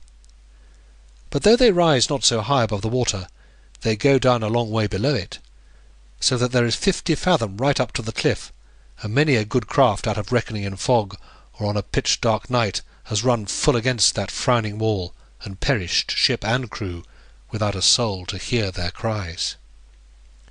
Yet though the rock looks hard as adamant, the eternal washing of the wave has worn it out below, and even with the slightest swell, there is a dull and distant booming of the surge in those cavernous deeps, and when the wind blows fresh, each roller smites the cliff like a thunderclap, till even the living rock trembles again. It was on a ledge of that rock face that our cave opened, and sometimes on a fine day Elzevir would carry me out thither, so that I might sun myself and see all the moving channel, without myself being seen. For this ledge was carved out something like a balcony, so that when the quarry was in working, they could lower the stone by pulleys to boats lying underneath, and perhaps haul up a keg or two by the way of ballast, as might be guessed by the stanchions still rusting in the rock.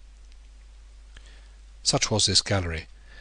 And as for the inside of the cave, 'twas a great empty room, with a white floor made up of broken stone dust, trodden hard of old, till one would say it was plaster, and dry, without those sweaty damps so often seen in such places, save only in one corner a land spring dropped from the roof, trickling down over spiky rock icicles, and falling into a little hollow in the floor.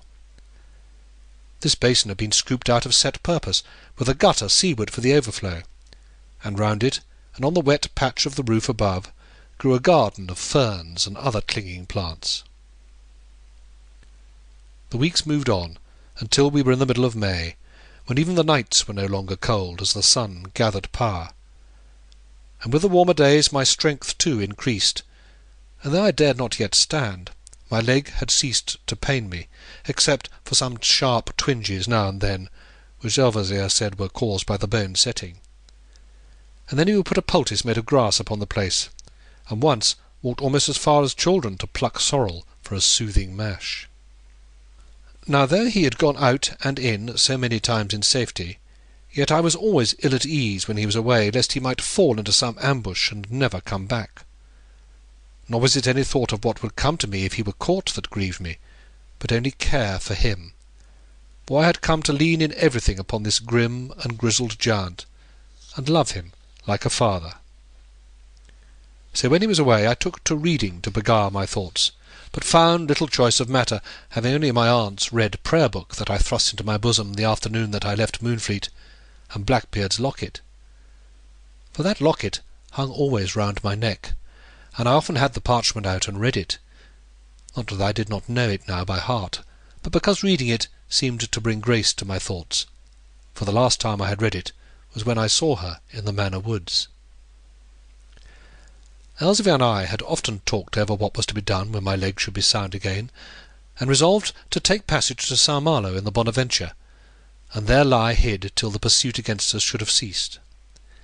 For though 'twas war-time, French and English were as brothers in the contraband, and the shippers would give us bit and sup, and glad to, as long as we had need of them. But of this I need not say more, because 'twas but a project, which other events came in to overturn. Yet 'twas this very errand, namely, to fix with the Bonaventure's men the time to take us over to the other side, that Elzevir had gone out, on the day of which I shall now speak. He was to go to Poole, and left our cave in the afternoon, thinking it safe to keep along the cliff edge even in the daylight, and to strike across country when dusk came on. The wind had blown fresh all the morning from south-west, and after Elzevir had left, strengthened to a gale. My leg was now so strong that I could walk across the cave with the help of a stout blackthorn that Elzevir had cut me, and so I went out that afternoon on to the ledge to watch the growing sea. There I sat down with my back against a protecting rock, in such a place that I could see up channel, and yet shelter from the rushing wind. The sky was overcast, and the long wall of rock showed grey, with orange-brown patches, and a darker line of seaweed at the base, like the understrake of a boat's belly, for the tide was but beginning to make. There was a mist, half fog, half spray, scudding before the wind, and through it I could see the white-backed rollers lifting over Peveril Point, while all on the cliff-face the sea-birds thronged the ledges, and sat huddled in snowy lines, knowing the mischief that was brewing in the elements. It was a melancholy scene, and bred melancholy in my heart, and about sundown the wind southed a point or two, setting the sea more against the cliff, so that the spray began to fly even over my ledge, and drove me back into the cave. The night came on much sooner than usual, and before long I was lying on my straw bed in perfect darkness. The wind had gone still more to south, and was screaming through the opening of the cave. The caverns down below bellowed and rumbled. Every now and then a giant roller struck the rocks such a blow as to make the cave tremble, and in a second later there would fall, splattering on the ledge outside, the heavy spray that had been lifted by the impact. I have said that I was melancholy, but worse followed, for I grew timid and fearful of the wild night, and the loneliness and the darkness. And all sorts of evil tales came to my mind, and I thought much of baleful heathen gods that St. Aldham had banished to these underground cellars, and of the mandrive who leapt on people in the dark and strangled them. And then fancy played another trick on me, and I seemed to see a man lying on the cave floor, with a drawn white face upturned, and a red hole in the forehead, and at last could bear the dark no longer, but got up with my lame leg, and groped round till I found a candle, for we had but 2 or 3 in store. 'Twas only with much ado I got it lit, and set up in the corner of the cave, and then I sat down close by, trying to screen it with my coat. But do what I would, the wind came gusting round the corner, blowing the flame to one side, and making the candle gutter as another candle guttered on that black day at the Why Not? And so thought whisked round, till I saw Maskew's face, wearing a look of evil triumph when the pin fell at the auction, and again his face grew deadly pale, and there was the bullet mark on his brow. Surely there were evil spirits in this place to lead my thoughts so much astray, and then there came to my mind that locket on my neck, which men had once hung round Blackbeard's to scare evil spirits from his tomb. If it could frighten them from him, might it not rout them now, and make them fly from me? And with that thought I took the parchment out, and opening it before the flickering light, although I knew all, word for word, conned it over again, and read it out aloud. It was a relief to hear a human voice, even though 'twas nothing but my own, and I took to shouting the words, having much ado even so to make them heard for the raging of the storm. The days of our age are 80 years and 10, and though men be so strong that they come to 80 years, yet it is their strength then but labour and sorrow. So soon passeth it away, and we are gone. And as for me, my feet were almost— At the almost I stopped, being brought up suddenly with a fierce beat of blood through my veins, and a jump fit to burst them, for I had heard a scuffling noise in the passage that led to the cave, as if someone had stumbled against a loose stone in the dark. I did not know then, but have learnt since, that when there is a loud noise, such as the roaring of a cascade, the churning of a mill, or as here, the rage and bluster of a storm, if there arise some different sound, even though it be as slight as the whistle of a bird, 'twill strike the ear clear above the general din. And so it was this night, for I caught that stumbling tread even when the gale blew loudest, and sat motionless and breathless in my eagerness of listening. And then the gale lulled an instant, and I heard the slow beat of footsteps as of one groping his way down the passage in the dark. I knew it was not Elzevir, for first he could not be back from Poole for many hours yet, and second, he always whistled in a certain way to show 'twas he coming, and gave besides a password. Yet if not Elzevir, who could it be? I blew out the light, for I did not want to guide the aim of some unknown marksman shooting at me from the dark. And then I thought of that gaunt strangler that sprang on marble workers in the gloom. Yet it could not be the Mandrive, for surely he would know his own passages better than to stumble in them in the dark. It was more likely to be one of the hue and cry who had smelt us out, and hoped perhaps to be able to reconnoitre without being perceived on so awful a night. Whenever Elzevir went out foraging, he carried with him that silver-butted pistol which had once been Maskew's, but left behind the old rook-piece. We had plenty of powder and slugs now, having obtained a store of both from Ratsey, and Elzevir had bid me keep the matchlock charged, and use it or not after my own judgment, if any came to the cave, but gave us his counsel that it was better to die fighting than to swing at Dorchester, for that we should most certainly do if taken. We had agreed, moreover, on a password which was Prosper the Bonadventure, so that I might challenge betimes any that I heard coming, and if they gave not back this countersign, might know it was not Elzevir. So now I reached out for the piece which lay beside me on the floor, and scrambled to my feet, lifting the decal in the darkness, and feeling with my fingers in the pan to see 'twas full of powder. The lull in the storm still lasted, and I heard the footsteps advancing, though with uncertain slowness, and once, after a heavy stumble, I thought I caught a muttered oath, as if someone had struck his foot against a stone. Then I shouted out clear in the darkness a "Who goes there?" that rang again through the stone roofs. The footsteps stopped. There was no answer. "Who goes there?" I repeated. "Answer, or I fire." "Prosper the Bonaventure," came back out of the darkness, and I knew that I was safe. "The devil take thee for a hot-blooded young bantam to shoot thy best friend with powder and ball that he was fool enough to give thee." And by this time I guessed 'twas Master Ratsey, and recognised his voice. "I would have let thee hear soon enough that 'twas I, if I'd known I was so near thy lair. But 'tis more than a man's life is worth to creep down mole-holes in the dark, and on a night like this. And why I could not get out the gibberish about the Bonaventure sooner was because I matched my shin to break a stone, and lost the wager and my breath together. And when my wind returned, 'twas very like that I was trapped into an oath, which is sad enough for me, who am sexton, and so to say in small orders of the Church of England, as by law established." By the time I put down the gun and coaxed the candle again to light, Ratsey stepped into the cave. He wore a sou'wester and was dripping with wet, but seemed glad to see me and shook me by the hand. He was welcome enough to me also, for he banished the dreadful loneliness, and his coming was a bit out of my old pleasant life that lay so far away, and seemed to bring me once more within reach of some that were dearest. Chapter 12. Part 1. A Funeral. How he lies in his rights of a man, death has done all death can. Browning. We stood for a moment holding one another's hands. Then Ratsey spoke. "John, these 2 months have changed thee from boy to man. Thou wast a child when I turned that morning as we went up Horehead with the pack-horses, and looked back on thee and Elzevir below, and Maskew lying on the ground. 'Twas a sorry business, and has broken up the finest gang that ever rang a cargo, besides driving thee and Elzevir to hide in caves and dens of the earth. Thou shouldst have come with us that morn, not have stayed behind. The work was too rough for boys. The skipper should have piped the reefing hands."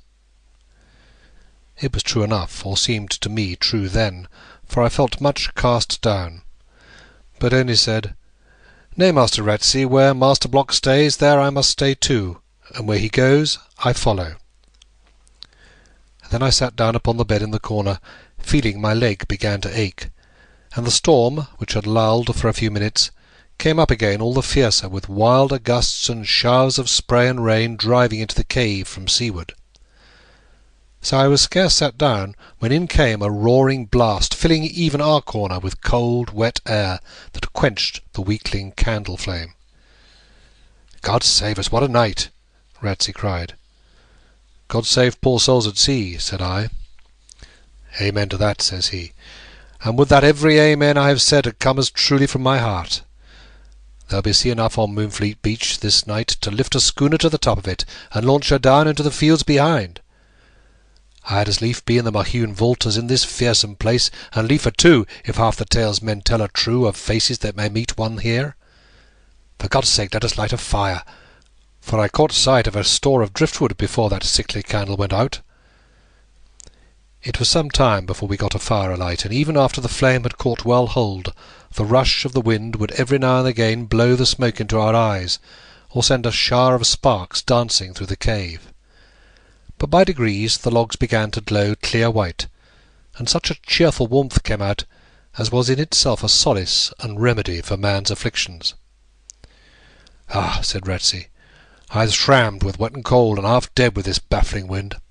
'Tis a blessed thing, a fire," and he unbuttoned his pilot coat, "and needful now, if ever.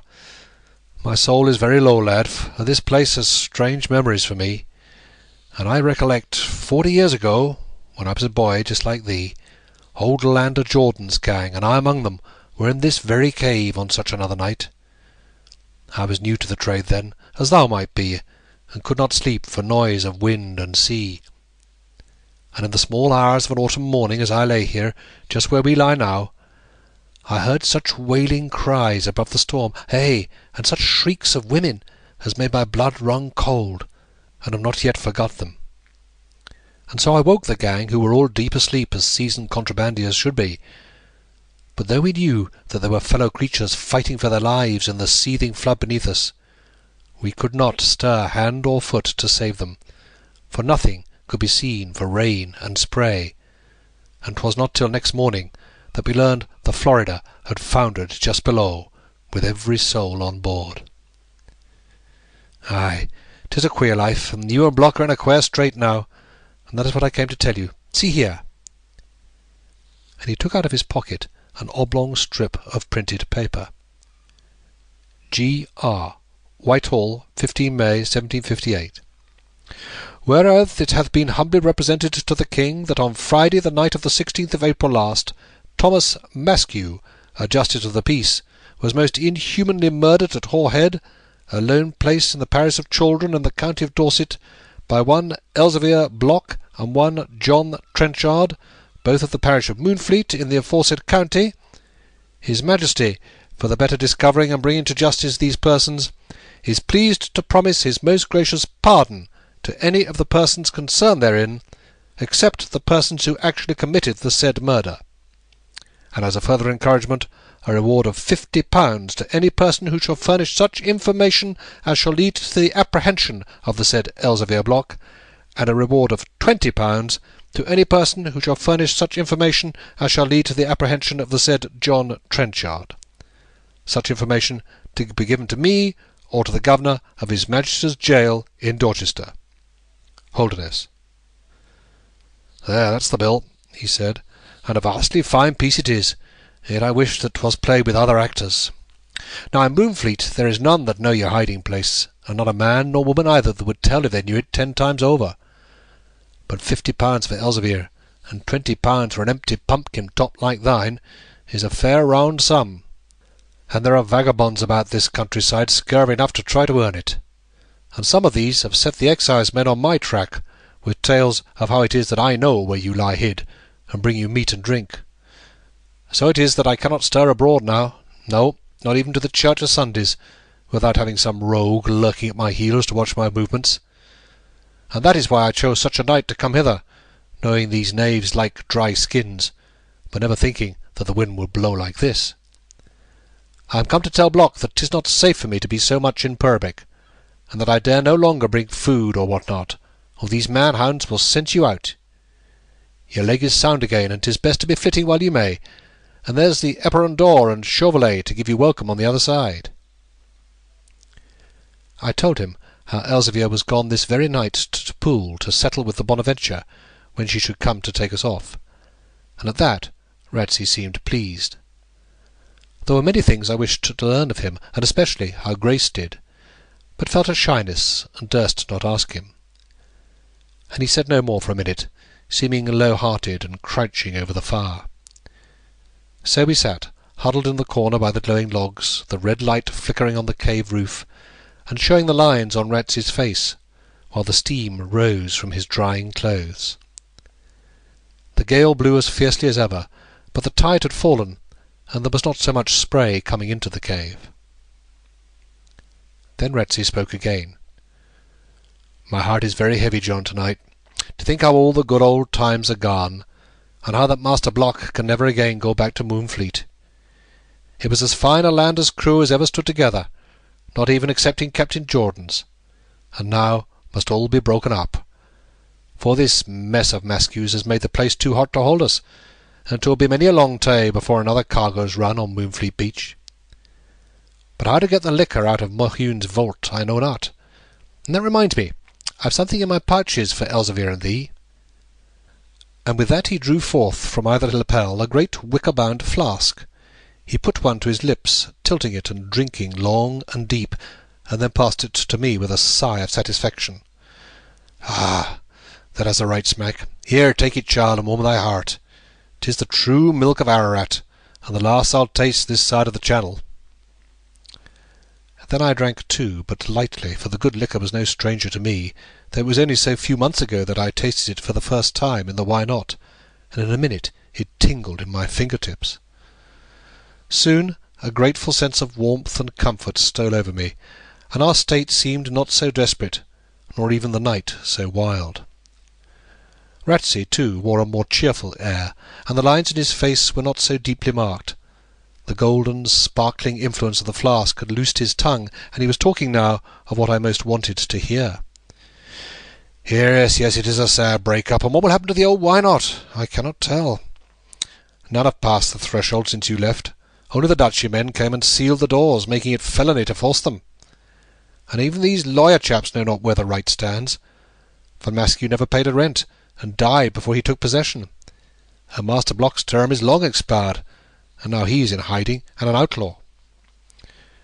But I'm sorriest for Maskew's girl, who grows thin and pale as any lily. For when the soldiers brought the body back, the men stood at their doors and cursed the clay, and some of the fishwives spat at it. And old Mother Veitch, who kept house for him, swore he had never paid her a penny of wages, and that she was afeard to stop under the same roof with such an evil corpse. So out she goes from the manor-house, leaving that poor child alone in it with her dead father, and there were not wanting some to say it was all a judgment, and call to mind how Elzevir had been once left alone with his dead son at the Why Not. But in the village there was not a man that doubted that 'twas Block had sent Maskew to his account, nor did I doubt it either, till a tale got abroad that he was killed by a stray shot fired by the posse from the cliff. And when they took the hue and cry papers to the manor-house for his lass, as next of kin, to sign the requisition, she would not set her name to it, saying that Block had never lifted his hand against her father when they met at Moonfleet or on the road, and that she never would believe he was the man to let his anger sleep so long, and then attack an enemy in cold blood. And as for thee, she knew thee for a trusty lad, who would not do such things himself, nor yet stand by whilst others did them. Now what Ratsey said was sweeter than any music in my ears, and I felt myself a better man, as anyone must of whom a true woman speaks well, and that I must live uprightly to deserve such praise.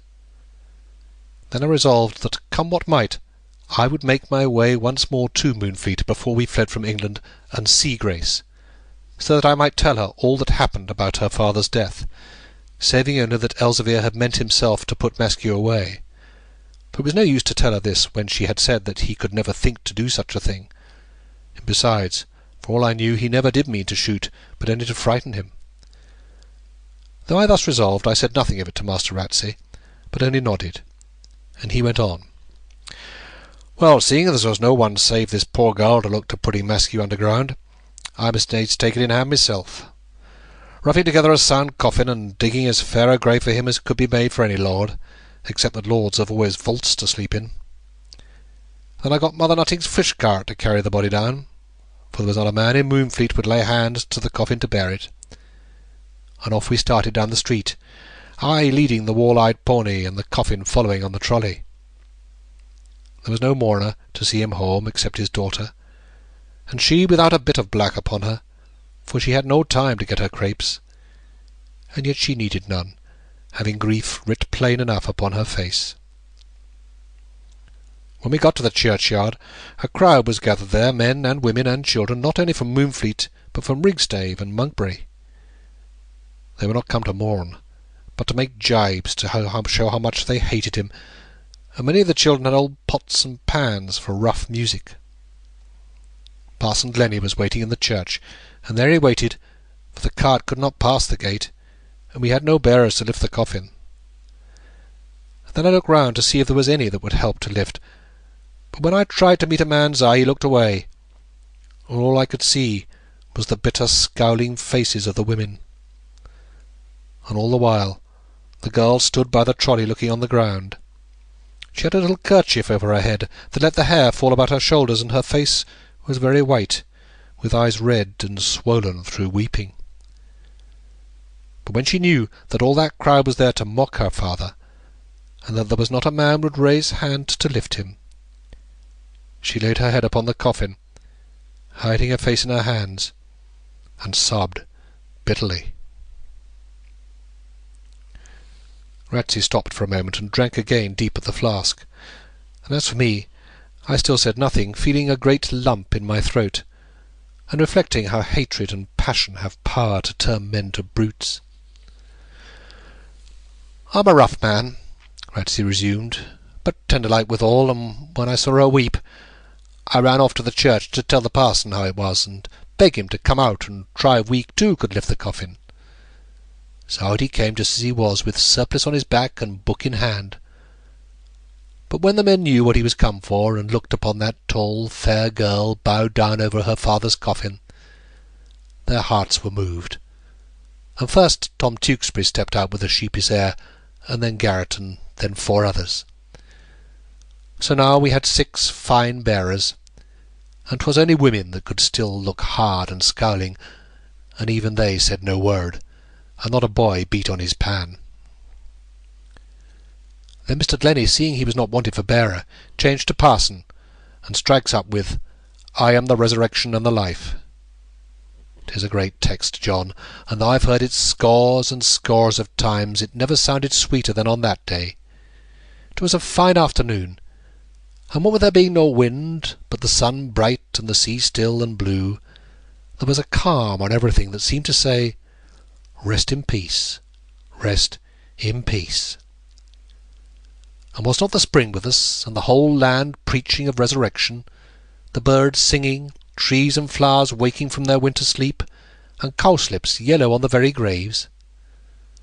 Then surely 'tis a fond thing to push our enmities beyond the grave, and perhaps even he was not so bad as we held him, but might have tricked himself into thinking he did right to hunt down the contraband.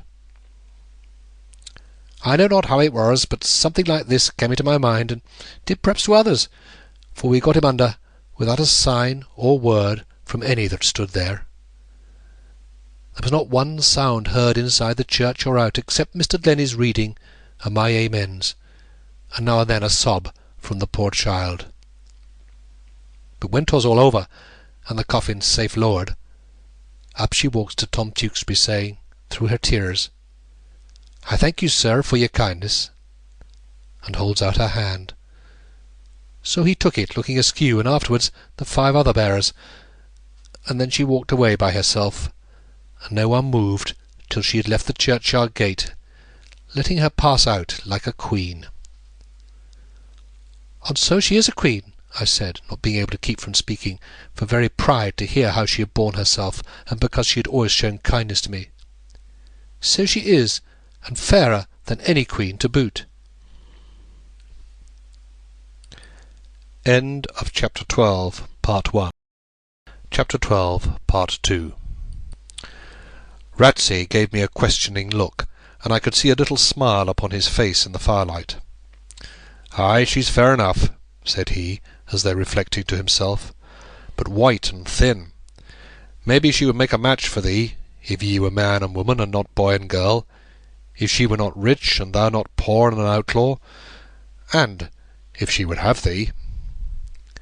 It vexed me to hear his banter, and to think how I had let my secret out, so I did not answer, and we sat by the embers for a while without speaking, while the wind still blew through the cave like a funnel. Ratsey spoke first. "John, pass me the flask. I can hear voices mounting the cliffs of those poor souls of the Florida." With that he took another heavy pull, and flung a log on the fire, till sparks flew about as in a smithy, and the flame that had slumbered woke again, and leapt out, white, blue, and green, from the salt wood. Now, as the light danced and flickered, I saw a piece of parchment lying at Ratsey's feet, and this was none other than the writing out of Blackbeard's locket, which I had been reading when I first heard footsteps in the passage, and had dropped in my alarm of hostile visitors. Ratsey saw it too, and stretched out his hand to pick it up. I would have concealed it if I could, because I had never told him how I had rifled Blackbeard's coffin, and did not want to be questioned as to how I had come by the writing. But to try him stopping get hold of it would only have spurred his curiosity, and so I said nothing when he took it in his hands. "What is this, son?" asked he. "It's only Scripture verses," I answered, "which I got some time ago. 'Tis said they are a spell against spirits of evil, and I was reading them to keep off the loneliness of this place, when you came in and made me drop them." I was afraid lest he would ask whence I had got them, but he did not, thinking perhaps that my aunt had given them to me. The heat of the flames had curled the parchment a little, and he spread it out on his knee, conning it in the firelight. "'Tis well written," he said, "and good verses enough, but he who put them together for a spell knew little how to keep off evil spirits, for this would not keep a flea from a black cat. I could do 10 times better myself, being not without some little understanding of such things." And he nodded seriously. "And though I never yet met any from the other world, they would not take me unprepared if they should come. For I have spent half my life in graveyard or church, and 'twould be as foolish to move about such places and have no words to meet an evil visitor withal, as to bear money on a lonely road without a pistol. So one day, after Parson Glennie had preached from Habakkuk, how that the vision is for an appointed time, but at the end it shall speak and not lie, though it tarry, wait for it, because it will surely come, it will not tarry. I talked with him on these matters, and got from him 3 or 4 rousing texts, such as spectres fear more than a burned child does the fire.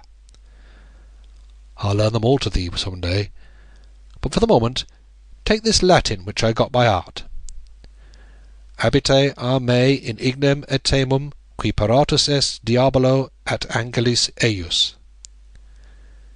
Englished it means, "Depart from me into eternal fire, prepared for the devil and his angels," but hath at least double that power in Latin. So get that after me by heart, and use it freely if thou art led to think that there are evil presences near, and in such lonely places as this cave. I humoured him by doing as he desired, and that the rather because I hoped his thoughts would thus be turned away from the writing.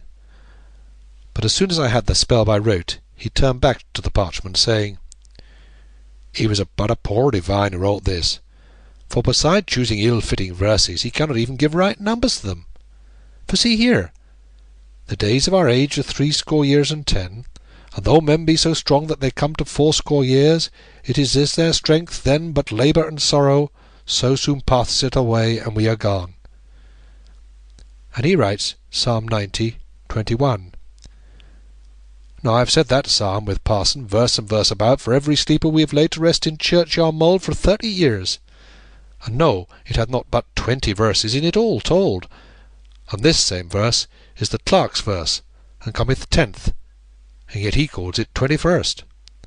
I wish I had a common prayer, and I could prove my words. He stopped, and flung me back the parchment scornfully, but I folded it and slipped it into my pocket, brooding all the while over a strange thought that his last words had brought to me. Nor did I tell him that I had by me my aunt's prayer-book, wishing to examine for myself more closely whether he was right, after he should have gone. "I must be away," he said at last, though loath to leave this good fire and liquor.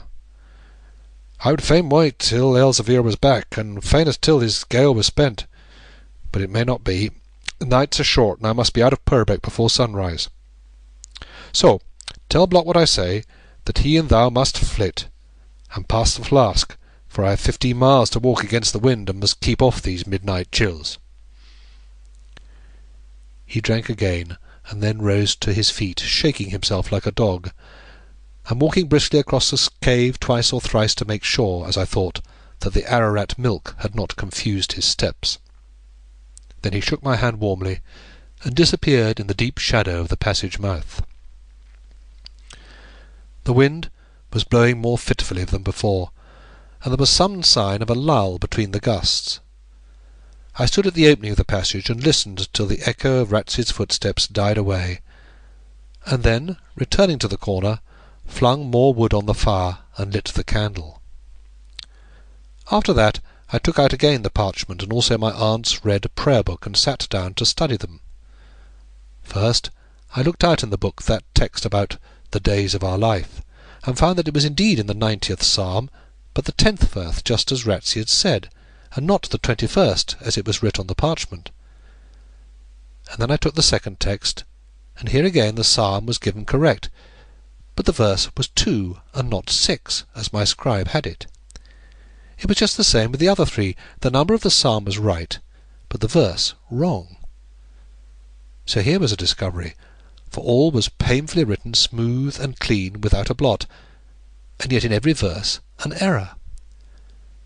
But if the second number did not stand for the verse, what else should it mean?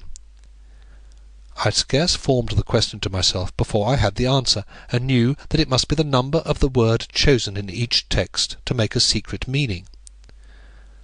I was in as great a fever and excitement now as when I found the locket in the Mahune vault, and could scarce count with trembling fingers as far as 21 in the first verse for hurry and amaze. It was 80 that the number fell on in the first text, feet in the second, deep in the third, well in the fourth, north in the fifth. 80 feet, deep, well, north. There was the cipher read, and what an easy trick! And yet I had not lighted on it in all this while, nor ever should have, but for Sexton Ratsey and his burial verse. It was a cunning plan of Blackbird, but other folk were quite as cunning as he, and here was all his treasure at our feet. I chuckled over that to myself, rubbing my hands, and read it through again. 80 feet, deep well, north. 'Twas all so simple, and the word in the 4th verse well, and not vale or pool, as I had stuck at so often in trying to unriddle it. How was it I had not guessed as much before? And here was something to tell Elzevir when he came back, that the clue was found to the cipher and the secret out. I would not reveal it all at once, but tease him by making him guess, and at last tell him everything, and we would set to work at once to make ourselves rich men. And then I thought once more of Grace, and how the laugh would be on my side now, for all Master Ratsey's banter about her being rich and me being poor. 400 deep well north. I read it again, and somehow it was this time a little less dear, and I fell to thinking what it was exactly that I should tell Elzevir, and how we were to get to work to find the treasure. 'Twas hid in a well, that was plain enough, but in what well? And what did north mean? Was it the north well, or to north of the well, or was it 400 north of the deep well? I stared at the verses, as if the ink would change colour and show some other sense, and then a veil seemed drawn across the writing, and the meaning to slip away, and be as far as ever from my grasp. 400 deep well north.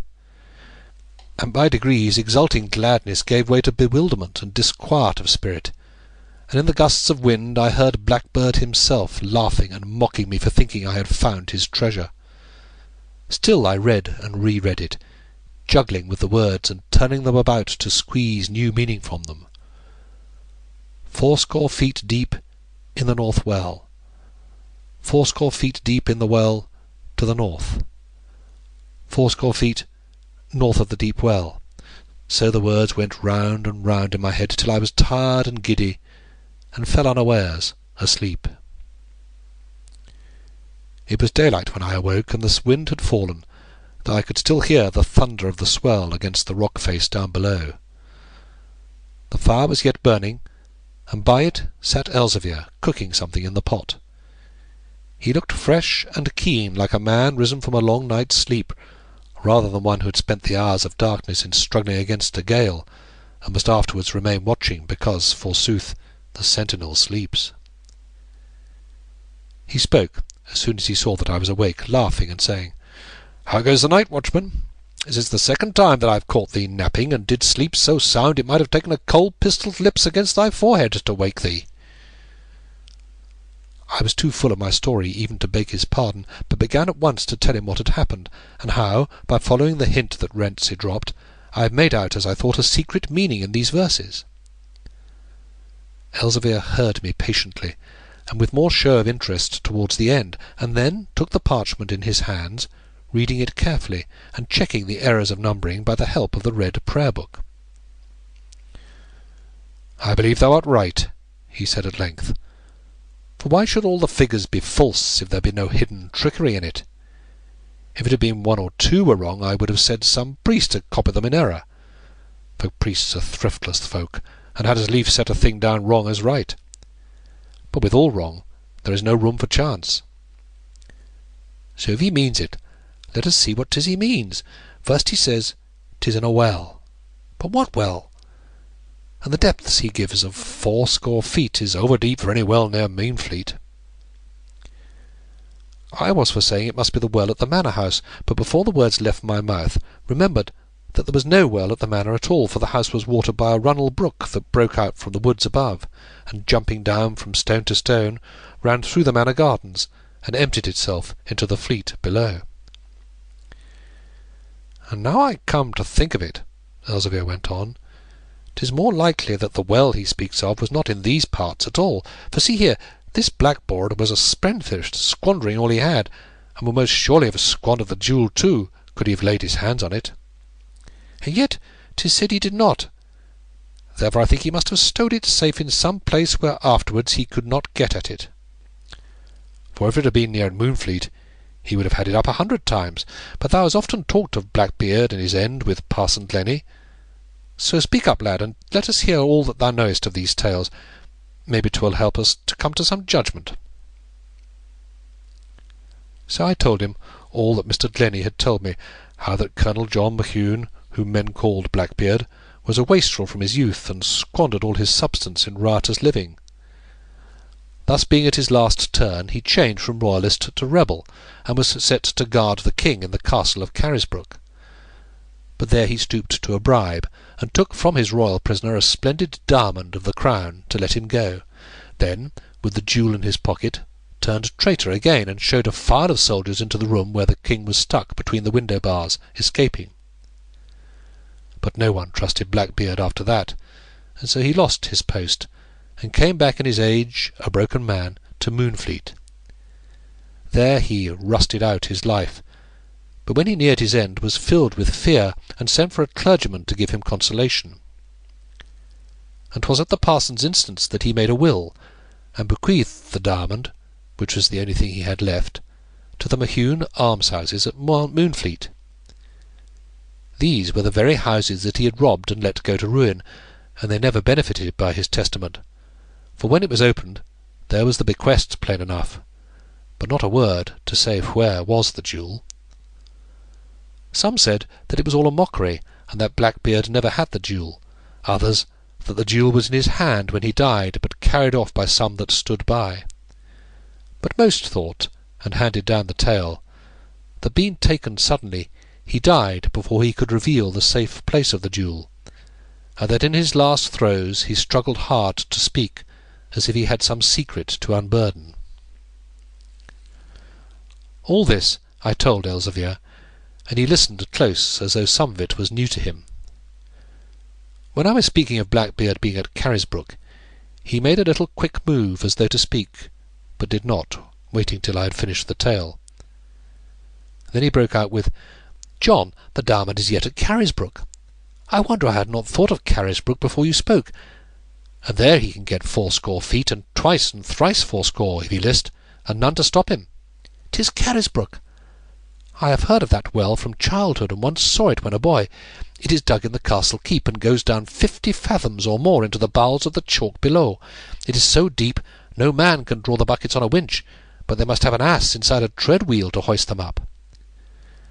Now why this Colonel John Mohune, whom we call Blackbeard, should have chosen a well at all to hide his jewel in, I cannot say.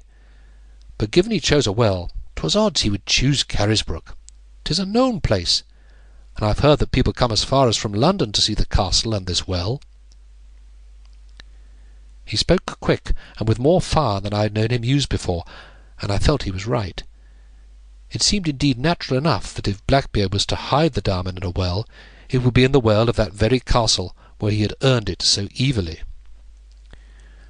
"When he says the well north," continued Elzevir, "'tis clear he means to take a compass and mark north by needle, and at 80 feet in the well side below that point will lie the treasure. I fixed yesterday with the Bonaventure's men that they should lie underneath this ledge tomorrow se'night, if the sea be smooth, and take us off on the spring tide. At midnight is their hour, and I said 8 days on, to give thy leg a week wherewith to strengthen. I thought to make for St. Malo, and leave thee at the Eperon door with old Chauvelet, where thou couldst learn to patter French until these evil times have blown by. But now, if thou art set to hunt this treasure up, and hast a mind to run thy head into a noose, why, I am not so old but that I too can play the fool, and we will let St. Malo be, and make for Carisbrooke. I know the castle's not 2 miles distant from Newport, and at Newport we can lie at the Bugle, which is an inn addicted to the contraband. The King's writ runs but lamely in the Channel Isles and Wight, and if we wear some other kit than this, maybe we shall find Newport as safe as St. Malo." This was just what I wanted, and so we settled there and then that we would get the Bonaventure to land us in the Isle of Wight instead of at St. Malo. Since man first walked upon this earth, a tale of buried treasure must have had a master power to stir his blood, and mine was hotly stirred. Even Elzevir, though he did not show it, was moved, I thought, at heart, and we chafed in our cave prison, and those 8 days went wearily enough. Yet 'twas not time lost, for every day my leg grew stronger, and like a wolf which I once saw in a cage at Dorchester Fair, I spent hours in marching round the cave to kill the time and put more vigour in my steps.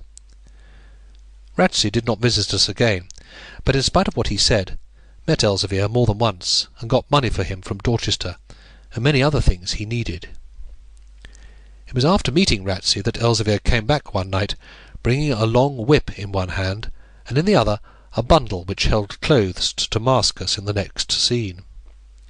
There was a carter's smock for him, white and quilted over with needlework such as carters wear on the down farms, and for me a smaller one, and hats and leather leggings all to match. We tried them on, and were for all the world carter and carter's boy. and I laughed long to see Elzevir stand there and practise how to crap his whip and cry "Woohoo!" as carters do to horses. And for all he was so grave, there was a smile on his face too, and he showed me how to twist a wisp of straw out of the bed to bind about my ankles at the bottom of the leggings. He had cut off his beard, and yet lost nothing of his looks, for his jaw and deep chin showed firm and powerful. And as for me, we made a broth of young walnut leaves and twigs, and tanned my hands and face with it a ruddy brown, so that I looked a different lad.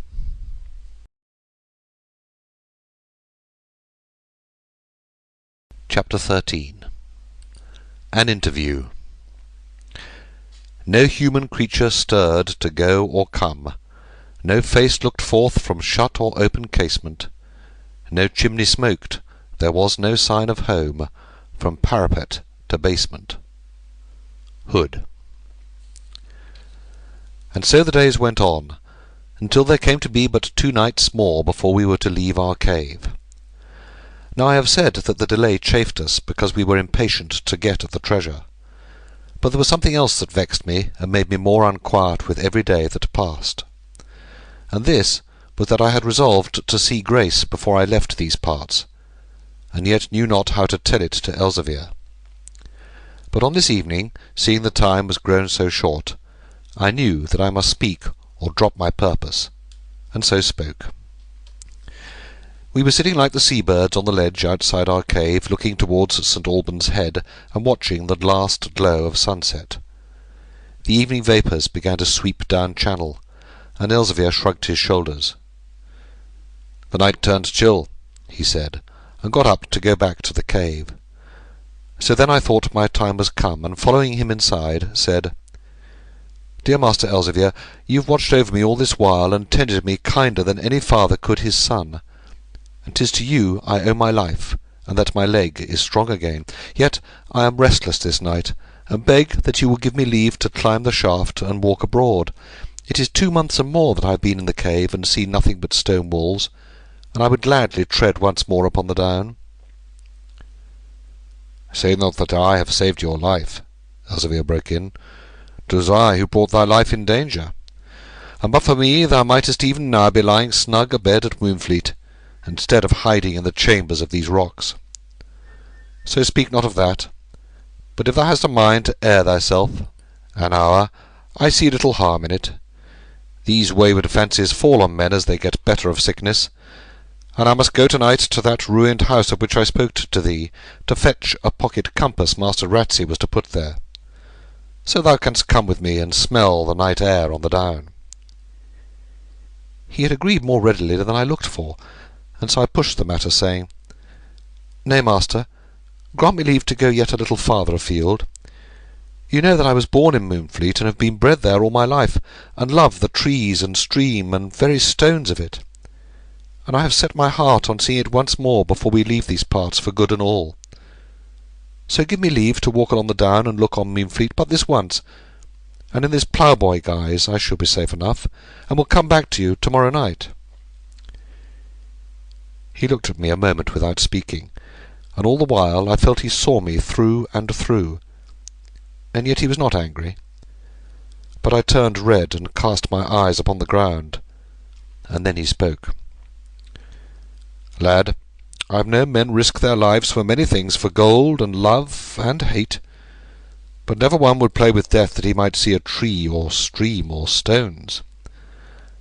And when men say they love a place or town, thou mayst be sure 'tis not the place they love, but some that live there, or that they loved some in the past, and so would see the spot again to kindle memory withal. Thus when thou speakest of Moonfleet, I may guess that thou hast some one there to see, or hope to see. It cannot be thine aunt, for there is no love lost between ye. And besides, no man ever perilled his life to bid adieu to an aunt. So have no secrets from me, John, but tell me straight, and I will judge whether this second treasure that thou seekest is true gold enough to fling thy life into the scale against it."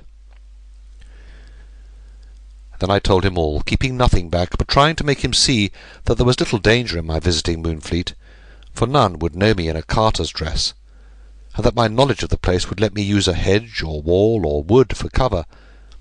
And finally, if I were seen, my leg was now sound, and there were few could meet me in a running match upon the down. So I talked on, not so much in the hope of convincing him as to keep saying something, for I durst not look up, and feared to hear an angry word from him when I should stop.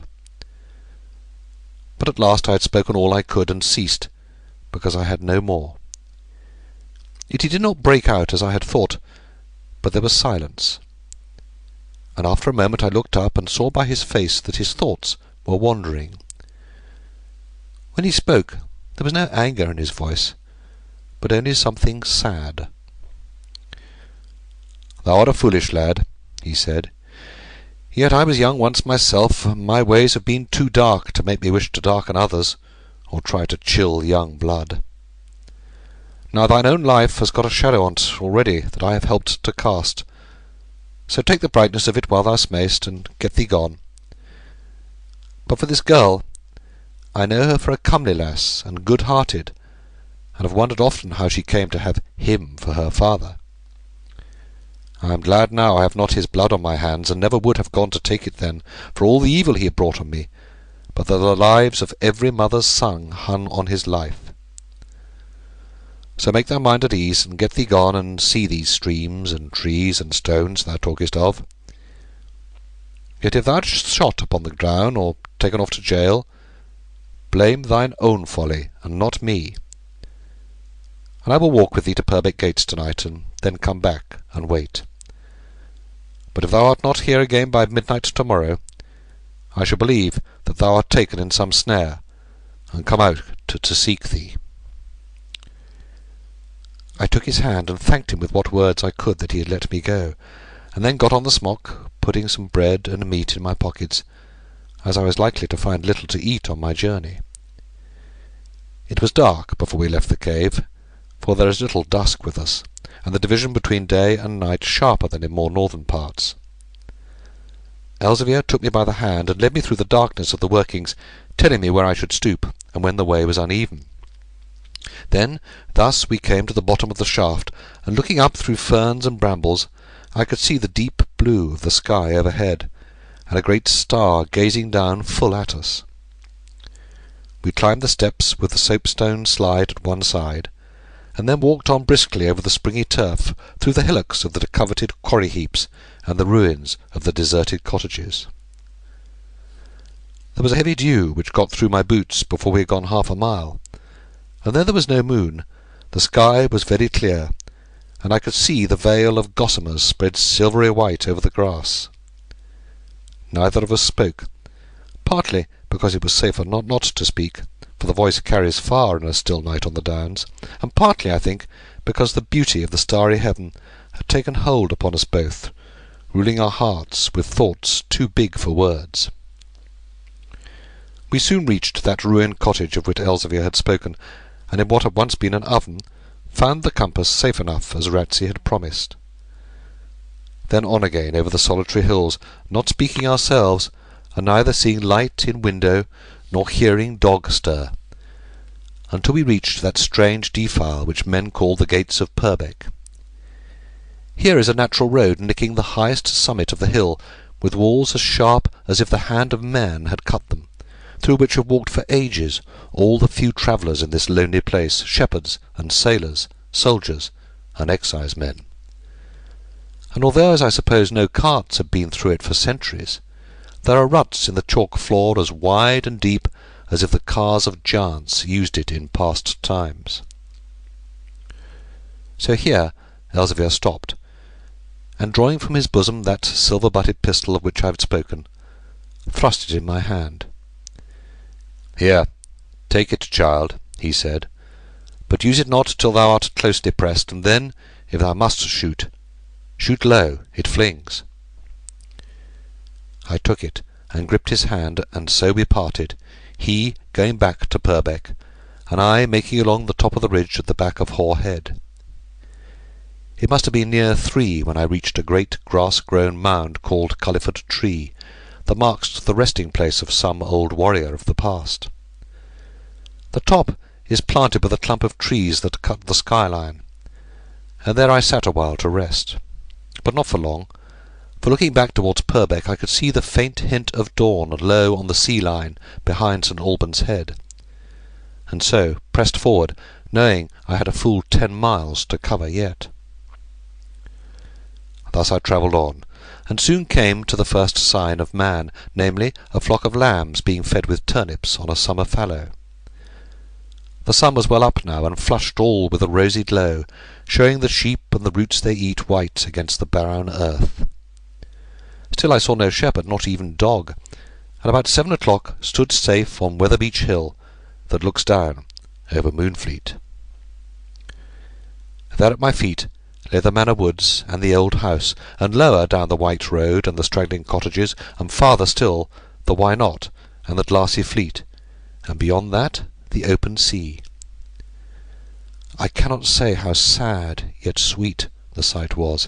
It seemed like the mirage of the desert of which I had been told, so beautiful, but never to be reached again by me. The air was still, and the blue smoke of the morning wood fires rose straight up, but none from the Why Not or Manor House. The sun was already very hot, and I dropped at once from the hilltop, digging my heels into the brown burnt turf, and keeping as much as might be among the furze shomps. So I was soon in the wood, and made straight for the little dell, and lay down there, burying myself in the wild rhubarb and burdocks, yet so that I could see the doorway of the manor house over the lip of the hill. Then I reflected what I was to do, or how I should get to speak with Grace, and thought I would first wait an hour or two, and see whether she came out, and afterwards, if she did not, would go down boldly and knock at the door. This seemed not very dangerous, for it was likely from what Ratsey had said that there was no one with her in the house, and if there was, it would be but an old woman to whom I could pass as a stranger in my disguise, and ask my way to some house in the village. So I lay still and munched a piece of bread, and heard the clock in the church tower strike 8, and afterwards 9, but saw no one move in the house. The wood was all alive with singing birds, and with the calling of cuckoo and wood-pigeon. There were deep patches of green shade, and lighter patches of yellow sunlight, in which the iris leaves gleamed with a sheeny white, and a shimmering blue sea of ground ivy spread all through the wood. It struck 10, and as the heat increased, the birds sang less, and the droning of the bees grew more distinct. And at last I got up, shook myself, smoothed my smock, and making a turn, came out on the road that led to the house. Though my disguise was good, I fear I made but an indifferent bad ploughboy when walking, and found a difficulty in dealing with my hands, not knowing how ploughboys are wont to carry them. So I came round in front of the house and gave a rat-tat on the door, while my pulse beat as loud inside of me as ever did the knocker without. The sound ran round the building, and backwards among the walks, and all was silent as before. I waited a minute, and was for knocking again, thinking there might be no one in the house, and then heard a light footstep coming along the corridor, yet durst not look through the window to see who it was in passing, as I might have done, but kept myself close to the door. The bolts were being drawn, and a girl's voice asked, "Who's there?" I gave a jump to hear that voice, knowing it well for Grace's, and had a mind to shout out my name.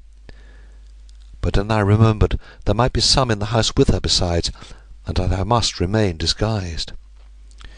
Moreover, laughing is so mixed with crying in our world, and trifling things with serious, that even in this pass I believe I was secretly pleased to have to play a trick on her, and test whether she'd find me out in this dress or not.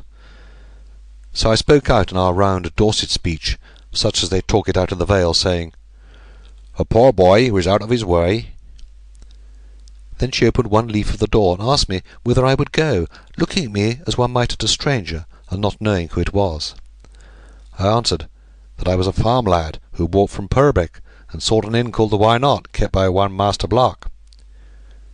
When she heard that, she gave a little start, and looked me over again, yet could make nothing of it, but said, "Good lad, if you will step on to this terrace, I can show you the Why Not Inn, but 'tis shut these 2 months or more, and Master Block away." With that she turned towards the terrace, I following, But when we were outside of earshot from the door, I spoke in my own voice, quick but low. "Grace, it is I, John Trenchard, whom come to say good-bye before I leave these parts, and have much to tell that you wish to hear. Are there any beside in the house with you?" Now many girls who have suffered as she had, and were thus surprised, would have screamed, or perhaps swooned, but she did neither, only flushing a little, and saying, also quick and low, "Let us go back to the house, I am alone." So we went back, and after the door was bolted, took both hands, and stood up face to face in the passage, looking into one another's eyes. I was tired with a long walk and sleepless night, and so full of joy to see her again, that my head swam, and all seemed a sweet dream. Then she squeezed my hands, and I knew 'twas real, and was for kissing her for very love. But she guessed what I would be at, perhaps, and cast my hands loose, drawing back a little, as if to see me better, and saying, "John, you have grown a man in these 2 months." So I did not kiss her. But if it was true that I was grown a man, it was truer still that she was grown a woman, and as tall as I. And these recent sufferings had taken from her something of light and frolic girlhood, and left her with a manner more staid and sober. She was dressed in black, with longer skirts, and her hair caught up behind, and perhaps it was the mourning frock that made her look pale and thin, as Ratsey said. So while I looked at her, she looked at me, and could not choose but smile to see my Carter smock, and as for my brown face and hands, thought I had been hiding in some country underneath the sun, until I had told her of the walnut juice. Then before we fell to talking, she said it was better we should sit in the garden, for that a woman might come in to help her with the house, and anyway it was safer, so that I might get out at the back in case of need. So she led the way down the corridor and through the living part of the house, and we passed several rooms, and one little parlour lined with shelves and musty books. The blinds were pulled, but let enough light in to show a high-backed horsehair chair that stood at the table. In front of it lay an open volume, and a pair of horn-rimmed spectacles that I'd often seen on Maskew's nose. So I knew it was his study, and that nothing had been moved since last he sat there. Even now I trembled to think in whose house I was, and half expected the old attorney to step in and hale me off to jail, till I remembered how all my trouble had come about, and how I at last had seen him with his face turned up against the morning sun. Thus we came to the garden, where I had never been before. It was a great square, shut in with a brick wall of 12 or 15 feet, big enough to suit a palace, but then ill-kept and sorely overgrown. I could spend long in speaking of that plot, how the flowers and fruit trees, pot-herbs, spice, and simples ran all wild and intermixed. The pink brick walls caught every ray of sun that fell, and that morning there was a hushed, close heat in it, and a warm breath rose from the strawberry beds, for they were then in full bearing. I was glad enough to get out of the sun when Grace led the way into a walk of medlar trees and quinces, where the boughs interlaced and formed an alley to a brick summer-house. This summer-house stands in the angle of the south wall, and by it 2 fig trees whose tops you can see from the outside. They are well known for the biggest and the earliest bearing of all that part, and Grace showed me how, if danger threatened, I might climb up their boughs and scale the wall. We sat in the summer-house, and I told her all that had happened at her father's death, only concealing that Elzevir had meant to do the deed himself, because it was no use to tell her that, and besides, for all I knew, he never did mean to shoot, but only to frighten. She wept again while I spoke, but afterwards dried her tears, and must needs look at my leg to see the bullet wound, and if it was all soundly healed. Then I told her of the secret sense that Master Ratsey's words put into the texts written on the parchment. I had showed her the locket before, but we had it out again now, and she read and read again the writing, while I pointed out how the words fell, and told her I was going away to get the diamond, and come back the richest man in all the countryside. Then she said, "Ah, John, set not your heart too much upon this diamond. If what they say is true, 'twas evilly come by, and will bring evil with it. Even this wicked man durst not spend it for himself, but meant to give it to the poor. So if indeed you ever find it, keep it not for yourself, but set his soul at rest by doing with it what he meant to do, or it will bring a curse upon you." I only smiled at what she said, taking it to be a girlish fancy. I did not tell her why I wanted so much to be rich, namely, to marry her one day. Then, having talked long about my own concerns as selfishly as a man always does, I thought to ask after herself and what she was going to do. She told me that a month past lawyers had come to Moonfleet and pressed her to leave the place, and they would give her in charge to a lady in London, because, said they, her father had died without a will, and so she must be made a ward of Chancery. But she had begged them to let her be, for she could never live anywhere else than in Moonfleet, and that the air and commodity of the place suited her well. So they went off, saying that they must take direction of the court to know whether she might stay there or not, and here she yet was. This made me sad, for all I knew of Chancery was that whatever it put hands on fell to ruin, as witness the Chancery Mills at Cerne or the Chancery Wharf at Wareham, and certainly it would take little enough to ruin the manor house, for it was 3 parts in decay already. Thus we talked, and after that she put on a calico bonnet and picked me a dish of strawberries, staying to pull the finest, although the sun was beating down from mid-heaven, and brought me bread and meat from the house. Then she rolled up a shawl to make me a pillow, and bade me lie down on the seat that ran round the summer-house, and get to sleep, for I had told her that I had walked all night, and must be back again at the cave come midnight. She went back to the house, and that was the most sweet and peaceful sleep that ever I knew, for I was very tired, and had this thought to soothe me as I fell asleep, that I had seen Grace, and that she was so kind to me. She was sitting beside me when I awoke, and knitting a piece of work. The heat of the day was somewhat less, and she told me that it was past 5 o'clock by the sundial, so I knew that I must go.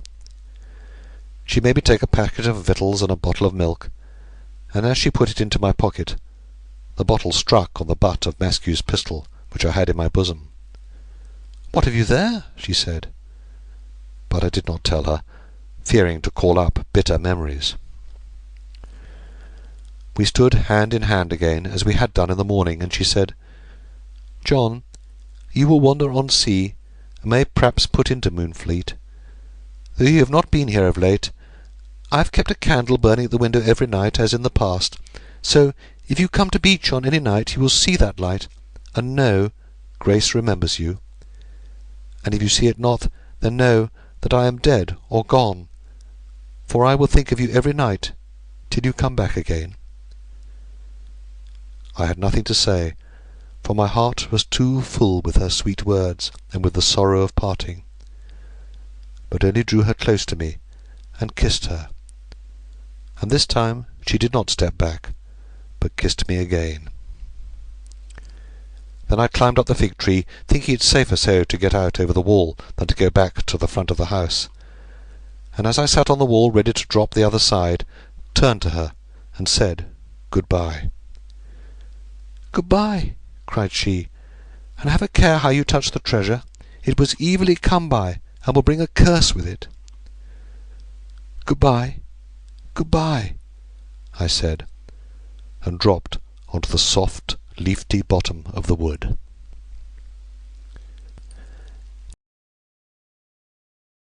Chapter 14. The Well House. For those thou mayst not look upon are gathering fast round the yawning stone. Scott. It wanted yet half an hour of midnight when I found myself at the shaft of the marble quarry, and before I had well set foot on the steps to descend, heard Elzevir's voice challenging out of the darkness below. I gave back Prosper the Bonaventure, and so came home again to sleep the last time in our cave. The next night was well suited to flight. There was a spring tide with full moon, and a light breeze setting off the land which left the water smooth under the cliff. We saw the Bonaventure cruising in the channel before sundown, and after the darkness fell, she lay close in and took us off in her boat. There were several men on board of her that I knew, and they greeted us kindly, and made much of us. I was indeed glad to be among them again, and yet felt a pang at leaving our dear Dorset coast, and the old cave that had been hospital and home to me for 2 months. The wind set us up channel, and by daybreak they put us ashore at Cowes, so we walked to Newport, and came there before many were stirring. Such as we saw in the street paid no heed to us, but took us doubtless for some carter and his boy who had brought corn in from the country for the Southampton packet, and were about early to lead the team home again. 'Tis a little enough place, this Newport, and we soon found the Bugle, but Elzevir made so good a carter that the landlord did not know him, though he had his acquaintance before. So they fenced a little with one another. "Have you bed and victuals for a plain countryman and his boy?" says Elzevir. "Nay, that I have not," says the landlord, looking him up and down, and not liking to take in strangers who might use their eyes inside, and perhaps get on the trail of the contraband. "'Tis near the summer statute, and the place over full already. I cannot move my gentleman, and will bid you try the Wheatsheaf, which is a good house, and not so full as this." "Ay, 'tis a busy time, and 'tis these fairs that make things prosper." And Elzevir marked the last word a little as he said it. The man looked harder at him and asked, "Prosper what?" as if he were hard of hearing. "Prosper the Bonaventure," was the answer. And then the landlord caught Elzevir by the hand, shaking it hard, and saying, "Why, you are Master Block, and I expected you this morn, and never knew you." He laughed as he stared at us again, and Elzevir smiled too. Then the landlord led us in. "And this is?" he said, looking at me. "This is a well-licked whelp," replied Elzevir, "who got a bullet in the leg 2 months ago in that touch under Hoar Head, and is worth more than he looks, for they have put 20 golden guineas on his head, so have a care of such a precious topknot." As long as we stopped at the Bugle, we had the best of lodging and the choicest meat and drink, and all the while the landlord treated Elzevir as though he were a prince. And so he was indeed a prince among the contrabandiers, and held, as I found out long afterwards, for captain of all landers between Start and Solent. At first the landlord would take no money of us, saying that he was in our debt, and had received many a good turn from Mr. Block in the past. But Elzevir had got gold from Dorchester before we left the cave, and forced him to take payment. I was glad enough to lie between clean, sweet sheets at night, instead of a heap of sand, and sit once more knife and fork in hand before a well-filled trencher. It was thought best I should show myself as little as possible, so I was content to pass my time in a room at the back of the house, whilst Elzevir went abroad to make inquiries how we could find entrance to the castle at Carisbrooke. Nor did the time hang heavy on my hands, for I found some old books in the Bugle, and among them several to my taste, especially a history of Corfe Castle, which set forth how there was a secret passage from the ruins to some of the old marble quarries, and perhaps to that very one that sheltered us. Elzevir was out most of the day, so that I saw him only at breakfast and supper. He had been several times to Carisbrooke, and told me that the castle was used as a jail for persons taken in the wars, and was now full of French prisoners. He had met several of the turnkeys or jailers, drinking with them in the inns there, and making out that he was himself a carter who waited at Newport till a wind-bound ship should bring grindstones from Lyme Regis. Thus he was able at last to enter the castle and to see Well House and Well, and spent some days in trying to devise a plan whereby we might get at the well without making the man who had charge of it privy to our full design, but in this did not succeed. There is a slip of garden at the back of the Bugle, which runs down to a little stream. He had met several of the turnkeys or jailers, drinking with them in the inns there, and making out that he was himself a carter who waited at Newport till a wind-bound ship should bring grindstones from Lyme Regis. Thus he was able at last to enter the castle and to see Well House and Well, and spent some days in trying to devise a plan whereby we might get at the well without making the man who had charge of it privy to our full design, but in this did not succeed. There is a slip of garden at the back of the Bugle, which runs down to a little stream, and one evening, when I was taking the air there after dark, Elzevir returned and said the time was come for us to put Blackbeard's cipher to the proof. "I've tried every way," he said, "to see if we could work this secretly, but it is not to be done without the privity of the man who keeps the well, and even with his help it is not easy. He is a man I do not trust, but have been forced to tell him there is treasure hidden in the well, yet without saying where it lies or how to get it. He promises to let us search the well, taking 1/3 the value of all we find for his share. For I said not that thou and I were one at heart, but only that there was a boy who had the key, and claimed an equal third with both of us.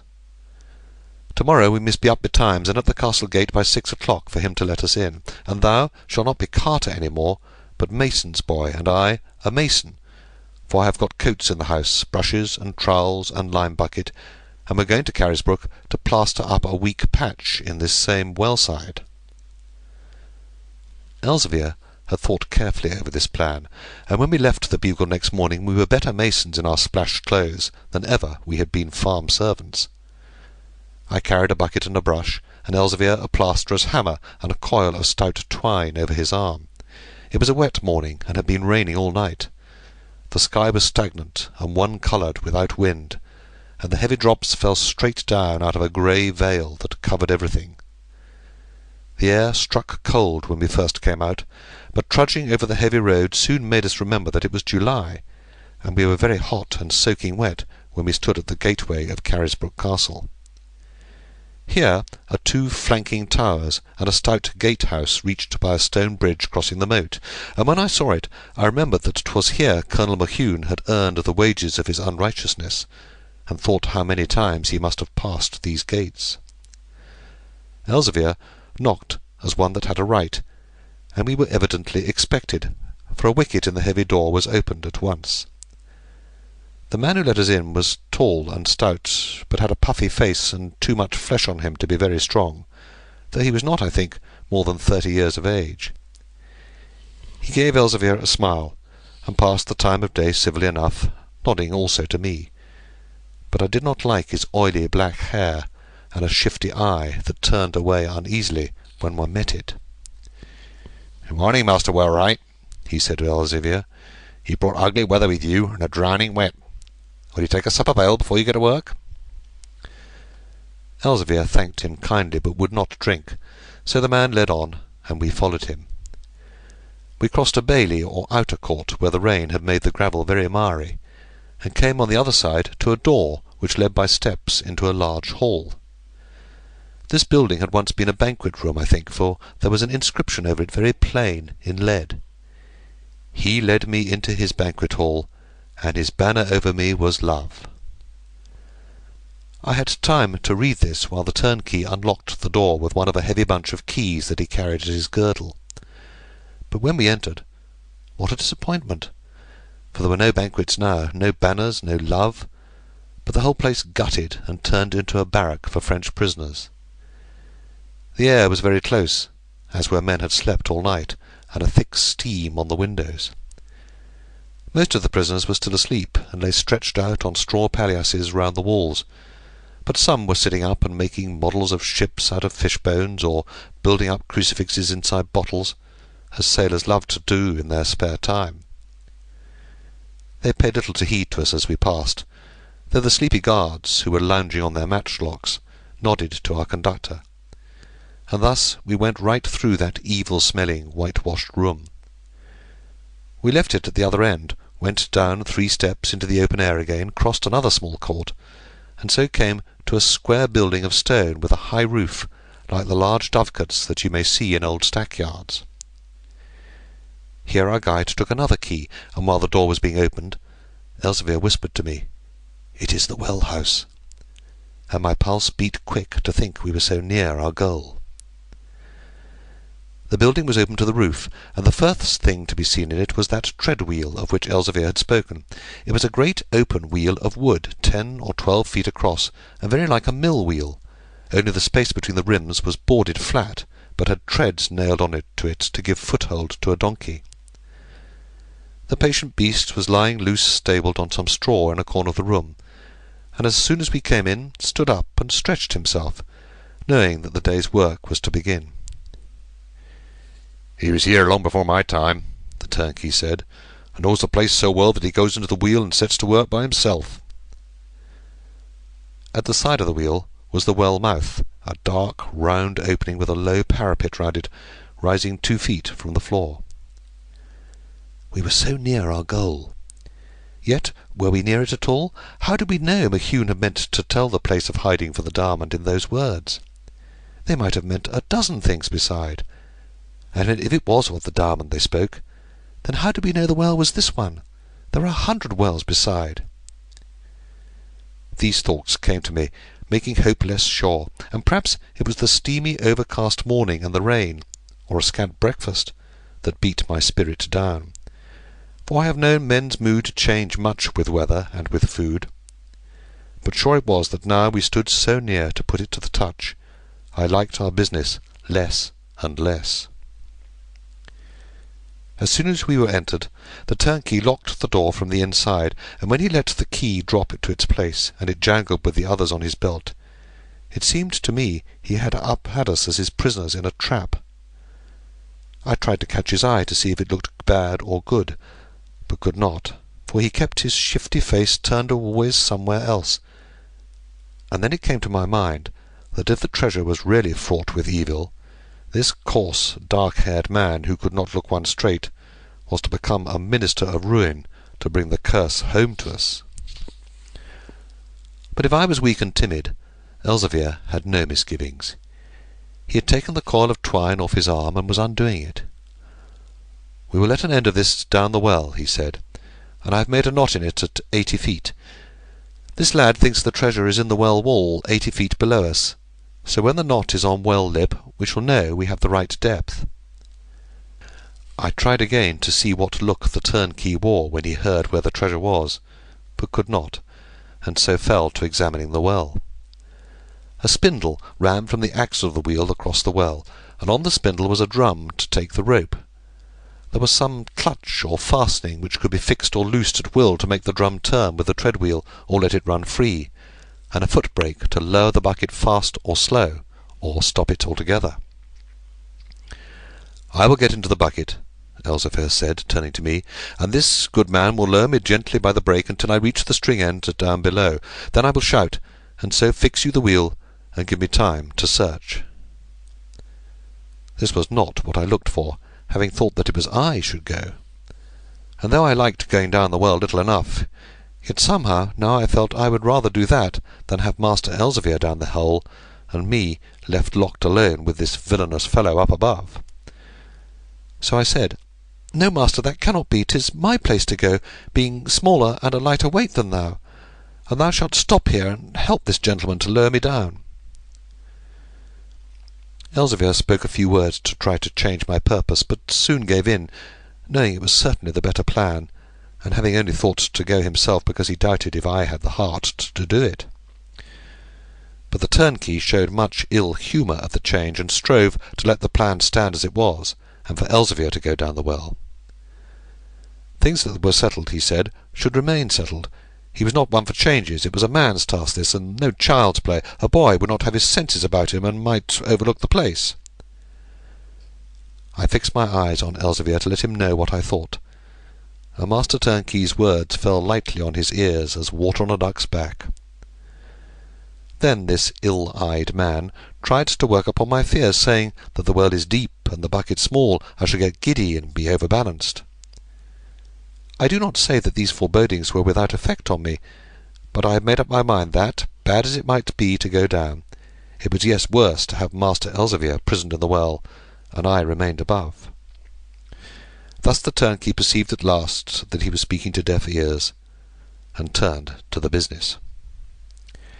Yet there was one fear that still held me, for thinking of what I had heard of the quarry shafts in Purbeck, how men had gone down to explore, and there had been taken with a sudden giddiness, and never lived to tell what they had seen. And so I said to Master Elzevir, "Art sure the well is clean, and that no deadly gases lurk below?" "Thou mayst be sure I knew the well was sweet before I let thee talk of going down," he answered. "For yesterday we lowered a candle to the water, and the flame burned bright and steady. And where the candle lives, there man lives too. But thou art right. These gases change from day to day, and we will try the thing again. So bring the candle, Master Jailer." The jailer brought a candle fixed on a wooden triangle, which he was wont to show strangers who came to see the well, and lowered it on a string. It was not till then that I knew what a task I had before me, for looking over the parapet and taking care not to lose my balance, because the parapet was low and the floor round it green and slippery with water splashings, I watched the candle sink into that cavernous depth, and from a bright flame turn into a little twinkling star, and then to a mere point of light. At last it rested on the water, and there was a shimmer where the wood frame had set ripples moving.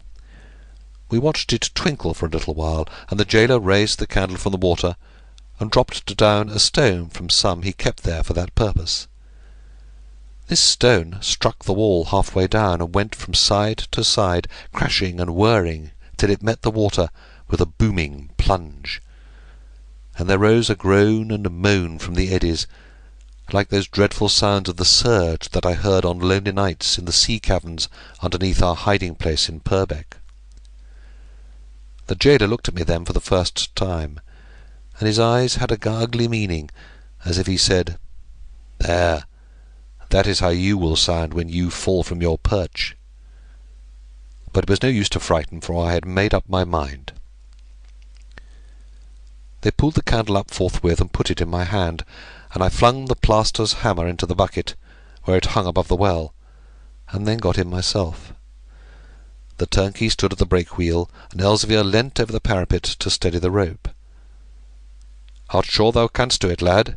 he said, speaking low, and put his hand kindly on my shoulder. "Are head and heart sure? Thou art my diamond, and I would rather lose all other diamonds in the world than aught should come to thee. So if thou doubtest, let me go, or let not any go at all." "Never doubt, master," I said, touched by tenderness, and wrung his hand. "My head is sure. I have no broken leg to turn it silly now." For I guessed he was thinking of hoar head, and how I had gone giddy on the zigzag. End of Chapter 15. Chapter 15. The Well. "The grave doth gape, and doting death is near." Shakespeare. The bucket was large, for all that the turnkey had tried to frighten me into thinking it small, and I could crouch in it low enough to feel safe of not falling out. Moreover, such a venture was not entirely new to me, for I had once been over Gad Cliff in a basket to get 2 peregrines' eggs. Yet none the less I felt ill at ease and fearful when the bucket began to sink into that dreadful depth, and the air to grow chilly as I went down. They lowered me gently enough, so that I was able to take stock of the way the wall was made, and found that for the most part it was cut through solid chalk. But here and there, where the chalk failed or was broken away, they had lined the walls with brick, patching them now on this side, now on that, and now all round. By degrees the light, which was dim even overground that rainy day, died out in the well, till all was black as night but for my candle, and far overhead I could see the well mouth, white and round like a lustreless full moon. I kept an eye all the time on Elzevir's cord that hung down the well side, and when I saw it was coming to a finish, shouted to them to stop, and they brought the bucket up near level with the end of it, so I knew I was about 80 feet deep. Then I raised myself, standing up in the bucket and holding by the rope, and began to look around, knowing not all the while what I looked for, but thinking to see a hole in the wall, or perhaps the diamond itself shining out of a cranny. But I could perceive nothing, and what made it more difficult was that the walls here were lined completely with small, flat bricks, and looked much the same all round. I examined these bricks as closely as I might, and took course by course, looking first at the north side where the plumb line hung, and afterwards turning round in the bucket till I was afraid of getting giddy, but to little purpose. They could see my candle moving round and round from the well-top, and knew no doubt what I was at. But Master Turnkey grew impatient, and shouted down, "What are you doing? Have you found nothing? Can you see no treasure?" "No," I called back, "I can see nothing." and then, "Are you sure, Master Block, that you've measured the plummet true to 80 feet?" I heard them talking together, but could not make out what they said, for the bim, bom, and echo in the well, till Elzevir shouted again, "They say this floor has been raised. You must try lower." Then the bucket began to move slowly, and I crouched down in it again, not wishing to look too much into the unfathomable dark abyss below. And all the while there rose groanings and moanings from eddies in the bottom of the well, as if the spirits that kept watch over me, Jewel, were yammering together that one should be so near it.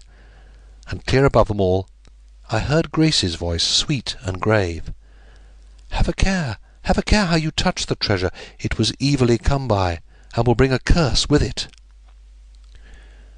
But I had set foot on this way now, and must go through with it. So when the bucket stopped some 6 feet lower down, I fell again to diligently examining the walls.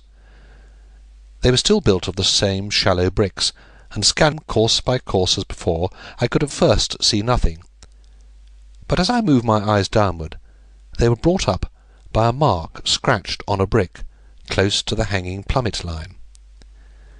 Now, however lightly a man may glance through a book, yet if his own name, or even only one nicet, should be printed on the page, his eyes will instantly be stopped by it.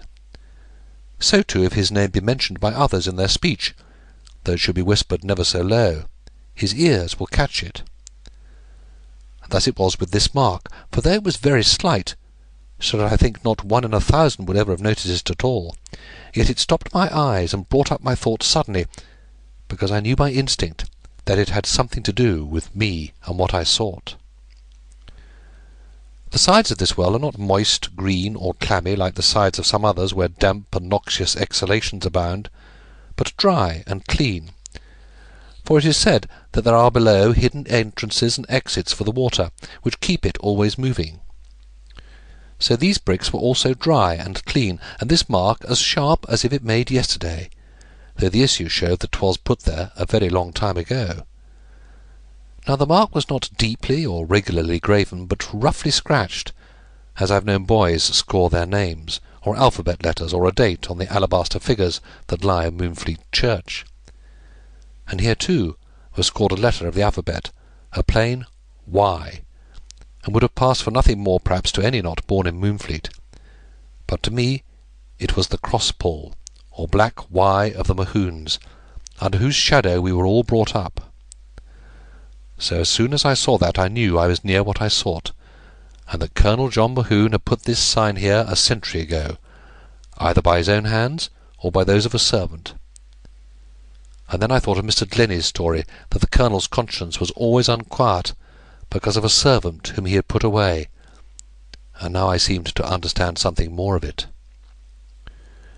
My heart throbbed fiercely, as many another's heart has throbbed when he has come near the fulfilment of a great desire, whether lawful or guilty, and I tried to get at the brick. But though by holding on to the rope with my left hand I could reach over far enough to touch the brick with my right, 'twas as much as I could do, and so I shouted up the well that they must bring me nearer in to the side. They understood what I would be at, and slipped a noose over the well rope, and so drew it into the side, and made it fast till I should give the word to loose again.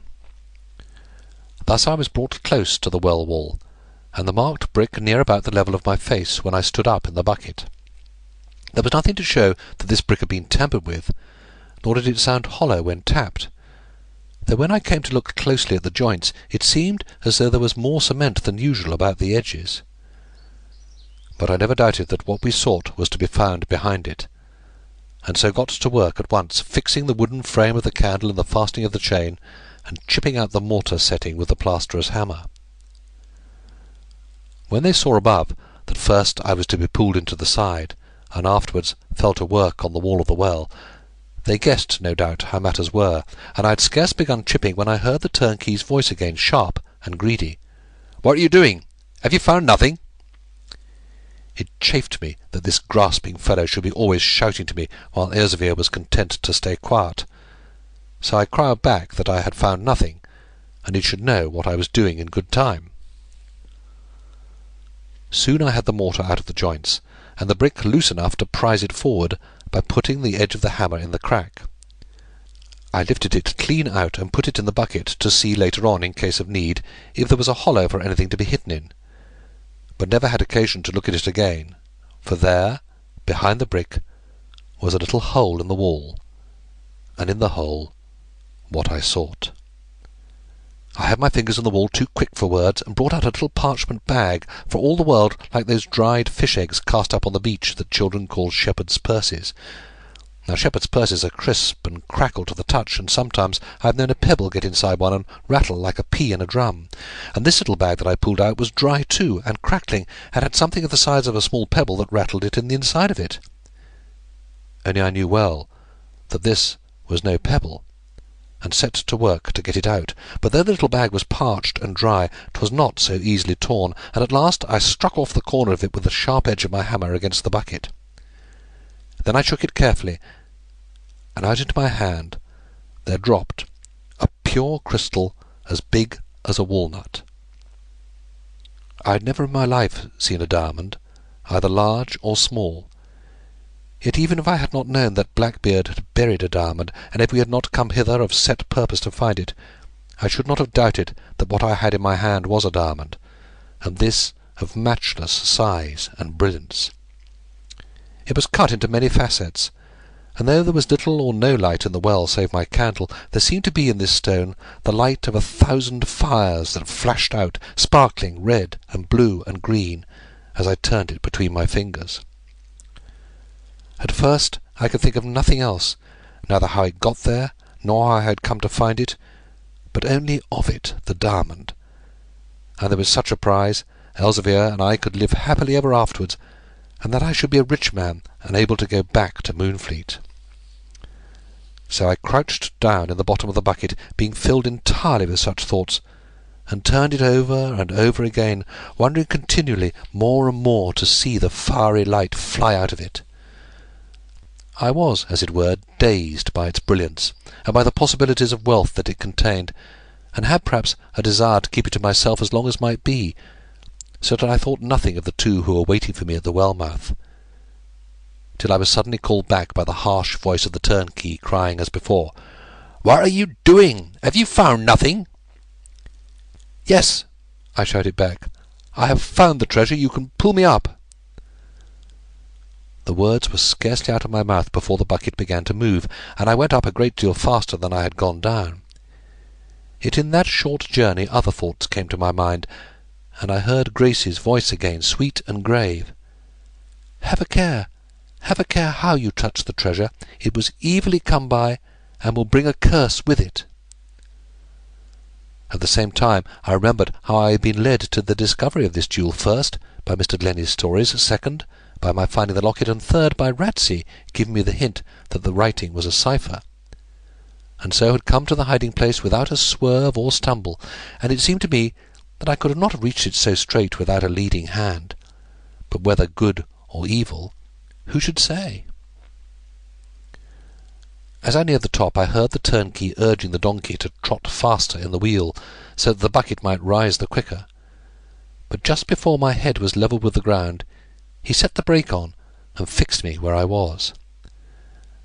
I was glad to see the light again, and Elzevir's face looking kindly on me, but vexed to be brought up thus suddenly just when I was expecting to set foot on terra firma. The turnkey had stopped me through his covetous eagerness, so that he might get sooner at the jewel, and now he craned over the low parapet and reached out his hand to me, crying, "Where's the treasure? Where's the treasure? Give me the treasure!" I held the diamond between finger and thumb of my right hand, and waved it for Elzevir to see.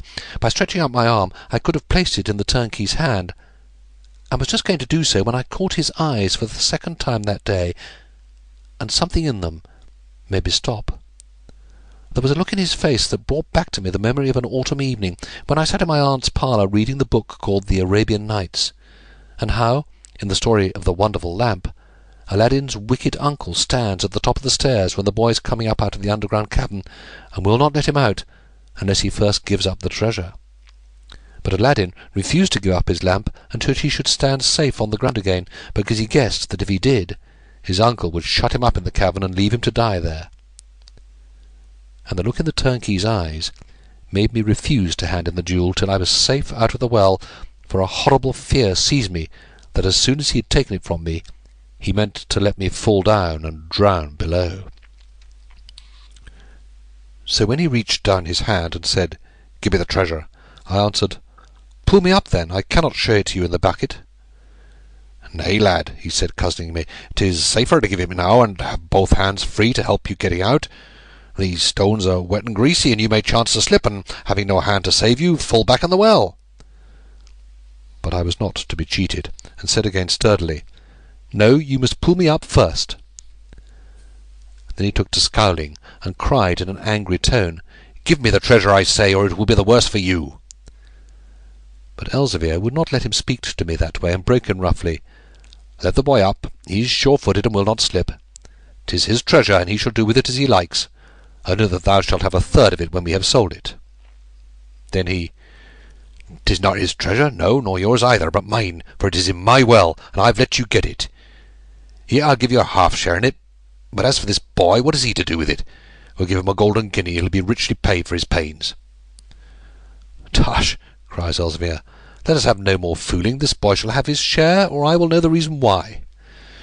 "Ay, you shall know the reason, fair enough," answers the turnkey. "'Tis because your name is Block, and there's a price of 50 upon your head and 20 upon this boy's. You thought to outwit me, and you are yourself outwitted. In here I have you in a trap, and neither leaves this room except with hands tied and bound for the gallows, unless I first have the jewels safe in my purse." On that I whipped the diamond back quick into the little parchment bag, and thrust both down snug into my breeches pocket, meaning to have a fight for it anyway before I let it go. And looking up again, I saw the turnkey's hand on the butt of his pistol, and cried, "Beware! Beware! He draws on you!" But before the words were out of his mouth, the turnkey had his weapon up, and levelled full at Elzevir. "Surrender!" he cries, "or I shoot you dead, and the 50 is mine." And neither giving time for answer, fires. Elzevir stood on the other side of the well-mouth, and it seemed the other could not miss him at such a distance, but as I blinked my eyes at the flash, I felt the bullet strike the iron chain to which I was holding, and saw that Elzevir was safe. The turnkey saw it too, and flinging away his pistol, sprang round the well, and was at Elzevir's throat before he knew whether he was hit or not. I've said that the turnkey was a tall, strong man, and 20 years the younger of the two, so doubtless when he made for Elzevir, he thought he would easily have him broken down and handcuffed, and then turn to me. But he reckoned without his host, for although Elzevir was the shorter and older man, he was wonderfully strong and seasoned as a salted thong. Then they hugged one another and began a terrible struggle, for Elzevir knew that he was wrestling for life, and I dare say the turnkey guessed that the stakes were much the same for him too. As soon as I saw what they were at, and that the bucket was safe fixed, I laid hold of the well chain, and climbed up it by swinging myself onto the top of the parapet, being eager to help Elzevir and get the turnkey gagged and bound while we made our escape. But before I was well on the firm ground again, I saw that little help of mine was needed, for the turnkey was flagging, and there was a look of anguish and desperate surprise upon his face, to find that the man he had thought to master so lightly was strong as a giant. They were swaying to and fro, and the jailer's grip was slackening, for his muscles were overwrought and tired. But Elzevir held him firm as a vice, and I saw from his eyes and the bearing of his body that he was gathering himself up to give his enemy a fall. Now I guessed that the fall he would use would be the Compton toss, for though I had never seen him give it, yet he was well known for a wrestler in his younger days, and the Compton toss was his most certain fall.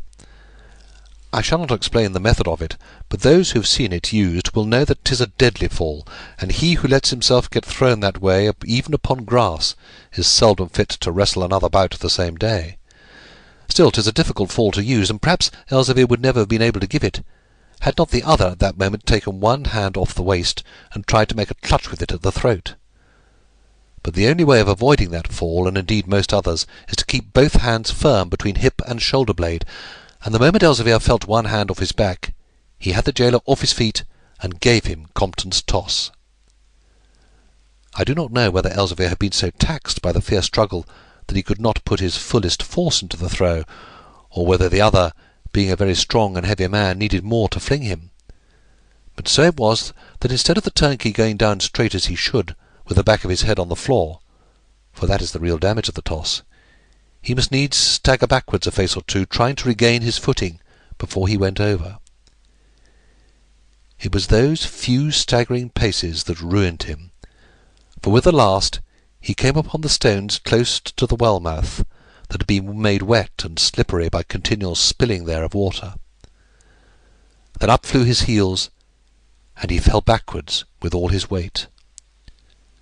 As soon as I saw how near the well mouth he was got, I shouted out and ran to save him. But Elzevir saw it quicker than I, and springing forward, seized him by the belt just when he turned over. The parapet wall was very low, and caught the turnkey behind the knees as he staggered, tripping him over into the well mouth. He gave a bitter cry, and there was a wrench on his face when he knew where he was come, and 'twas then Elzevir caught him by the belt. For a moment I thought he was saved, seeing Elzevir setting his body low back, with heels pressed firm against the parapet wall to stand the strain. Then the belt gave way at the fastening, and Elzevir fell sprawling on the floor, but the other went backwards down the well. I got to the parapet just as he fell head first into that black abyss. There was a second of silence, then a dreadful noise, like a coconut being broken on a pavement. For we once had coconuts in plenty at Moonfleet when the Batavia man came on the beach. Then a deep, echoing blow, where he rebounded and struck the wall again. And last of all, the thud and thundering splash, when he reached the water at the bottom. I held my breath for sheer horror, and listened to see if he would cry, though I knew at heart he would never cry again, after that first sickening smash. But there was no sound or voice, except the moaning voices of the water eddies that I had heard before. Elzevir slung himself into the bucket. "You can handle the brake," he said to me. "Let me down quick into the well." I took the brake lever, lowering him as quickly as I durst, till I heard the bucket touch water at the bottom, and then stood by and listened. All was still, and yet I started once, and could not help looking round over my shoulder, for it seemed as if I was not alone in the well-house, and though I could see no one, yet I had a fancy of a tall, black-bearded man with coppery face chasing another round and round the well-mouth. Both vanished from my fancy, just as the pursuer had his hand on the pursued. But Mr. Glennie's story came back again to my mind, how that Colonel Mahune's conscience was always unquiet because of a servant he had put away. And I guessed now that the turnkey was not the first man these walls had seen go headlong down the well. Elzevir had been in the well so long that I began to fear something had happened to him when he shouted to me to bring him up. So I fixed the clutch and set the donkey going in the tread-wheel, and the patient drudge started on his round, recking nothing whether it was a bucket of water he brought up, or a live man, or a dead man, while I looked over the parapet and waited with a cramping suspense to see whether Elzevir would be alone or have something with him. But when the bucket came in sight, there was only Elzevir in it, so I knew the turnkey had never come to the top of the water again, and indeed there was but little chance he should after that first knock. Elzevir said nothing to me till I spoke. "Let us fling the jewel down the well after him, Master Block. It was evilly come by, and will bring a curse with it." He hesitated for a moment, while I half hoped, yet half feared he was going to do as I asked, but then said, "No, no, thou art not fit to keep so precious a thing. Give it to me. It is thy treasure, and I will never touch a penny of it, but fling it down the well thou shalt not, for this man has lost his life for it, and we have risked ours for it. Ay, and may lose them for it too, perhaps." So I gave him the jewel. Chapter 16, Part 1. The Jewel. All that glisters is not gold. Shakespeare. There was the turnkey's belt lying on the floor, with the keys and manacles fixed to it, just as it had failed and come off him at the fatal moment. Elzevir picked it up, tried the keys till he found the right one, and unlocked the door of the well-house. "There are other locks to open before we get out," I said. "Ay," he answered, "but it is more than our life is worth to be seen with these keys, so send them down the well after their master." I took them back and flung them, belt and keys and handcuffs, clanking down against the sides into the blackness and the hidden water at the bottom. Then we took pail and hammer, brush and ropes, and turned our backs upon that hateful place. There was the little court to cross before we came to the door banquet hall. They were locked, but we knocked until a guard opened them. As for the plasterer men who had passed an hour before, and only asked, "Where's Ephraim?" meaning the turnkey. "He is stopping behind in the well-house," Elzevir said. And so we passed on through the hall, where the prisoners were making what breakfast they might of odds and ends, with a savoury smell of cooking and a great patter of French.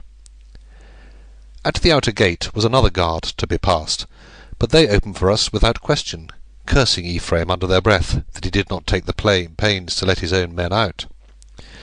Then the wicket of the great gate swung to behind us, and we went into the open again. As soon as we were out of sight, we quickened our pace, and the weather having much bettered and a fresh breeze springing up, we came back to the Bugle about 10 in the forenoon. I believe that neither of us spoke a word during that walk, and though Elzevir had not yet seen the diamond, he never even took the pains to draw it out of the little parchment bag in which it still lay hid in his pocket. Yet if I did not speak, I thought, and my thoughts were sad enough. For here were we a second time, flying for our lives, and if we had not the full guilt of blood upon our hands, yet blood was surely there. So this flight was very bitter to me, because the scene of death of which I had been witness this morning seemed to take me farther still away from all my old happy life, and to stand like another dreadful obstacle between Grace and me. In the family Bible lying on the table in my aunt's best parlour was a picture of Cain, which I had often looked at with fear on wet Sunday afternoons. It showed Cain striding along in the midst of a boundless desert, with his sons and their wives striding behind him, and their little children carrying slung on poles. There was a quick swinging motion in the bodies of all, as though they must needs always stride as fast as they might, and never rest, and their faces were set hard and thin with eternal wandering and disquiet. But the thinnest and most restless-looking and hardest face was Cain's, and on the middle of his forehead there was a dark spot, which God had set to show that none might touch him, because he was the first murderer, and cursed for ever. This has always been to me a dreadful picture, that I could not choose but look at it, and was sorry indeed for Cain, for all he was so wicked, because it seemed so hard to have to wander up and down the world all his life long, and never be able to come to moorings. And yet this very thing had come upon me now, for here we were with the blood of 2 men on our hands, wanderers on the face of the earth, who durst never go home. And if the mark of Cain was not on my forehead already, I felt it might come out there at any minute. When we reached the Bugle, I went upstairs and flung myself upon the bed to try to rest a little and think. But Elzevir shut himself in with the landlord, and I could hear them talking earnestly in the room under me. After a while he came up and said that he had considered with the landlord how he could best get away, telling him that we must be off at once, but letting him suppose that we were eager to leave the place because some of the excise had got wind of our whereabouts. He had said nothing to our host about the turnkey, wishing as few persons as possible to know of that matter, but doubted not that we should by all means hasten our departure from the island, for that as soon as the turnkey was missed, inquiry would certainly be made for the plasterers with whom he was last seen. Yet in this thing at least fortune favoured us, for there was now lying at Cowes and ready to sail that night a Dutch cooper that had run a cargo of Hollands on the other side of the island, and was going back to Scheveningen freighted with wool. Our landlord knew the Dutch captain well, having often done business for him, and so could give us letters of recommendation which would ensure us a passage to the Low Countries. Thus in the afternoon we were on the road, making our way from Newport to Cowes in a new disguise, for which we had changed our clothes again, and now wore the common sailor dress of blue. The clouds had returned after the rain, and the afternoon was wet and worse than the morning, so I shall not say anything of another weary and silent walk. We arrived on Cowes Quay by 8 in the evening, and found the cooper ready to make sail, and waiting only for the tide to set out. Her name was the Gudrun, and she was a little larger than a Bonaventure, but had a smaller crew, and was not near so well found. Elzevir exchanged a few words with the captain, and gave him the landlord's letter, and after that they let us come on board, but said nothing to us. We judged that we were best out of the way, so went below, and finding her laden deep, and even the cabin full of bales of wool, flung ourselves on them to rest. I was so tired and heavy with sleep that my eyes closed almost before I was lain down, and never opened till the next morning was well advanced. I shall not say anything about our voyage, or how we came safe to Scheveningen, because it had little to do with our story. Elzevir had settled that we should go to Holland, not only because the cooper was waiting to sail thither, for we might doubtless have found other boats before long to take us elsewhere, but also because he had learned at Newport that the Hague was the first market in the world for diamonds. This he told me after we were safe housed in a little tavern in the town, which was frequented by seamen, but those of the better class, such as mates and skippers of small vessels. Here we lay for several days, while Elzevir made such inquiry as he could without waking suspicion as to who were the best dealers in precious stones, and the most able to pay a good price for a valuable jewel. It was lucky too for us that Elzevir could speak the Dutch language, not well indeed, but enough to make himself understood, and to understand others. When I asked him where he had learned it, he told me that he came of Dutch blood on his mother's side, and so got his name as Elzevir, and that he could once speak in Dutch as readily as in English, only that his mother dying when he was yet a boy, he lost something of the facility. As the days passed, the memory of that dreadful morning at Carisbrooke became dimmer to me, and my mind more cheerful or composed. I got the diamond back from Elzevir, and had it out many times, both by day and by night, and every time it seemed more brilliant and wonderful than the last. Often of nights, after all the house was gone to rest, I would lock the door of the room and sit with a candle burning on the table, and turn the diamond over in my hands. It was, as I have said, as big as a pigeon's egg or walnut, delicately cut and faceted all over, perfect and flawless, without speck or stain, and yet, for all it was so clear and colourless, there flew out from the depth of it such flashes and sparkles of red, blue, and green, as made one wonder whence these tints could come. Thus, while I sat and watched it, I would tell Elzevir stories from the Arabian Nights, of wondrous jewels, though I believe there never was a stone that the eagles brought up from the Valley of Diamonds, no, nor any in the Caliph's crown itself, that could excel this gem of ours. Sure that at such times we talked much of the value that was to be put upon the stone, and what was likely to be got for it, but never could settle, not having any experience of such things. Only I was sure that it must be worth thousands of pounds, and so sat and rubbed my hands, saying that though life was like a game of hazard, and our throws had hitherto been bad enough, yet we had made something of this last. But all the while a strange change was coming over us both, and our parts seemed turned about, for whereas a few days before it was I who wished to fling the diamond away, feeling overwrought and heavy-hearted in that awful well who held me from it, now it was he that seemed to set little store by it, and I to whom it was all in all. He seldom cared to look much at the jewel, and one night when I was praising it to him, spoke out, "Set not thy heart too much upon this stone. It is thine, and thine to deal with. Never a penny will I touch that we may get for it. Yet were I thou, and reached great wealth with it, and so came back one day to Moonfleet, I would not spend it all on my own ends, but put aside a part to build the poor houses again, as men say Blackbeard meant to do with it." I did not know what made him speak like this, and was not willing, even in fancy, to agree to what he counselled, for with that gem before me, lustrous and all the brighter for lying on a rough deal table, I could only think of the wealth it was to bring to us, and how I would most certainly go back one day to Moonfleet and marry Grace. So I never answered Elzevir, but took the diamond and slipped it back in the silver locket, which still hung round my neck, for that was the safest place for it that we could think of. We spent some days in wandering round the town making inquiries, and learnt that most of the diamond buyers lived near one another in a certain little street, whose name I have forgotten, but that the richest and best known of them was one Crispin Aldobrand.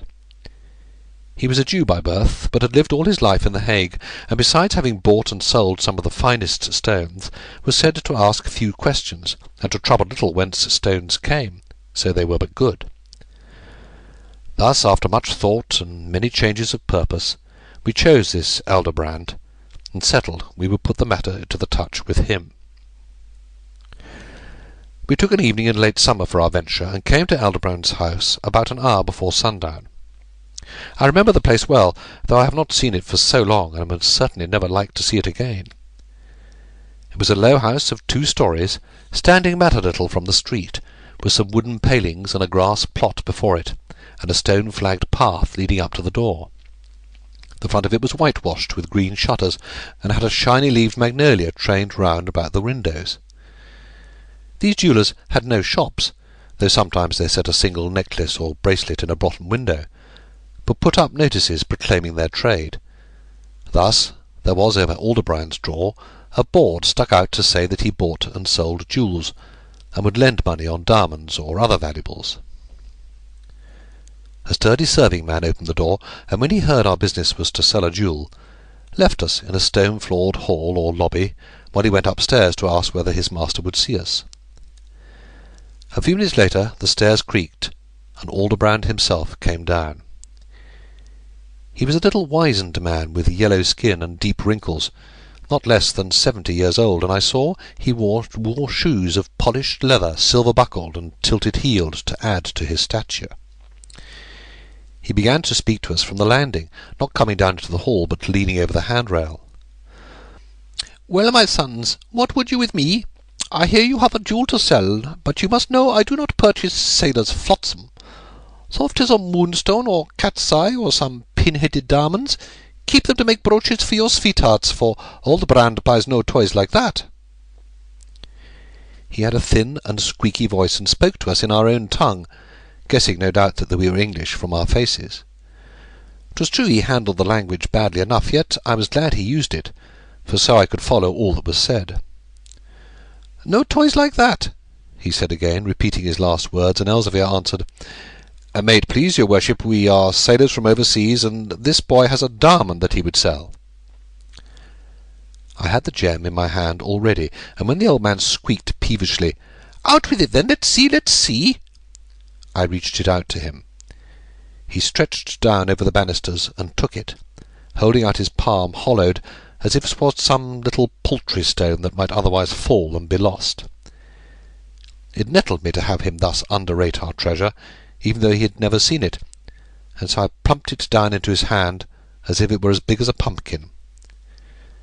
Now the hall was a dim place, being lit only by a half-circle of glass over the door, and so I could not see very well. And in reaching down he brought his head near mine, and I could swear his face changed when he felt the size of the stone in his hand, and turned from impatience and contempt to wonder and delight.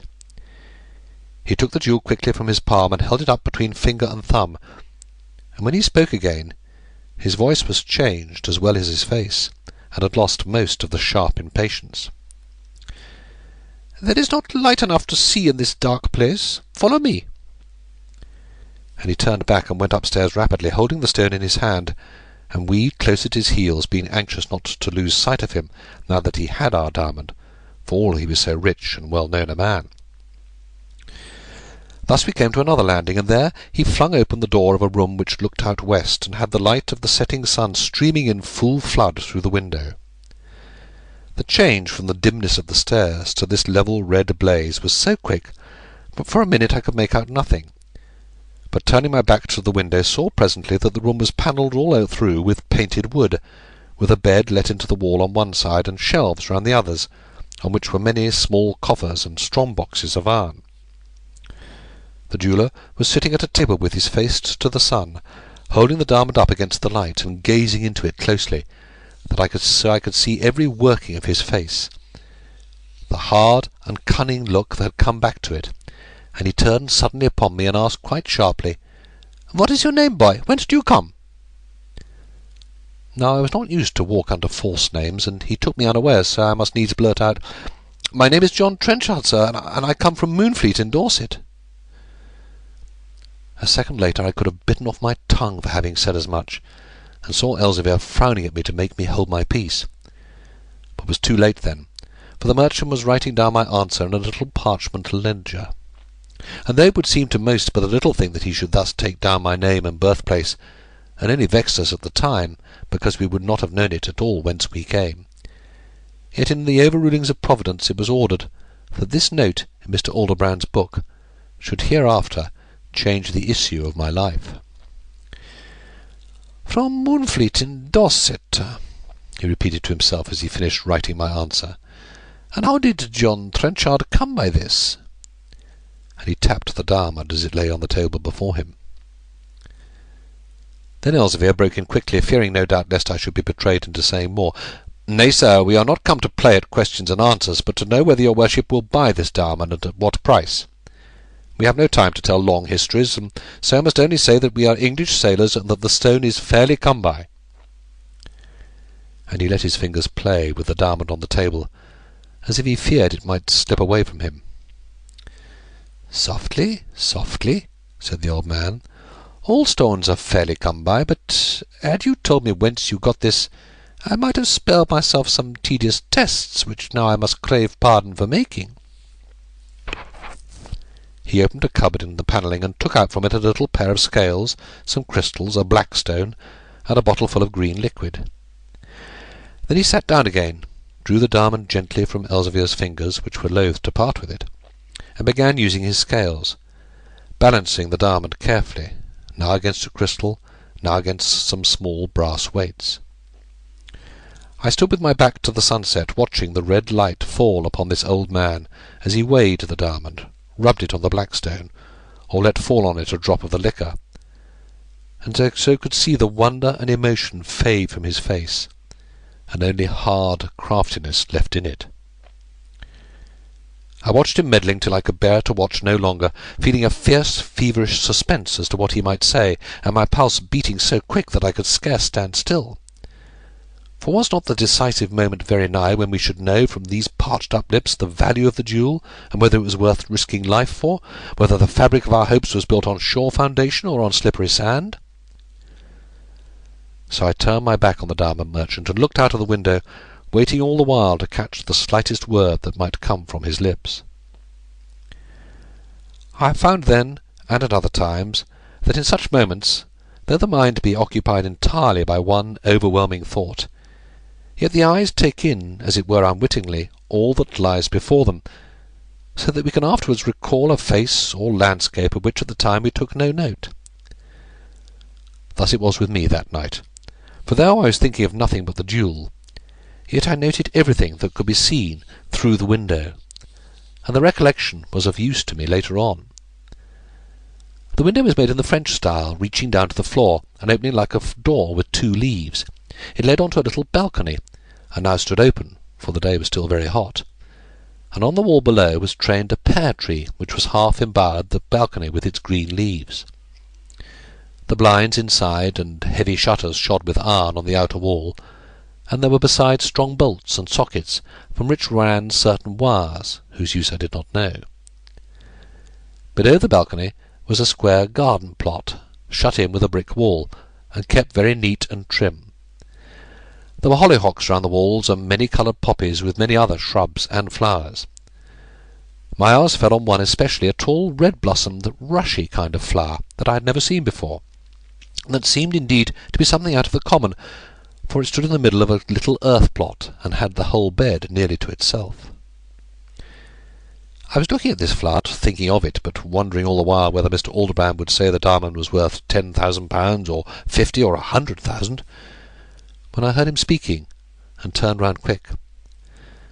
"My sons, and you especially, son John," he said, and turned to me, "this stone that you have brought to me is no stone at all, but glass, or rather paste, for so we call it.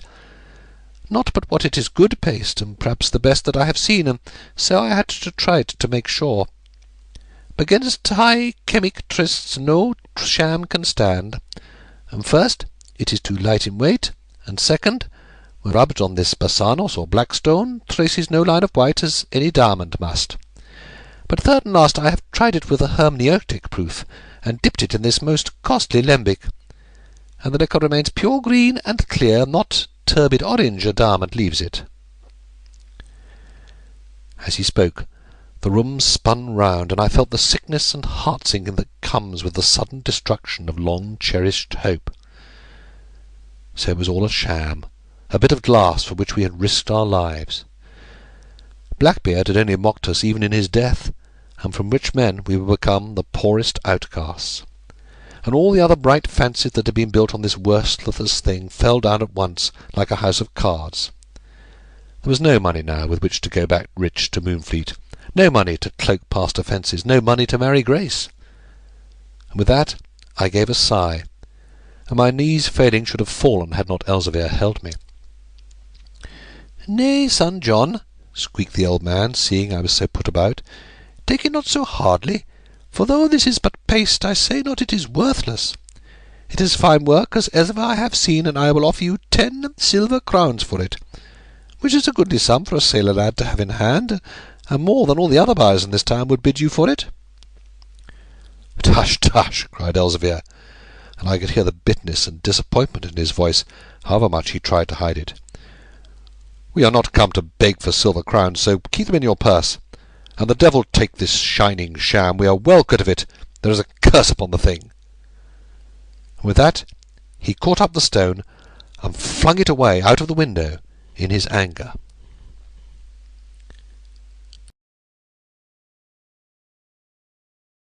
Chapter 16, Part 2. This brought the diamond buyer to his feet in a moment. "You fool, you cussed fool!" he shrieked. "Are you come here to beard me? And when I say the thing is worth 10 silver crowns, do you fling it to the winds?" I had sprung forward with a half-thought of catching Elzevir's arm, but it was too late. The stone flew up in the air, caught the low rays of the setting sun for a moment, and then fell among the flowers. I could not see it as it fell, yet followed with my eyes the line in which it should have fallen, and thought I saw a glimmer where it touched the earth. It was only a flash or sparkle for an instant, just at the stem of that same rushy, red-flowered plant, and then nothing more to be seen. But as I faced round, I saw the little man's eyes turned that way too, and perhaps he saw the flash as well as I. "There's for your 10 crowns," said Elzevir. "Let us be going, lad." And he took me by the arm and marched me out of the room and down the stairs. "Go, and a blight on you!" says Mr. Alderbrand, his voice being not so high as when he cried out last, but in his usual squeak, and then he repeated, "A blight on you!" just for a parting shot as we went through the door. We passed 2 more waiting men on the stairs, but they said nothing to us, and so we came to the street. We walked along together for some time without a word, and then Elzevir said, "Cheer up, lad, cheer up. Thou saidst thyself thou fearest there was a curse on the thing. So now it is gone, maybe we are well quit of it." Yet I could not say anything, being too much disappointed to find the diamond was a sham, and bitterly cast down at the loss of all our hopes. It was all very well to think there was a curse upon the stone, so long as we had it, and to feign that we were ready to part with it. But now it was gone, I knew that at heart I never wished to part with it at all, and would have risked any curse to have it back again. There was supper waiting for us when we got back, but I had no stomach for victuals, and sat moodily while Elzevir ate, and he not much. But when I sat and brooded over what had happened, a new thought came to my mind, and I jumped up and cried, "Elzevir, we are fools! The stone is no sham! 'Tis a real diamond!" He put down his knife and fork and looked at me, not saying anything, but waiting for me to say more, and yet did not show so much surprise as I expected. Then I reminded him how the old merchant's face was full of wonder and delight when first he saw the stone, which showed he thought it was real then, and how afterwards, though he schooled his voice to bring out long words to deceive us, he was ready enough to spring to his feet and shriek out loud when Elzevir threw the stone into the garden. I spoke fast, and in talking to him convinced myself, so when I stopped for want of breath I was quite sure that the stone was indeed a diamond, and that Alderbrand had duped us. Still Elzevir showed little eagerness, and only said, "'Tis like enough that when you say is true, but what would you have us do? The stone is flung away." "Yes," I answered, "but I saw where it fell, and know the very place. Let us go back now at once and get it." "Do you not think that Alderbrand saw the place too?" asked Elzevir. And then I remembered how, when I turned back to the room after seeing the stone fall, I caught the eyes of the old merchant looking the same way, and how he spoke more quietly after that, and not with the bitter cry he used when Elzevir tossed the jewel out of the window. "I do not know," I said doubtfully. "Let us go back and see. It fell just by the stem of a red flower that I marked well. What?" I added, seeing him still hesitate and draw back. "Do you doubt? Shall we not go and get it?" Still he did not answer for a minute, and then spoke slowly, as if weighing his words. "I cannot tell. I think that all you say is true, and that this stone is real. Nay, I was half of that mind when I threw it away, and yet I would not say we are not best without it. 'Twas you who first spoke of a curse upon the jewel, and I laughed at that as being a childish tale. But now I cannot tell. For ever since we first scented this treasure, luck has run against us, John. Yes, run against us very strong. And here we are, flying from home, called outlaws, and with blood upon our hands. Not that blood frightens me, for I have stood to face with men in fair fight, and never felt a death-blow given so way on my soul. But these two men came to a tricksy kind of end, and yet I could not help it. 'Tis true that all my life I've served the contraband, but no man ever knew me to do a foul action, and now I do not like that men should call me felon, and like it less that they should curse thee and call thee felon too. Perhaps there may be after all some curse that hangs about this stone, and leads to ruin those that handle it.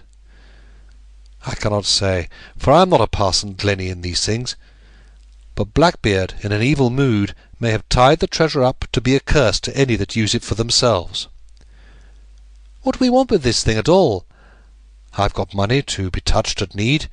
We may lay quiet this side of the Channel, where thou shalt learn an honest trade, and when the mischief has blown over, we will go back to Moonfleet.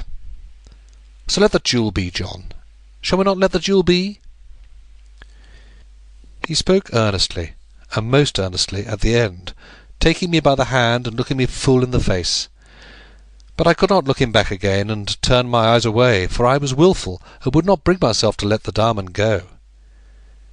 Yet all the while I thought that what he said was true, and I remembered that sermon that Mr. Glennie preached, saying that life was like a Y, and that to each comes a time when two ways part, and where he must choose whether he will take the broad and sloping road, or the steep and narrow path.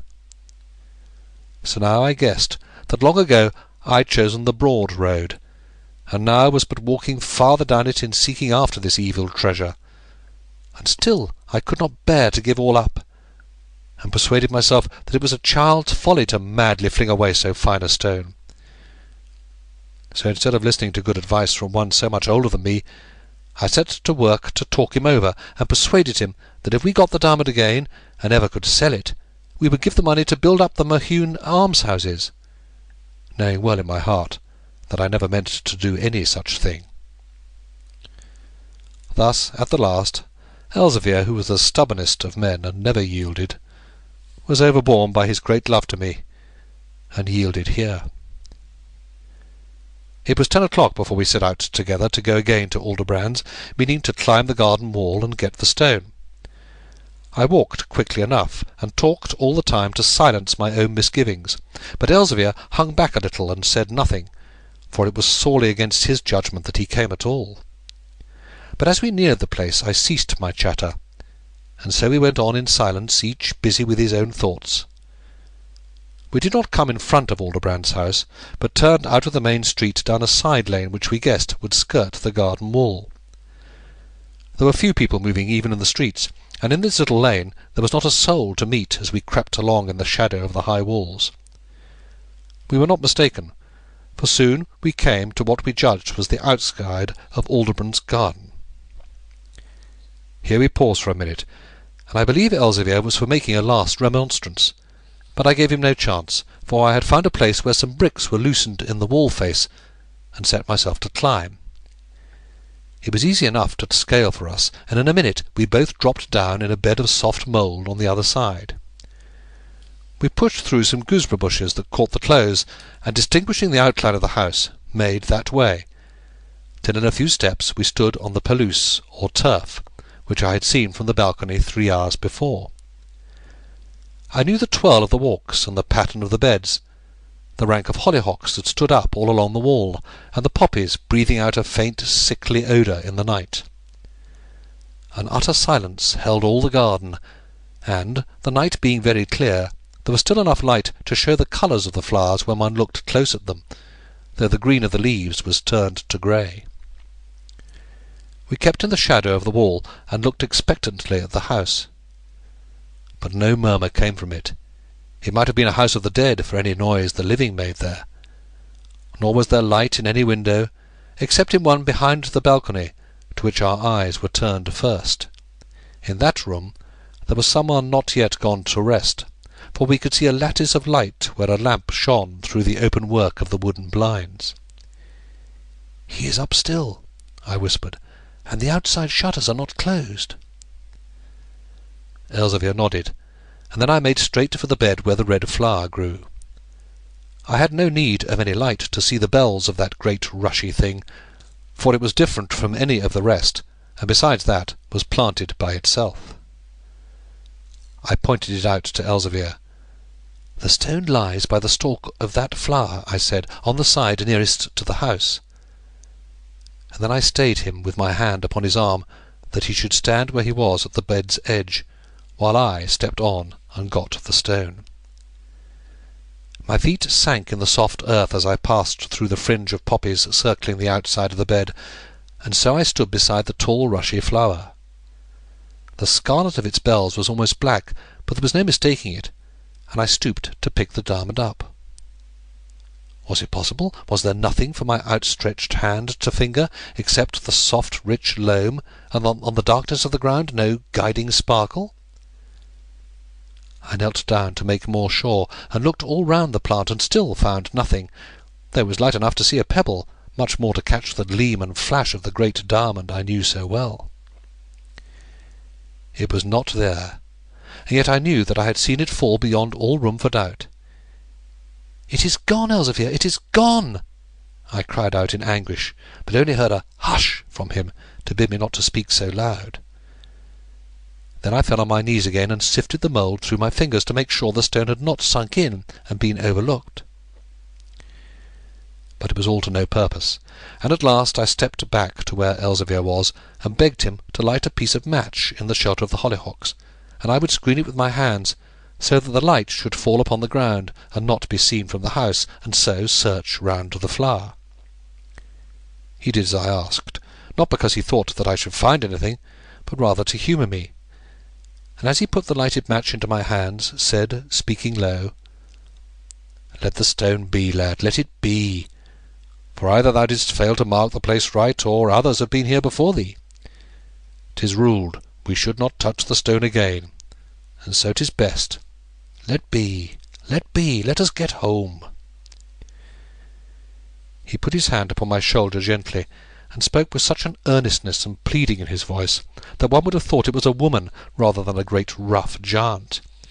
And yet I would not hear, and broke away, sheltering the match in my hollowed hands, and making back to the red flower. But this time, just as I stepped upon the mould, coming to the bed from the house side, the light fell on the ground, and there I saw something that brought me up short. It was but a dint or impress on the soft brown loam, and yet, before my eyes were well upon it, I knew it for the print of a sharp heel, a sharp, deep heel, having just in front of it the outline of a little foot. There is a story every boy was given to read when I was young, of Crusoe wrecked upon a desert isle, who, walking one day on the shore, was staggered by a single footprint in the sand, because he learnt thus that there were savages in that sad place where he thought he stood alone. Yet I believe even that footprint in the sand was never greater blow to him than was this impress in the garden mould to me, for I remembered well the little shoes of polished leather, with their silver buckles and high-tilted heels. He had been there before us. I found another footprint, and another leading towards the middle of the bed, and then I flung the match away, trampling the fire out in the soil. It was no use searching farther now, for I knew well there was no diamond here for us. I stepped back to the lawn and caught Elzevir by the arm. "Aldebrand has been here before us and stole away the jewel," I whispered sharp, and looking wildly round in the still night, saw the lattice of lamplight shining through the wooden blinds of the balcony window. "Well, there's an end of it," said he, "and we are saved further question. 'Tis gone, so let us cry good riddance to it and be off." So he turned to go back, and there was one more chance for me to choose the better way and go with him. But still I could not give the jewel up, and must go farther on the other path which led to ruin for us both. For I had my eyes fixed on the light coming through the blinds of that window, and saw how thick and strong the boughs of the pear tree were trained against the wall about the balcony. "Elzevir," I said, swallowing the bitter disappointment which rose in my throat, "I cannot go till I have seen what is doing in that room above. I would climb to the balcony and look in through the chinks. Perhaps he is not there. Perhaps he has left our diamond there, and we may get it back again." So I went straight to the house, not giving him time to raise a word to stop me, for there was something in me driving me on, and I was not to be stopped by anyone from that purpose. There was no need to fear any seeing us, for all the windows, except that one, were tight shuttered, and though our footsteps on the soft lawn woke no sound, I knew that Elzevir was following me. It was no easy task to climb the pear tree, for all that the boughs looked so strong, for they laid close against the wall and gave little hold for hand or foot. Twice or more an unripe pear was broken off and fell rustling down through the leaves to earth, and I paused and waited to hear if anyone was disturbed in the room above. But all was deathly still, and at last I got my hand upon the parapet, and so came safe to the balcony. I was panting from the hard climb, yet did not wait to get my breath, but made straight for the window to see what was going on inside. The outer shutters were still flung back, as they had been in the afternoon, and there was no difficulty in looking in, for I found an opening in the lattice blind just level with my eyes, and could see all the room inside. It was well lit, as for a marriage feast, and I think there were a score of candles or more burning in holders on the table or in sconces on the wall. At the table, on the farther side of it away from me, and facing the window, sat Aldebrand, just as he sat when he told us the stone was a sham. His face was turned towards the window, and as I looked full at him it seemed impossible but that he should know that I was there. In front of him on the table lay the diamond, our diamond, my diamond, for I knew it was a diamond now and not false. It was not alone, but had a dozen more cut gems laid beside it on the table, each a little apart from the other. Yet there was no mistaking mine, which was thrice as big as any of the rest. And if it surpassed them in size, how much more did it excel in fierceness and sparkle! All the candles in the room were mirrored in it, and as the splendour flashed from every line and facet that I knew so well, it seemed to call to me, "Am I not queen of all diamonds of the world? Am I not your diamond? Will you not take me to yourself again? Would you save me from this sorry trickster?" I had my eyes fixed, but still knew that Elzevir was beside me. He would not let me risk myself in any hazard alone without he stood by me himself to help me in case of need. And yet his faithfulness but galled me now, and I asked myself with a sneer, "Am I never to stir hand or foot without this man to dog me?" The merchant sat still for a minute, as though thinking, and then he took one of the diamonds that lay on the table, and then another, and set them close beside the great stone, pitting them, as it were, with it. Yet how could any match with that? For it outshone them all, as the sun outshines the stars in heaven. Then the old man took the stone and weighed it in the scales which stood on the table before him, balancing it carefully, and a dozen times, against some little weights of brass. And then he wrote with pen and ink in a sheepskin book, and afterwards on a sheet of paper, as though casting up numbers. What would I not have given to see the figures that he wrote? For was he not casting up the value of the jewel, and summing up the profits he would make?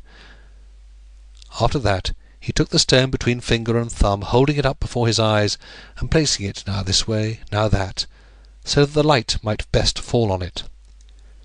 I could have cursed him for the wondering love of that fair jewel that overspread his face, and cursed him 10 times more for the smile upon his lips, because I guessed he laughed to to think how he had duped 2 simple sailors that very afternoon.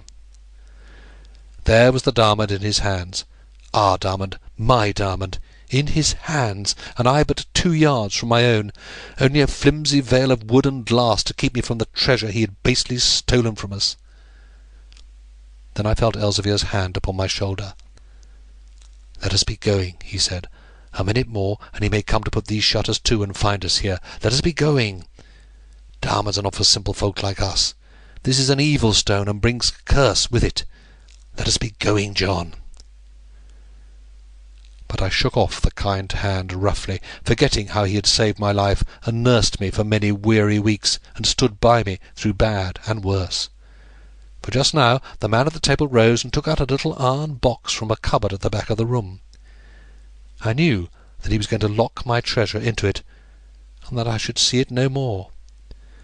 But the great jewel lying lonely on the table flashed and sparkled in the light of 20 candles, and called to me.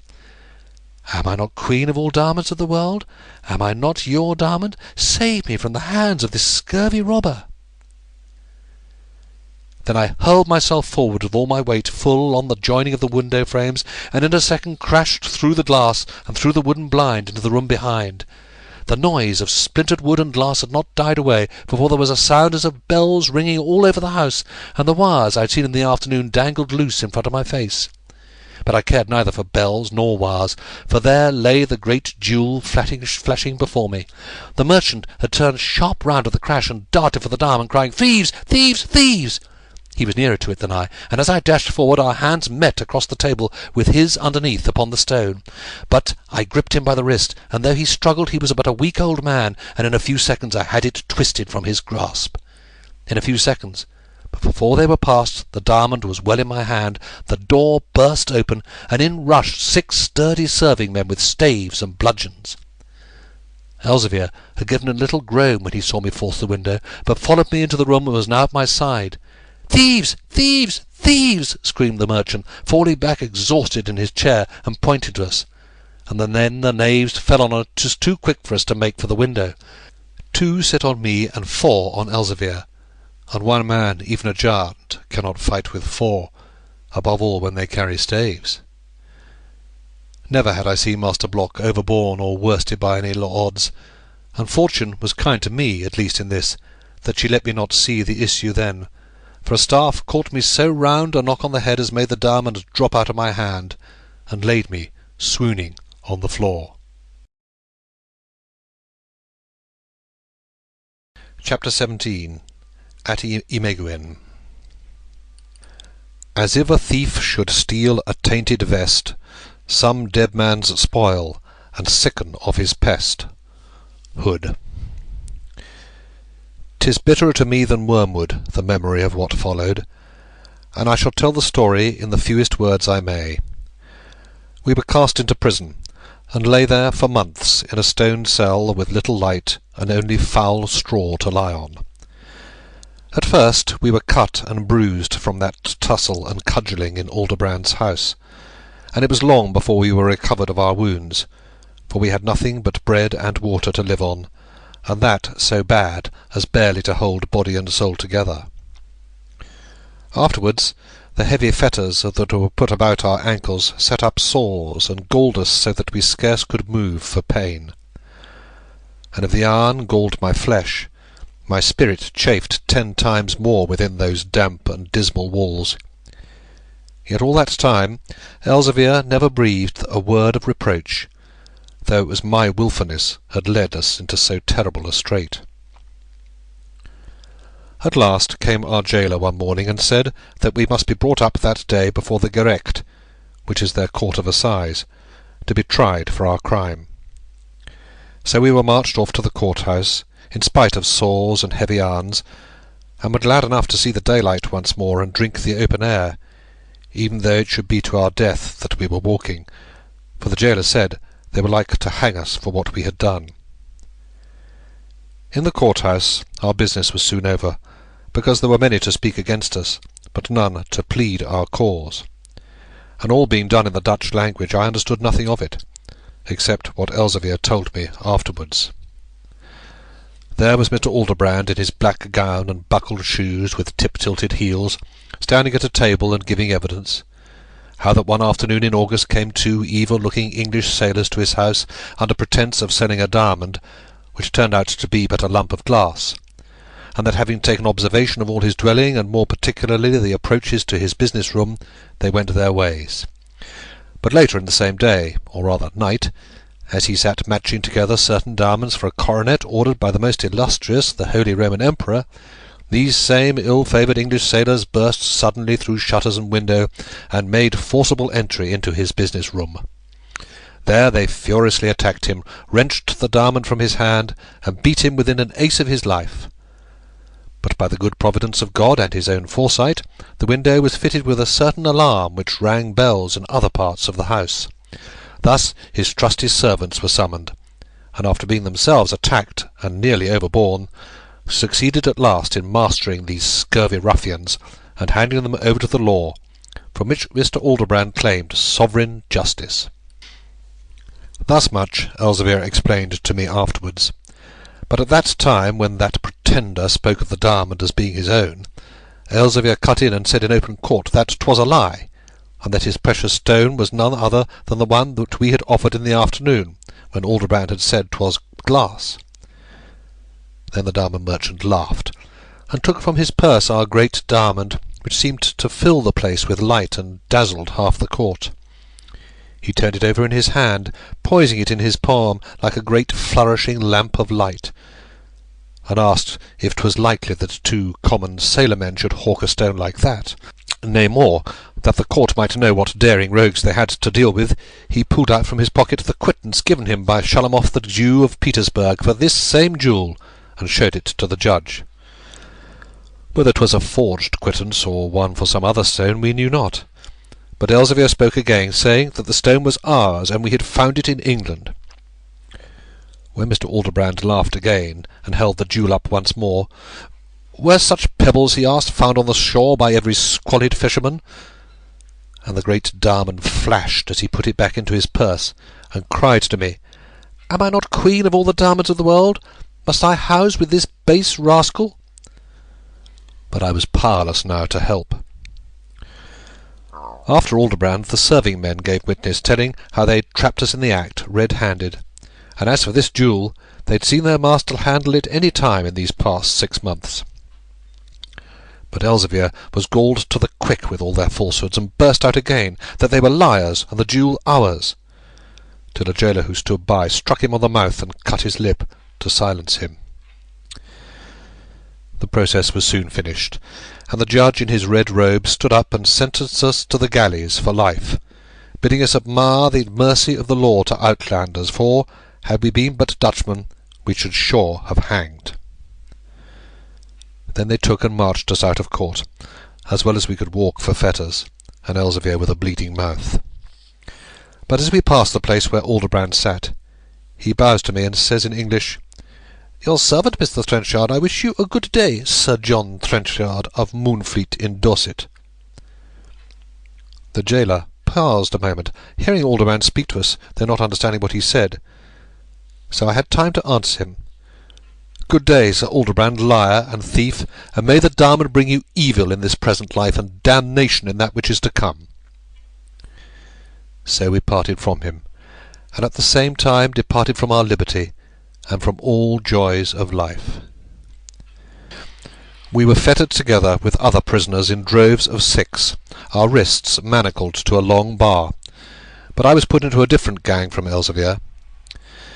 Thus we marched a 10 days' journey into the country to a place called Imeguen, where a royal fortress was building. That was a weary march for me, for 'twas January with wet and miry roads, and I had little enough clothes upon my back to keep off rain and cold.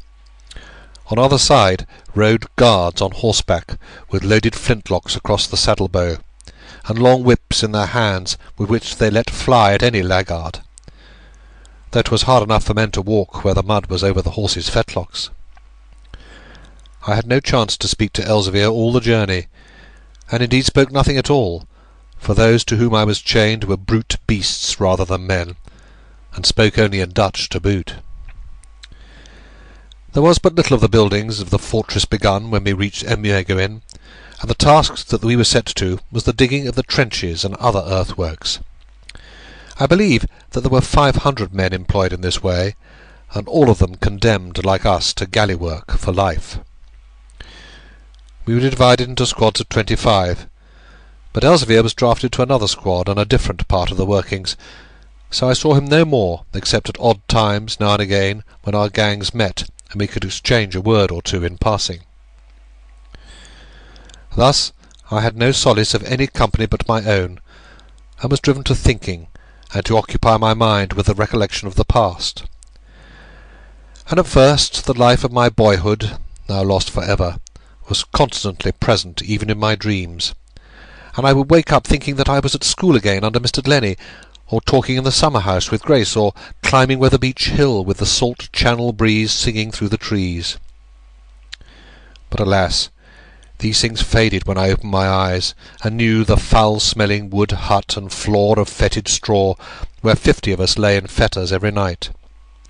I say I dreamt these things at first, but by degrees remembrance grew blunted, and the images less clear, and even these sweet, sad visions of the night came to me less often. Thus life became a weary round, in which month followed month, season followed season, year followed year, and brought always the same eternal, profitless work.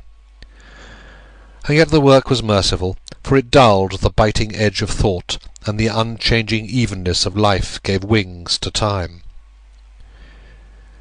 In all the years the locust set for me at Emmeguin, there is but one thing I need speak of here. I had been there a week when I was loosed one morning from my irons, and taken from work into a little hut apart, where there stood a half-dozen of the guard, and in the midst a stout wooden chair with clamps and bands. A fire burned on the floor, and there was fume and smoke that filled the air with the smell of burned meat. My heart misgave me when I saw that chair and fire, and smelt that sickly smell, for I guessed this was a torture-room, and these the torturers waiting. They forced me into the chair and bound me there with lashings and a cramp about the head, and then one took a red iron from the fire upon the floor, and tried it a little way from his hand to prove the heat. I had screwed up my heart to bear the pain as best I might, but when I saw that iron, sighed for sheer relief, because I knew it for only a branding tool and not the torture. And so they branded me on the left cheek, setting the arm between the nose and cheek-bone where it was plainest to be seen. I took the pain and scorching light enough, seeing that I had looked for much worse, and should not have made mention of the thing here at all, were it not for the branding mark they used. Now this mark was a Y, being the first letter of Emmeguin, and set on all the prisoners that worked there, as I found afterwards. But to me 'twas much more than a mere letter, and nothing less than the black Y itself, or cross-paw of the Mahoons. Thus as a sheep is marked with his owner's keel, and can be claimed wherever he may be, so here was I branded with the keel of the Mahoons, and marked for theirs in life or death, whithersoever I should wander. 'Twas 3 months after that, and the mark healed and well set, that I saw Elzevir again, and as we passed each other in the trench and called a greeting, I saw that he too bore the cross-paw full on his left cheek. Thus years went on, and I was grown from boy to man, and that no weak one either, for though they gave us but scant food and bad, the air was fresh and strong, because Emmeguin was meant for palace as well as fortress, and they chose a healthful site. And by degrees the moats were dug, and ramparts built, and stone by stone the castle rose, till 'twas near the finish, and so our labour was not wanted.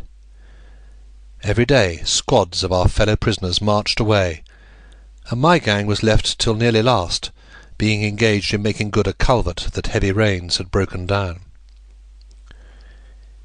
It was in the 10th year of our captivity, and in the 26th of my age, that one morning, instead of the guard marching us to work, they handed us over to a party of mounted soldiers, from whose matchlocks and long whips I knew that we were going to leave Emmeguin.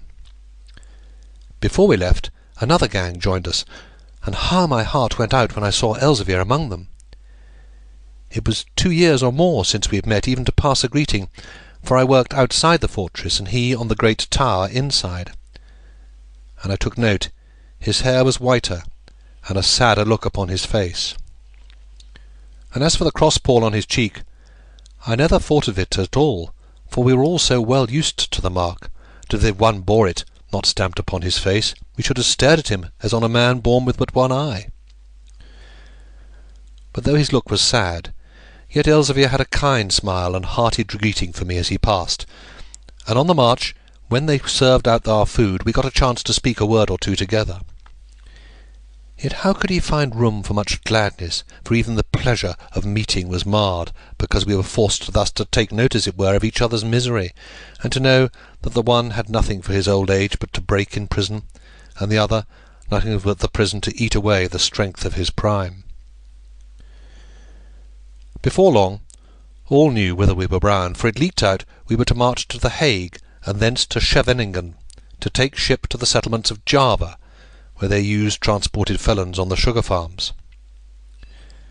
Was this the end of young hopes and lofty aims, to live and die a slave in the Dutch plantation? Hopes of grace, hopes of seeing Moonfleet again, were dead long, long ago. And now was there to be no hope of liberty, or even wholesome air, this side of the grave, but only burning sun and steaming swamps, and the crack of the slave-driver's whip till the end came? Could it be so? Could it be so? And yet what help was there, or what release? Had I not watched 10 years for any gleam or loophole of relief, and never found it? If we were shut in cells or dungeons in the deepest rock, we might have schemed escape.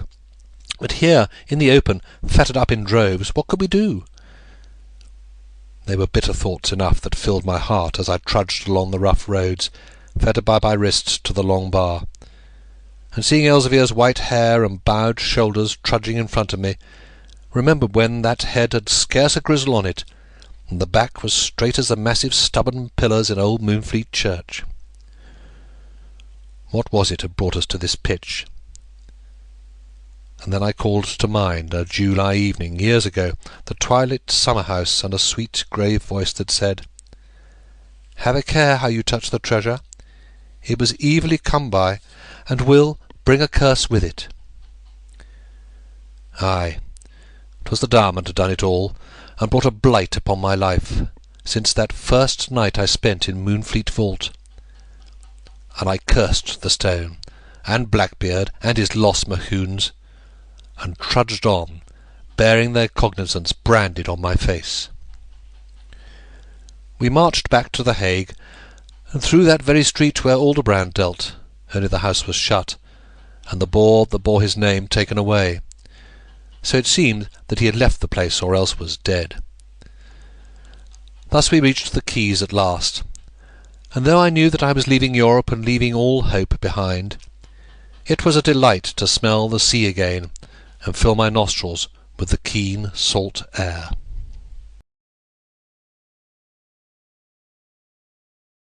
Chapter 18. In the Bay.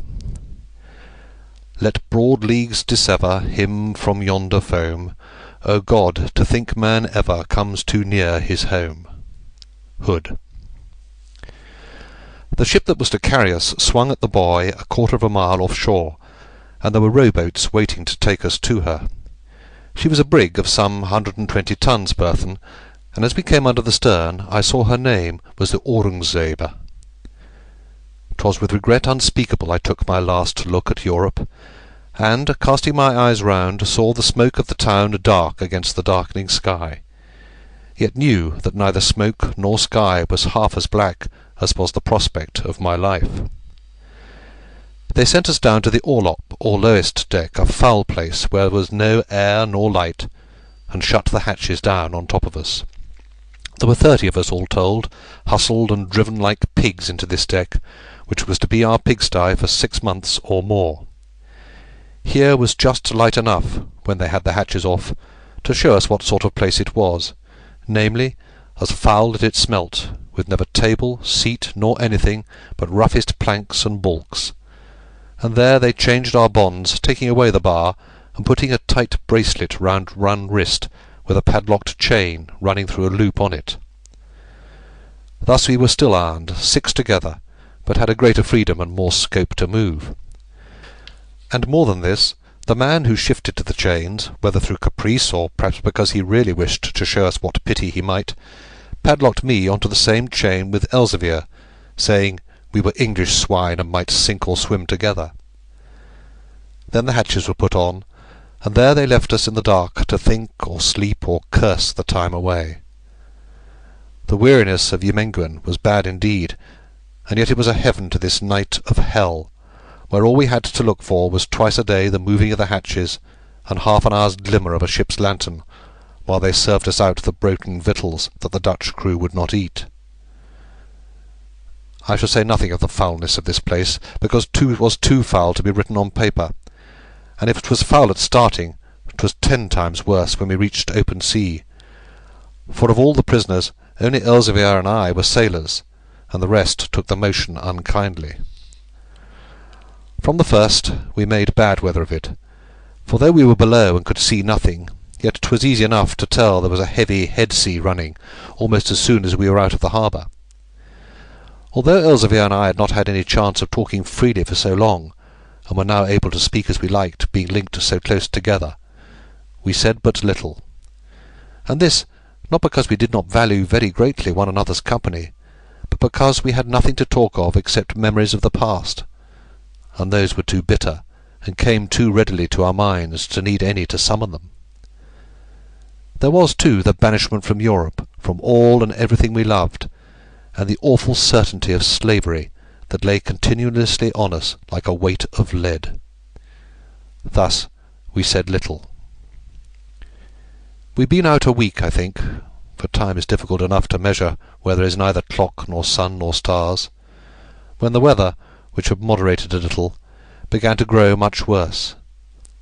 The ship plunged and laboured heavily, and this added much to our discomfort, because there was nothing to hold on by, and unless we lay flat on the filthy deck, we ran a risk of being flung to the side whenever there came a more violent lurch or roll.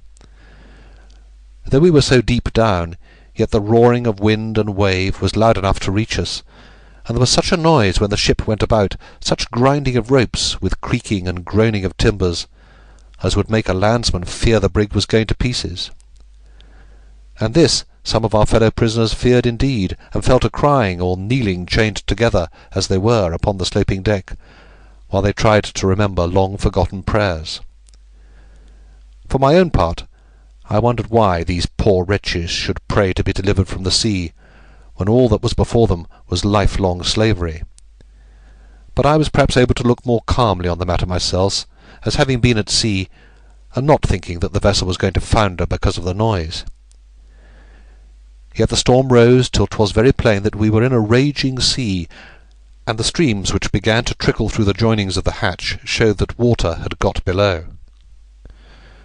"I've known better ships go under for less than this," Elzevir said to me, "and if our skipper hath not a tight craft and stout hands to work her, there will soon be 20 slaves the less to cut the canes in Java. I cannot guess where we are now, maybe off Ushant, maybe not so far, for this sea is too short for the bay. But the saints send us sea-room, for we've been wearing these 3 hours." 'Twas true enough that we had gone to wearing, as one might tell from the heavier roll or wallowing when we went round, instead of the plunging of attack. But there was no chance of getting at our whereabouts. The only thing we had to reckon time withal was the taking off of the hatch twice a day for food, and even this poor clock kept not the hour too well, for often there were such gaps and intervals as made our bellies pine, and at this present we had waited so long that I craved even that filthy broken meat they fed us with. So we were glad enough to hear a noise at the hatch just as Elzevir had done speaking, and the cover was flung off, letting in a splash of salt water and a little dim and dusky light. But instead of the guard with their muskets and lanterns and the tubs of broken victuals, there was only one man, and that the jailer who had padlocked us into gangs at the beginning of the voyage. He bent down for a moment over the hatch, holding on to the coaming to steady himself in the seaway, and flung a key on a chain down into the orlop, right among us. "Take it," he shouted in Dutch, "and make the most of it. God helps the brave, and the devil takes the hindmost." That said, he stayed not one moment, but turned about quick, and was gone. For an instant none knew what this play portended, and there was the key lying on the deck, and the hatch left open. Then Elzevir saw what it all meant, and seized the key. "John," cries he, speaking to me in English, "the ship is foundering, and they are giving us a chance to save our lives and not drown like rats in a trap." With that he tried the key on the padlock which held our chain, and it fitted so well that in a trice our gang was free. Off fell the chain, clanking onto the floor, and nothing left of our bonds but an iron bracelet clamped round the left wrist. You may be sure the others were quick enough to make use of the key when they knew what 'twas, but we waited not to see more, but made for the ladder. Now Elzevir and I, being used to the sea, were first through the hatchway above, and oh, the strength and sweet coolness of the sea air, instead of the warm, fetid reek of the orlop below. There was a good deal of water sousing about on the main deck, but nothing to show the ship was sinking, yet none of the crew was to be seen. We stayed there not a second, but moved to the companion as fast as we could for the heavy pitching of the ship, and so came on deck. The dusk of a winter's evening was setting in, yet with ample light to see near at hand, and the first thing I perceived was that the deck was empty. There was not a living soul but us upon it.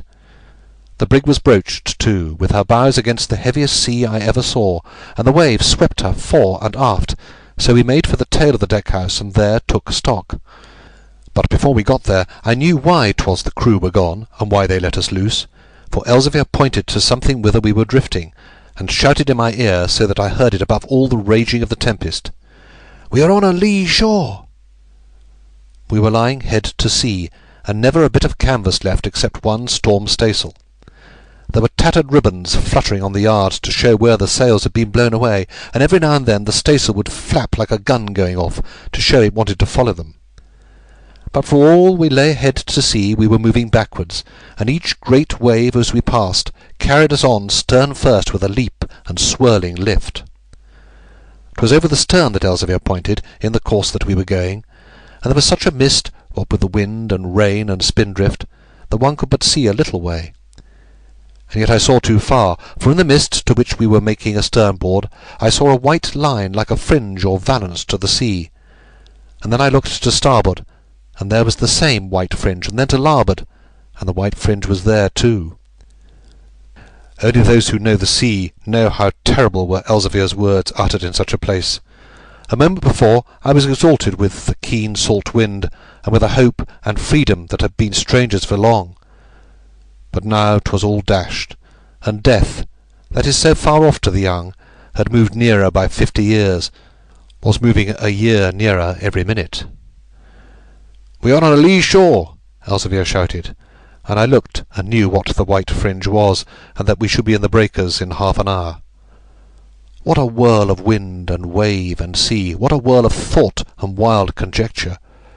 What was that land to which we were drifting? Was it cliff, with deep water and iron face, where a good ship is shattered at a blow, and death comes like a thunderclap? Or was it shelving sand, where there is stranding, and the pound, pound, pound of the waves for howls, before she goes to pieces, and all is over? We were in a bay, for there was the long white crescent of surf reaching far away on either side, till it was lost in the dusk, and the brig helpless in the midst of it. Elzevir had hold of my arm, and gripped it hard as he looked to larboard. I followed his eyes, and where one horn of the white crescent faded into the mist, caught a dark shadow in the air, and knew it was high land looming behind. And then the murk and driving rain lifted ever so little, and as it were only for that purpose, and we saw a misty bluff slope down into the sea, like the long head of a basking alligator poised upon the water, and stared into each other's eyes, and cried together, "The snout!" It vanished almost before it was seen, yet we knew there was no mistake. It was the snout that was there looming behind the moving wrack, and we were in Moonfleet Bay. Oh, what a rush of thought then came, dazing me with its sweet bitterness, to think that after all these weary years of prison and exile we had come back to Moonfleet. We were so near to all we loved, so near, only a mile of broken water, and yet so far, for death lay between, and we had come back to Moonfleet to die. There was a change came over Elzevir's features when he saw the snout. His face had lost its sadness, and wore a look of sober happiness. He put his mouth close to my ear, and said, "There is some strange leading hand has brought us home at last, and I'd rather drown on Moonfleet beach than live in prison any more, and drown we must within an hour. Yet we will play the man, and make a fight for life." And then, as if gathering together all his force, "We have weathered bad times together, and who knows but we shall weather this?" The other prisoners were on deck now, and had found their way aft. They were wild with fear, being landsmen, and never having seen an angry sea, and indeed that sea might have frighted sailors too. So they stumbled along drenched with the waves, and clustered round Elzevir, for they looked on him as a leader, because he knew the ways of the sea, and was the only one left calm in this dreadful strait. It was plain that when the Dutch crew found they were embayed, and that the ship must drift into the breakers, they had taken to the boats, for gig and jolly boat were gone, and only the pinnace left amidships. 'Twas too heavy a boat perhaps for them to have got out into such a fearful sea, but there it lay, and it was to that the prisoners turned their eyes. Some had hold of Elzevir's arms, some fell upon the deck and caught him by the knees, beseeching him to show them how to get the pinnace out. Then he spoke out, shouting to make them hear. "Friends, any man that takes to boat is lost. I know this bay, and know this beach, and was indeed born hereabouts, but never knew a boat come to land in such a sea, save bottom uppermost. So if you want my counsel, there you have it, namely, to stick by the ship. In half an hour we shall be in the breakers, and I will put the helm up and try to head the brig bows on to the beach, so every man will have a chance to fight for his own life, and God have mercy on those that drown." I knew what he said was the truth, and there was nothing for it but to stick to the ship, though there was small chance enough. But those poor fear-demented souls would have nothing of his advice now 'twas given, and must needs go for the boat. Then some came up from below who had been in the spirit-room, and were full of drink and drink courage, and heartened on the rest, saying they would have the pinnace out, and every soul should be saved. Indeed, fate seemed to point them that road, for a heavier sea than any came on board, and cleared away a great piece of larboard bulwarks that had been working loose, and made, as it were, a clear launching way for the boat. Again did Elzevir try to prevail with them to stand by the ship, but they turned away, and all made for the pinnace. It lay amidships, and was a heavy boat enough, but with so many hands to help, they got it to the broken bulwarks. Then Elzevir, seeing they would have it out at any price, showed them how to take advantage of the sea, and shifted the helm a little, till the Aurungzebe fell off to larboard, and put the gap in the bulwarks on the lee.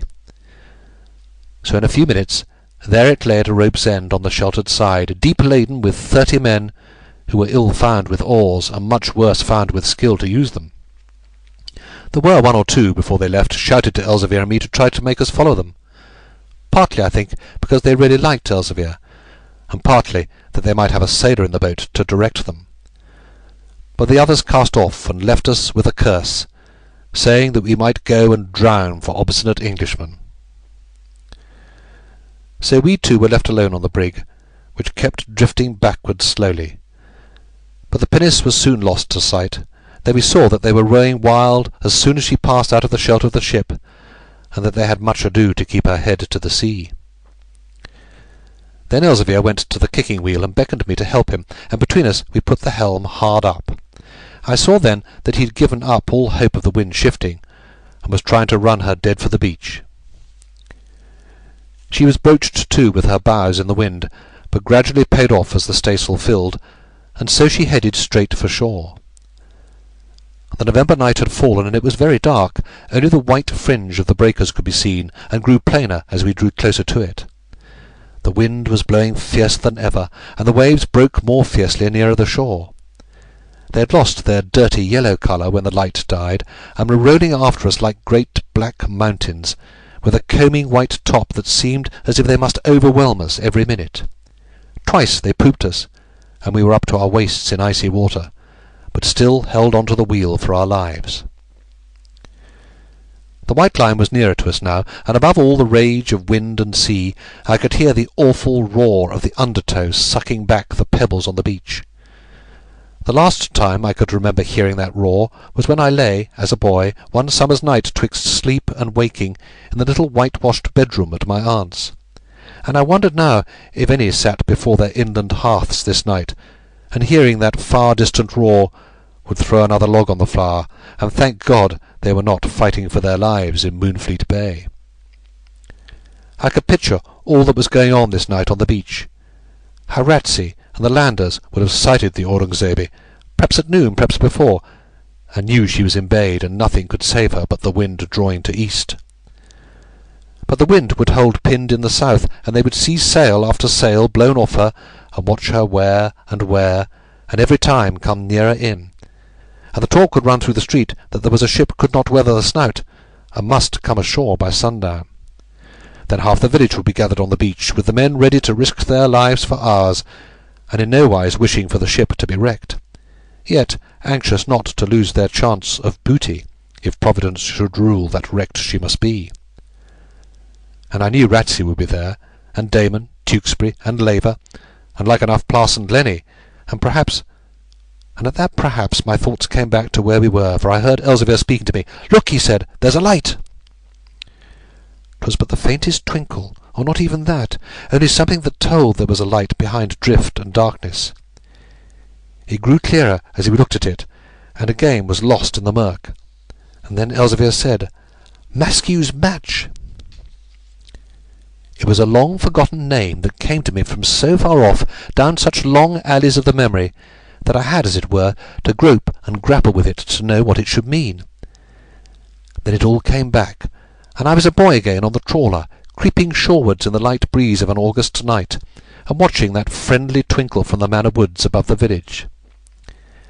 Had she not promised she would keep that lamp alight to guide all sailors every night till I came back again? Was she not waiting still for me? Was I not coming back to her now? But what a coming back! No more a boy, not on an August night, but broken, branded convict in the November gale.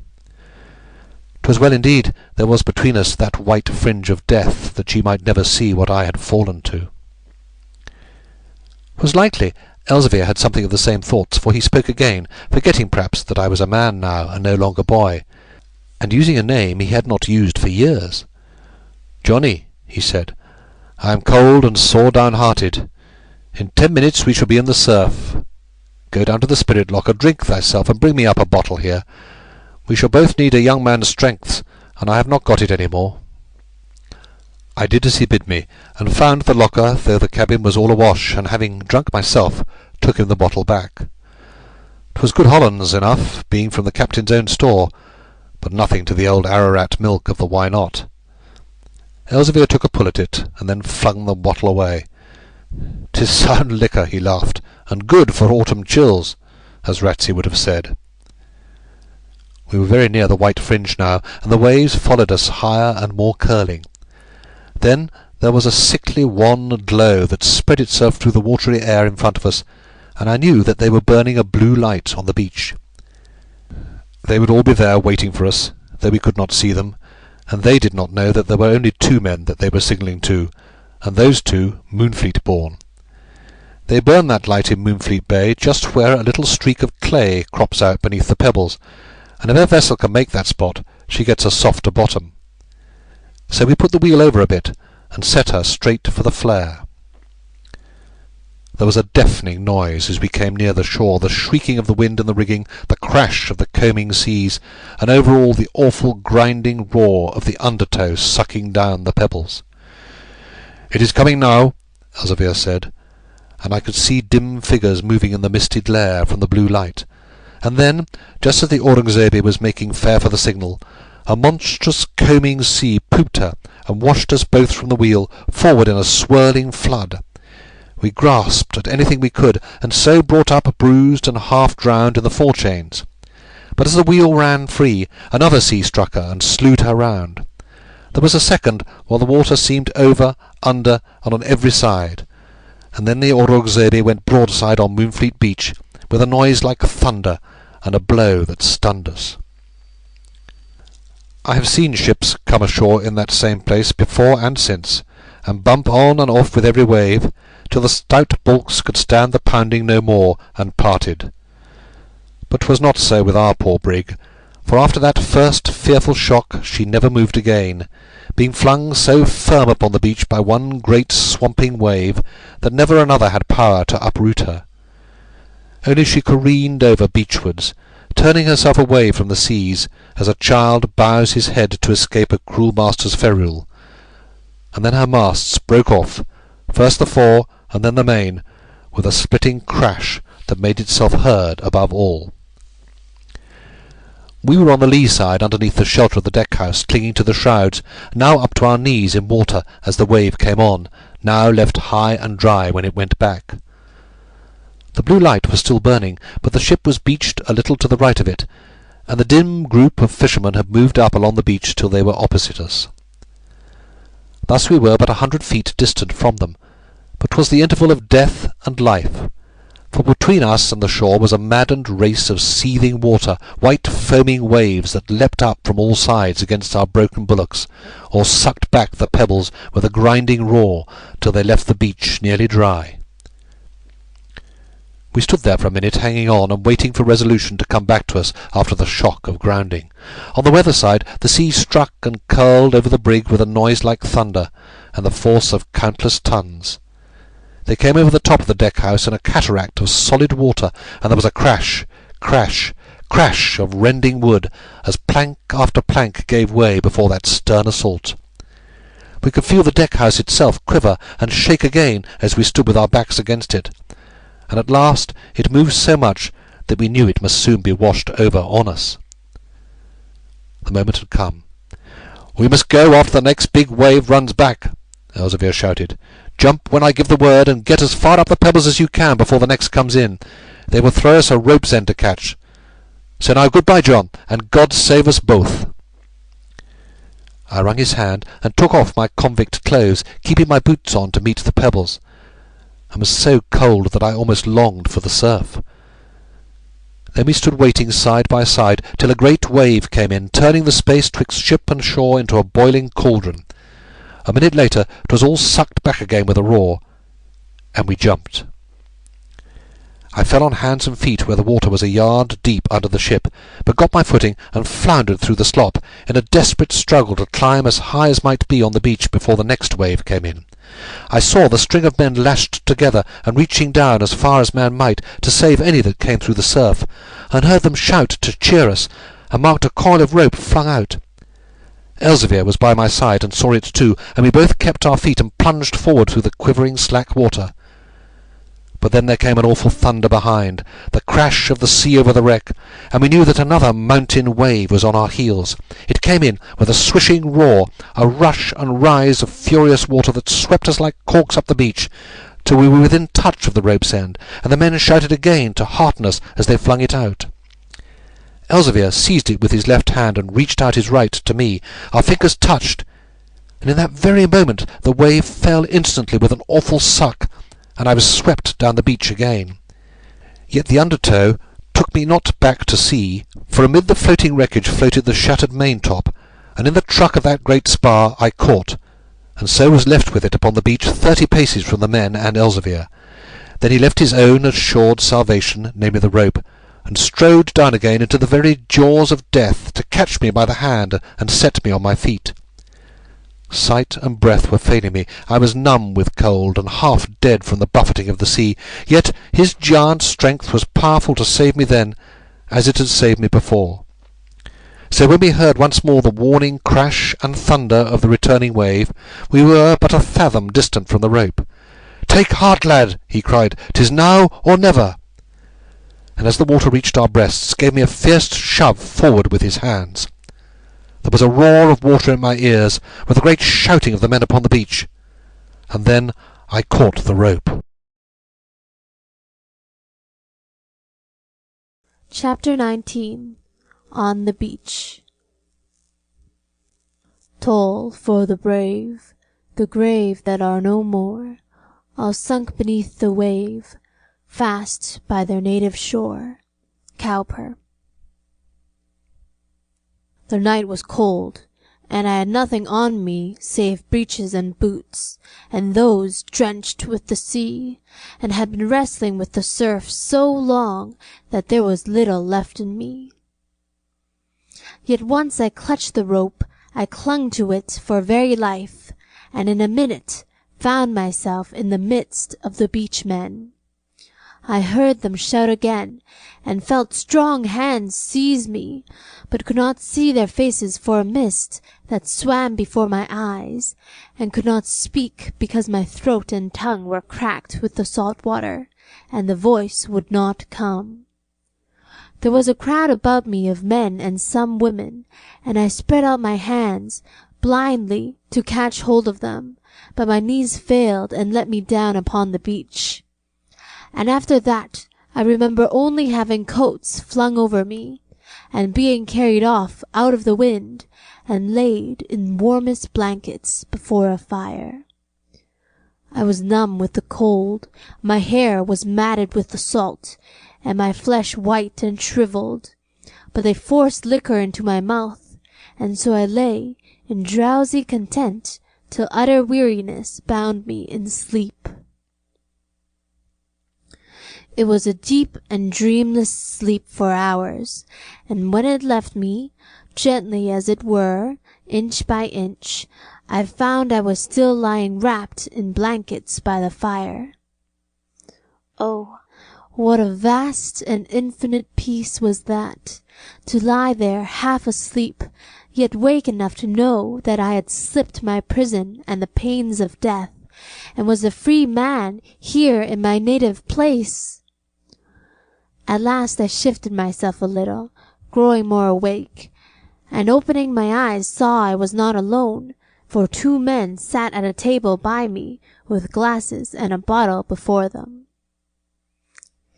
"He is coming too," said one, "and may live yet to tell us who he is, and from what port his craft sailed." "There has been many a craft," the other said, "has sailed for many a port, and made this beach her last, and many an honest man has landed on it, and never won alive in such a sea, nor would this one be living either, if it had not been for that other brave heart to stand by and save him. Brave heart, he said over to himself. Here, pass me the bottle or I shall get the vapours. 'Tis good against these early chills, and I have not been in this place for 10 years past, since poor Elzevir was cut adrift. I could not see the speaker's face from where I lay upon the floor, yet seemed to know his voice, and so fumbling in my weakened mind to put a name to it, when he spoke of Elzevir, and sent my thoughts flying elsewhere. "Elzevir," I said, "where is Elzevir?" and sat up to look around, expecting to see him lying near me, and remembering the wreck more clearly now, and how he had saved me with a last shove forward on the beach. But he was not to be seen, and so I guessed that his great strength had brought him round quicker than had my youth, and that he was gone back to the beach. "Hush," said one of the men at the table. "Lie down and get to sleep again." And then he added, speaking to his comrade, "His brain is wandering yet. Do you see how he has caught up my words about Elzevir?" "No," I struck in, "my head is clear enough. I am speaking of Elzevir Block. I pray you, tell me where he is. Is he well again?" They got up and stared at one another and at me when I named Elzevir Block, and then I knew the one that spoke for Master Ratsey, only greyer than he was. "Who are you," he cried, "who talk of Elzevir Block?" "Do you not know me, Master Ratsey?" And I looked full in his face. "I am John Trenchard, who left you so long ago. I pray you, tell me where is Master Block?" Master Ratsey looked as if he had seen a ghost, and was struck dumb at first, but then ran up and shook me by the hand so warmly that I fell back again on my pillow, while he poured out questions in a flood. How had I fared? Where had I been? Whence had I come? Until I stopped him, saying, "Softly, kind friend, and I will answer. Only tell me first, where is Master Elzevir?" "Nay, that I cannot say," he answered, "for never a soul has set eyes on Elzevir since that summer morning we put thee and him ashore at Newport." "Oh, fool me not!" I cried out, chafing at his excuses. "I am not wandering now. 'Twas Elzevir that saved me in the surf last night. 'Twas he that landed with me." There was a look of sad amaze that came on Ratsy's face when I said that. A look that woke in me an awful surmise. "What!" cried he, "was that Master Elzevir that dragged thee through the surf?" "Aye, 'twas he landed with me, 'twas he landed with me," I said, trying, as it were, to make true by repeating that which I feared was not the truth. There was a minute's silence, and then Ratsy spoke very softly. "There was none landed with you. There was no soul saved from that ship alive, save you." His words fell, one by one, upon my ear as if they were drops of molten lead. "It is not true!" I cried. "He pulled me up the beach himself, and it was he that pushed me forward to the rope." "Aye, he saved thee, and then the undertow got hold of him and swept him down under the curl. I could not see his face, but might have known there was never a man, save Elzevir, could fight the surf on Moonfleet beach like that. Yet had we known 'twas he, we could have done no more, for many risked their lives last night to save you both. We could have done no more." Then I gave a great groan for utter anguish, to think that he had given up the safety he had won for himself, and laid down his life, there on the beach, for me. To think that he had died on the threshold of his home, that I should never get a kind look from him again, nor ever hear his kindly voice. It is wearisome to others to talk of deep grief, and beside that no words, even of the wisest man, can ever set it forth, nor even if we were able could our memory bear to tell it.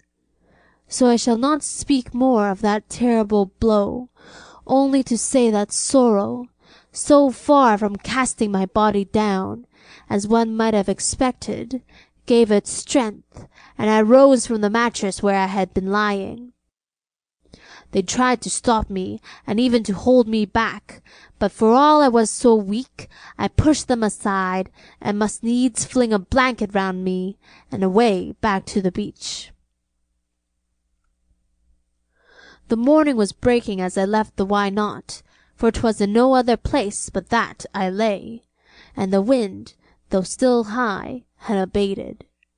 There were light clouds crossing the heaven very swiftly, and between them patches of clear sky where the stars were growing paler before the dawn.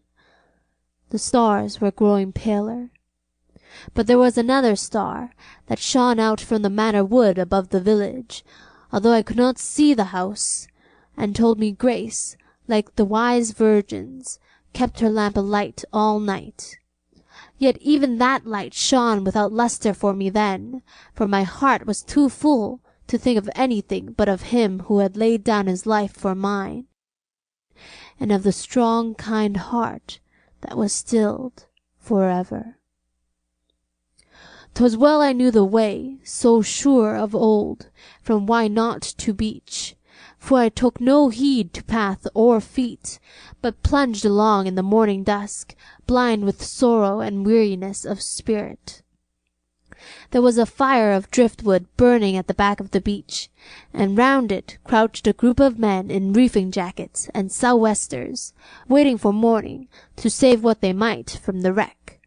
But I gave them a wide berth, and so passed in the darkness without a word, and came to the top of the beach. There was light enough to make out what was doing. The sea was running very high, but with a falling wind the waves came in more leisurely and with less of broken water, curling over in a tawny sweep and regular thunderous beat all along the bay for miles. There was no sign left of the hull of the Aurangzeb, but the beach was strewn with so much wreckage as one would have thought could never come from so small a ship.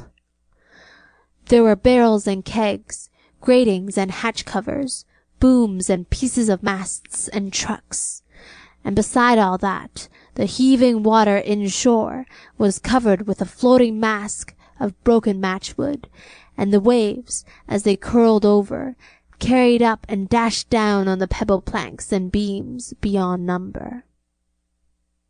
There were a dozen or more of men on the seaward side of the beach, with oilskins to keep the wet out, prowling up and down the pebbles to see what they could lay their hands on, and now and then they would run down almost into the white fringe, risking their lives to save a keg, as they had risked them to save their fellows last night, as they had risked their lives to save ours, as Elzevir had risked his life to save mine, and lost it there in the white fringe. I sat down at the top of the beach, with elbows on knees, head between hands, and face set out to sea, not knowing well why I was there or what I sought, but only thinking that Elzevir was floating somewhere in that floating skin of wreckwood, and that I must be at hand to meet him when he came ashore. He would surely come in time, for I had seen others come ashore that way. For when the Batavia man went down on the beach, I stood as near her as our rescuers had stood to us last night, and there were some aboard who took the fatal leap from off her bows and tried to battle through the surf. I was so near them I could mark their features and read the wild hope in their faces at the first, and then the undertow took hold of them, and never one that saved his life that day. And yet all came to beach at last, and I knew them by their dead faces, for the men I had seen, hoping against hope, twixt ship and shore, some naked and some clothed, some bruised and sorely beaten by the pebbles and the sea, and some sound and untouched, all came to beach at last. So I sat and waited for him to come, and none of the beach walkers said anything to me, the Moonfleet men thinking I came from Ringstave, and the Langton men that I belonged to Moonfleet, and both that I had marked some cask at sea for my own, and was waiting till it should come in. Only after a while Master Ratsey joined me, and sitting down by me, begged me to eat bread and meat that he had brought. Now I had little heart to eat, but took what he gave me to save myself from his importunities, and having once tasted, was led by nature to eat all, and was much benefited thereby. Yet I could not talk with Ratsey, nor answer any of his questions, though another time I should have put 1,000 to him myself, and he, seeing 'twas no good, sat by me in silence, using a spy-glass now and again to make out the things floating at sea. As the day grew, the men left the fire at the back of the beach, and came down to the sea-front, where the waves were continually casting up fresh spoil. And there all worked with a will, not each one for his own hand, but all to make a common hoard, which should be divided afterwards. Among the flotsam moving outside the breakers, I could see more than one dark ball, like black buoys, bobbing up and down, and lifting as the wave came by, and knew them for the heads of drowned men. Yet though I took Ratsey's glass and scanned all carefully enough, I could make nothing of them, but saw the pinnace floating bottom up, and farther out another boat deserted and down to her gunwale in the water. 'Twas midday before the first body was cast up, when the sky was breaking a little, and a thin and watery sun trying to get through, and afterwards 3 other bodies followed. They were part of the pinnace's crew, for all had the iron ring on the left wrist, as Ratsey told me, who went down to see them, though he said nothing of the branded Y, and they were taken up and put under some sheeting at the back of the beach, there to lie till a grave should be made ready for them. Then I felt something that told me he was coming, and saw a body rolled over in the surf, and knew it for the one I sought. 'Twas nearest me he was flung up, and I ran down to the beach, caring nothing for the white foam, nor for the undertow, and laid hold of him. For had he not left the rescue line last night, and run down into the surf to save my worthless life? Ratsey was at my side, so between us we drew him up out of the running foam, and then I wrung the water from his hair, and wiped his face and, kneeling down there, kissed him.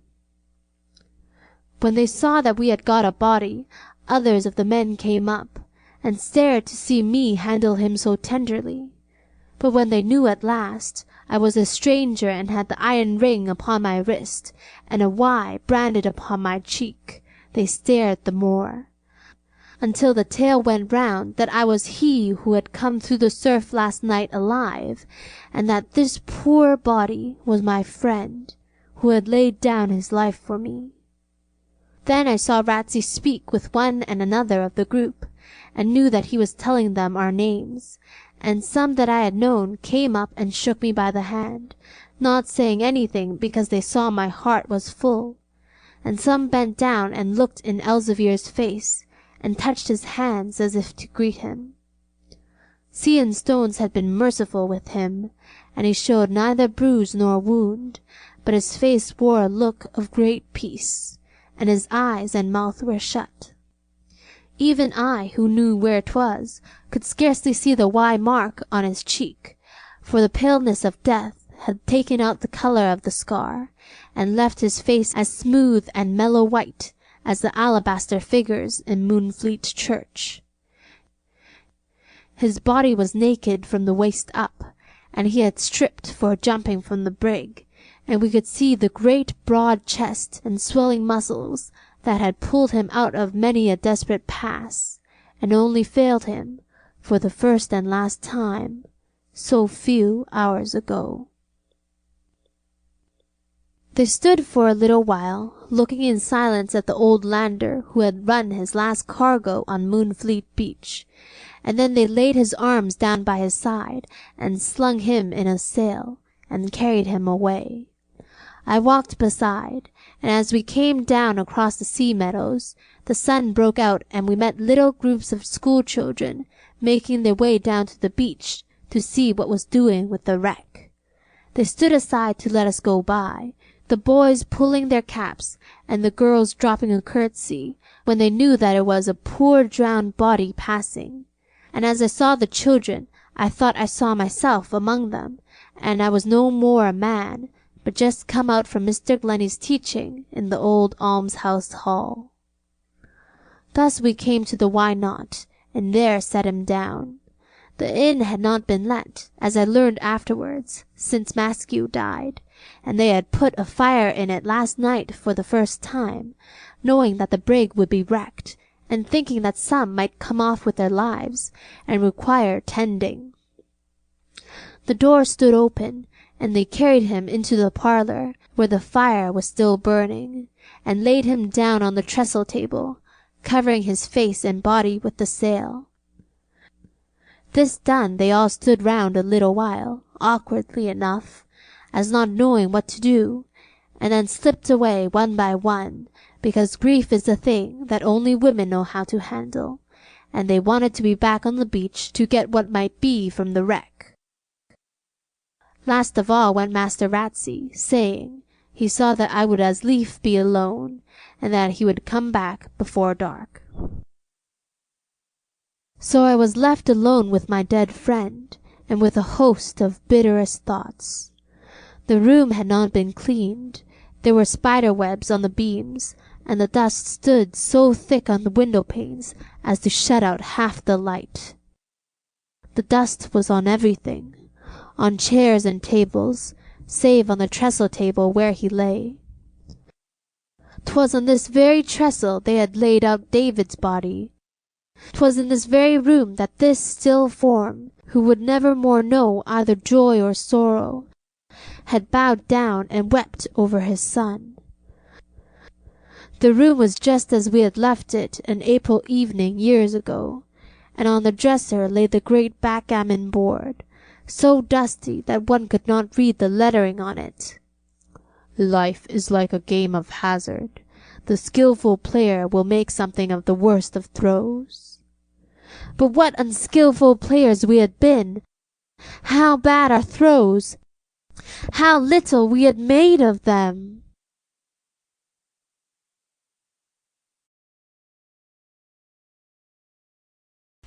"'Twas with thoughts like this that I was busy while the short afternoon was spent, and the story went up and down the village, how that Elzevir Block and John Trenchard, who left so long ago, were come back to Moonfleet, and that the old lander was drowned, saving the young man's life. The dusk was creeping up as I turned back the sail from off his face, and took another look at my lost friend, my only friend, for who was there now to care a jot for me? I might go and drown myself on Moonfleet beach for any one that would grieve over me. What did it profit me to have broken bonds and to be free again? What use was freedom to me now? Where was I to go? What was I to do? My friend was gone. So I went back and sat with my head in my hands, looking into the fire, when I heard someone step into the room, but did not turn, thinking it was Master Ratsey come back, and treading lightly so as not to disturb me. Then I felt a light touch on my shoulder, and looking up saw standing by me a tall and stately woman, girl no longer, but woman in the full strength and beauty of youth. I knew her in a moment, for she had altered little, except her oval face had something more of dignity, and the tawny hair that used to fly about her back was now gathered up. She was looking down at me, and let her hand rest on my shoulder. "John," she said, "have you forgotten me? May I not share your sorrow? Did you not think to tell me you were come? Did you not see the light? Did you not know there was a friend that waited for you?" I said nothing, not being able to speak, but marvelling how she had come just in the point of time to prove me wrong to think I had no friend, and she went on. "Is it well for you to be here? Grieve not too sadly, for none could have died nobler than he died. And in these years that you have been away, I have thought much of him, and found him good at heart. And if he did aught wrong, 'twas because others wronged him more." And while she spoke, I thought how Elzevir had gone to shoot her father, and only failed of it by a hair's breadth. And yet she spoke so well, I thought he never really meant to shoot at all, but only to scare the magistrate. And what a whirligig of time was here, that I should have saved Elzevir from having that blot on his conscience, and then that he should save my life, and now that Maskew's daughter should be the one to praise Elzevir when he lay dead. And still I could not speak. And again she said, "John, have you no word for me? Have you forgotten? Do you not love me still? Have I no part in your sorrow?"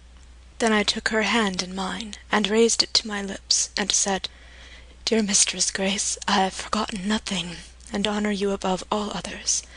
But of love I may not speak more to you, nor you to me, for we are no more boy and girl as in times past, but you a noble lady, and I a broken wretch." And with that I told her how I had been 10 years a prisoner, and why, and showed her the iron ring upon my wrist, and the brand upon my cheek. At the brand she stared, and said, "Speak not of wealth. 'Tis not wealth makes men, and if you have come back no richer than you went, you are come back no poorer, nor poorer, John, in honour. And I am rich, and have more wealth than I can rightly use. So speak not of these things, but be glad that you are poor, and were not let to profit by that evil treasure. But for this brand, it is no prison name to me, but the Mohoon's badge, to show that you are theirs and must do their bidding. Said I not to you, have a care how you touch the treasure, it was evilly come by, and will bring a curse with it? But now, I pray you, with a greater earnestness, seeing you bear this mark upon you, touch no penny of that treasure, if it should some day come back to you, but put it to such uses as Colonel Moonhoon thought would help his sinful soul. With that she took her hand from mine, and bade me good night, leaving me in the darkening room, with the glow from the fire lighting up the sail, and the outline of the body that lay under it. After she was gone, I pondered long over what she had said, and what that should mean when she spoke of the treasure one day coming back to me, but wondered much the most to find how constant is the love of woman, and how she could still find a place in her heart for so poor a thing as I. But as to what she said, I was to learn her meaning this very night. Master Ratsey had come in and gone again, not stopping with me very long, because there was much doing on the beach, but bidding me be of good cheer, and have no fear of the law, for that the bane against me and the head price had been dead for many a year.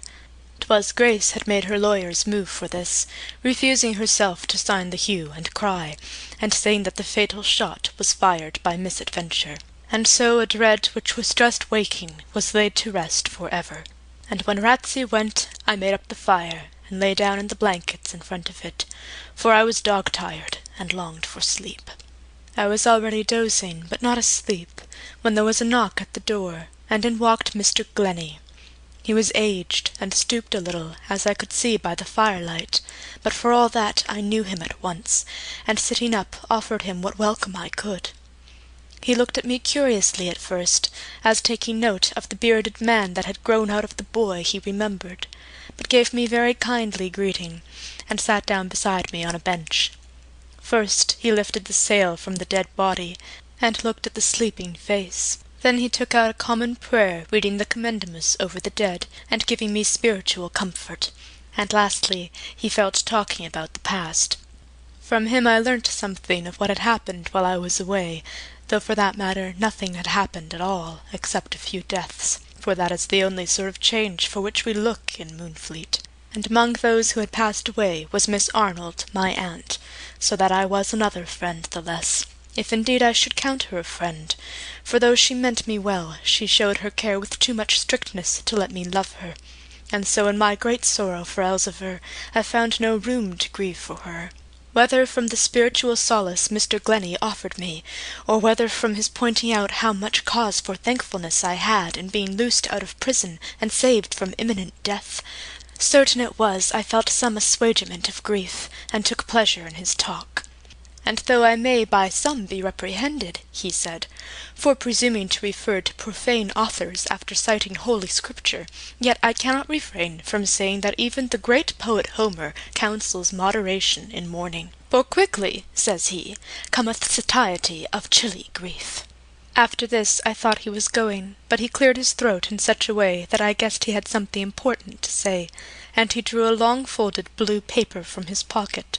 "My son," he said, opening it leisurely and smoothing it out upon his knee, "we should never revile fortune, and in speaking of fortune I only use that appellation in our poor human sense, and do not imply that there is any chance at all but what is subject to an overruling providence. We should never, I say, revile fortune, for just at that moment when she appears to have deserted us, she may be only gone away to seek some richest treasure to bring back with her, and that this is so, let what I am about to read to you prove. So light a candle and set it by me, for my eyes cannot follow the writing in this dancing firelight." I took an end of candle which stood on the mantelpiece, and did as he bid me, and he went on. "I shall read you this letter, which I received near 8 years ago, and of the weightiness of it you shall yourself judge. I shall not here set down that letter in full, although I have it by me, but will put it shortly, because it was from a lawyer, tricked with long-winded phrases, and spun out as such letters are to afford cover afterwards for a heavier charge. It was addressed to the Reverend Horace Glennie, perpetual curate of Moonfleet, in the county of Dorset, England, and written in English by Heer Rootston, attorney in signariat of the Hague in the kingdom of Holland. it set forth that one Crispijn Aldobrand, jeweller and dealer in precious stones at the Hague, had sent for Heer Roosten to draw a will for him, and that the said Crispijn Aldobrand, being near his end, had disposed to the said Heer Roosten that he, Aldobrand, was desirous to leave all his goods to one John Trenchard of Moonfleet, Dorset, in the kingdom of England, and that he was moved to do this, first, by the consideration that he, Aldobrand, had no children to whom to leave aught, and second, because he desired to make full and fitting restitution to John Trenchard, for that he had once obtained from the said John a diamond without paying the proper price for it, which stone he, Aldobrand, had sold and converted into money, and having done so, found afterwards both his fortune and his health decline. So that, although he had great riches before he became possessed of the diamond, these had forthwith melted through unfortunate ventures and speculations, till he had little remaining to him but the money that this same diamond had brought. He therefore left to John Trenchard everything of which he should die possessed, and being near death, begged his forgiveness if he had wronged him in aught. These were the instructions which Heer Roosten received from Mr. Aldobrand, whose health sensibly declined, until 3 months later he died. It was well, Heer Roosten added, that the will had been drawn in good time, for as Mr. Aldobrand grew weaker, he became a prey to delusions, saying that John Trenchard had laid a curse upon the diamond, and professing even to relate the words of it, namely, that it should bring evil in this life, and damnation in that which is to come. Nor was this all, for he could get no sleep, but woke up with a horrid dream, in which, so he informed Heer Roosten, he saw continually a tall man with a coppery face and black beard draw the bed-curtains and mock him. Thus he came at length to his end, and after his death Heer Roosten endeavoured to give effect to the provision of the will by writing to John Trenchard at Moonfleet, Dorset, to apprise him that he was left sole heir. That address, indeed, was all the indication that Aldobrand had given, although he constantly promised his attorney to let him have closer information as to Trenchard's whereabouts in good time. This information was, however, always postponed, perhaps because Aldobrand hoped he might get better, and so repent of his repentance. So all Heer Roosten had to do was to write to Trenchard at Moonfleet, and in due course the letter was returned to him, with the information that Trenchard had fled that place to escape the law, and was then nowhere to be found. After that Heer Roosten was advised to write to the minister of the parish, and so addressed these lines to Mr. Glennie. This was the gist of the letter which Mr. Glennie read, and you may easily guess how such news moved me, and how we sat far into the night talking and considering what steps it was best to take, for we feared lest so long an interval as 8 years having elapsed, the lawyers might have made some other disposition of the money. It was midnight when Mr. Glennie left. The candle had long burnt out, but the fire was bright, and he knelt a moment by the trestle table before he went out. "He made a good end, John," he said, rising from his knees, "and I pray that our end may be in as good cause when it comes. For with the best of us the hour of death is an awful hour, and we may well pray, as every Sunday, to be delivered in it. But there is another time which those who wrote this litany thought no less perilous, and bade us pray to be delivered in all time of our wealth. So I pray that if, after all, this wealth comes to your hand, you may be led to use it well. For though I do not hold with foolish tales, or think a curse hangs on riches themselves, yet if riches have been set apart for a good purpose, even by evil men, as Colonel John Mohune set apart this treasure, it cannot be but that we shall do grievous wrong in putting them to other use.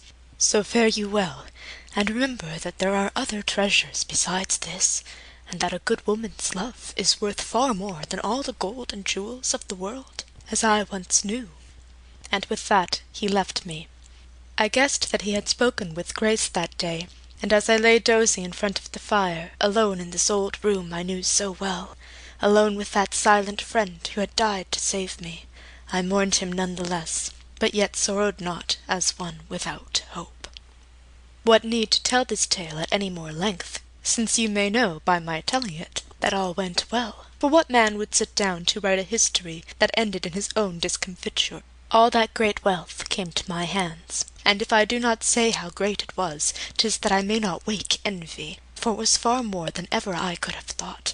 And of that money I never touched a penny piece, having learnt a bitter lesson in the past, but laid it out in good works, with Mr. Glennie and Grace to help me. First, we rebuilt and enlarged the almshouses beyond all that Colonel John Mohune could ever think of, and so established them as to be a haven for ever for all worn-out sailors of that coast. Next, we sought the guidance of the Brethren of the Trinity, and built a lighthouse on the Snout, to be a channel beacon for sea-going ships, as Maskew's match had been a light for our fishing boats in the past. Lastly, we beautified the church, turning out the cumbrous seats of oak, and neatly pewing it with deal and baize that made it most commodious to sit in of the Sabbath.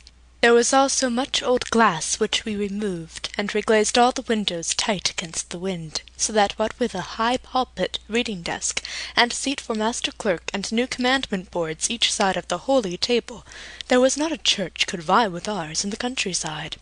But that great vault below it, with its memories, was set in order, and then safely walled up, and after that nothing was more ever heard of Blackbeard and his lost Mohunes. And as for the landers, I cannot say where they went, and if a cargo is still run of a dark night upon the beach, I know nothing of it, being both lord of the manor and justice of the peace. The village, too, renewed itself with the new almshouses and church.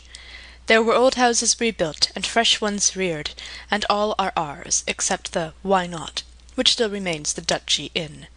And that was let again, and men left the cuffs at Ringstave, and came back to their old haunt, and any shipwrecked or travel-worn sailor found board and welcome within its doors. And of the Moonhoon Hospital, for that was what the almshouses were now called, Master Glennie was first warden, with fair rooms and a full library, and Master Ratsey head of the bedesmen. There they spent happier days, till they were gathered in the fullness of their years, and sleep on the sunny side of the church, within sound of the sea, by that great buttress where I once found Master Ratsey listening with his ear to ground. And close beside them lies Elzevir Block, most faithful and most loved by me, with a text on his tombstone, Greater love hath no man than this, that a man lay down his life for his friend, and some of Mr. Glennie's verses. And of ourselves let me speak last. The manor house is a stately home again, with trim lawns and terraced balustrades, where we can sit and see the thin blue smoke hang above the village on summer evenings.